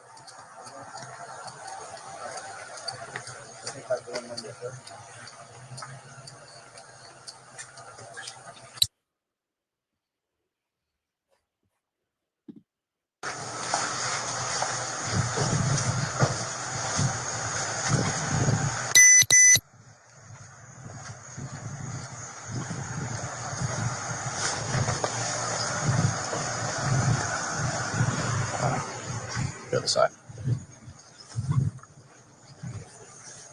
Am I going to spend the whole night over there? When it comes to, have a seat. We'll talk. When it comes to domestic related stuff, man. Yeah. You'll probably sit in there for a day. Okay. Yeah. I'm not gonna sit here and I'm not gonna lie to you. All right. You're gonna probably sit in there for a day, maybe 2. All right. One more. Possibly. It's all up to the judge. All right. This the thing is that the reason why they do that, man, is because when it's domestic related. All right. Y'all are dating. This is still dating violence. Still domestic violence. Yeah. Okay. They got to make sure they keep y'all separated long enough to where nobody's gonna come home and kill each other. You know. I know that might not be your intention. That's the majority of the domestic violence and dating violence, battery calls that we deal with. That never happens. But there's always that one out of many that will do it. So that's why you'll probably sit in jail for maybe a day or 2. Okay. All right. You understand that? Yes, sir. All right. Just keep being cooperative. All right. Yes, sir. All right. So you want your phone? You want your phone? Yes. Make sure you guys lock the back door, okay? What about in Utah, where Brian Laundrie and Gabby Petito, they got him a hotel, they got him a list of takeaway menus, you know, they gave him a ride to town. The cop and him were real palling up, buddy. Yeah, you put your own music, you connect your phone to the cruiser with Bluetooth. Oh, that's so cool. Meanwhile, we're sending tiny little Gabby Petito off to spend the whole night in the Utah desert in a van. Something funny about that.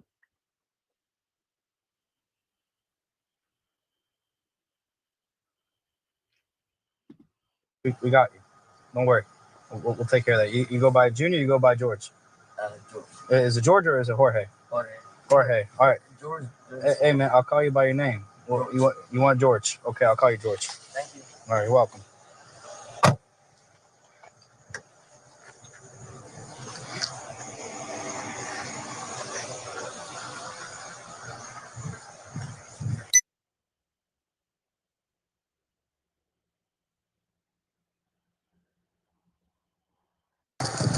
Hey, Miss Sarah, you mind putting down the cigarette so I can take a few other pictures?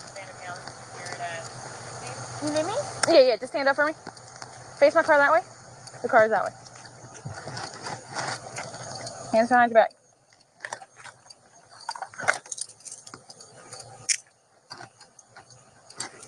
Oh, what?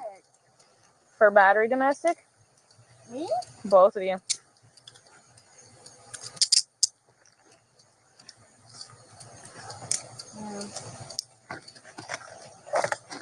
And I wish we got to hear George's side of the story in the house. What does that mean? Battery domestic violence. You two hitting each other. Doesn't go down like that. All right? Walk towards that car. County 125. I have a white female secured. You don't have anything that's going to poke me, stick me, cut me? Okay. Put your chest on that flag and stay there for me. Is this for real? This is for real. Why? I already explained to you. Chest on flag.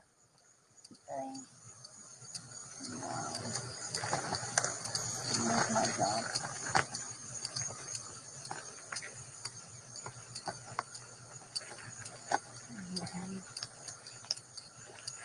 That should probably not be together, but that's not my business. Yes, ma'am. So stuff like this happens, and I have to step in. Why am I in trouble? Spread your feet. Spread your feet apart. Why am I in trouble though? Because of Why the am marks I in he has trouble? all on his neck and the inconsistencies That's of me the story. fighting back. Okay. I can't. Okay, step back a little bit. She should have said, "I know what that's from."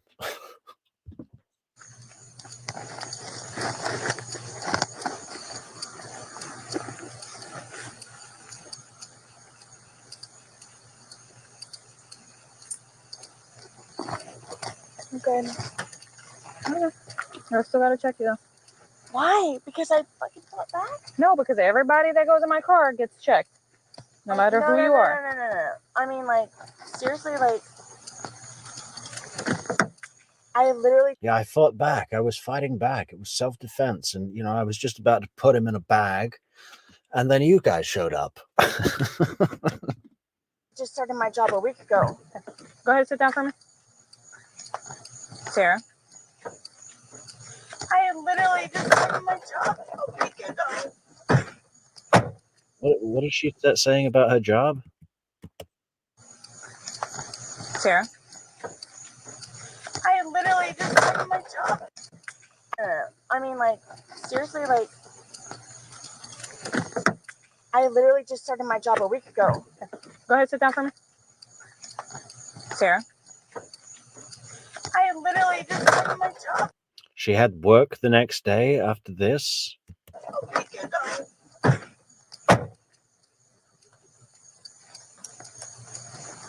Phone. Her phone's over there? It's in your front seat. Okay.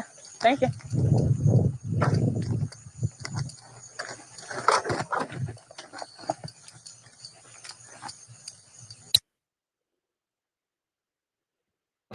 Was that a gun? Just thrown in the trunk? Is that a gun?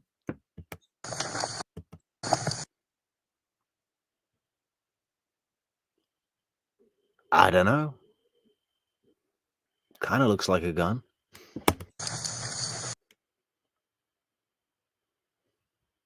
Is that secure?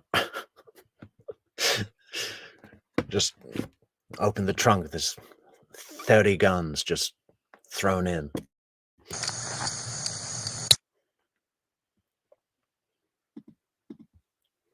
Okay, I think that's a wrap, folks. We are going to see you all later. What are we doing tomorrow? Yeah, we got to get back on a roll here. I've had enough days off. Yeah, tomorrow. Well, I don't know, but we'll be back. Probably, maybe with something else. Oh no, tomorrow's the Sarah Boone hearing. Okay, so we're gonna do that live. We'll probably do that live. I don't know what time it's on. 9, 10, 11. Who knows? But we'll be back. We'll be back with more Sarah Boone, with Mr. Owens. Mr. Owens, the hero from Pensacola. Pepsi Cola. Okay, yeah. Welcome. Not welcome. Goodbye, everybody in the chat. And thanks so much for showing up. Thanks for the support. Thanks for the beautiful comments. And yeah.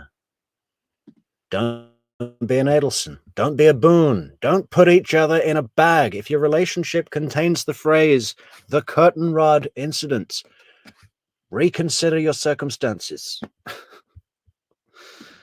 Okay. See you all later, folks. See you all. And True Crime Metrix out.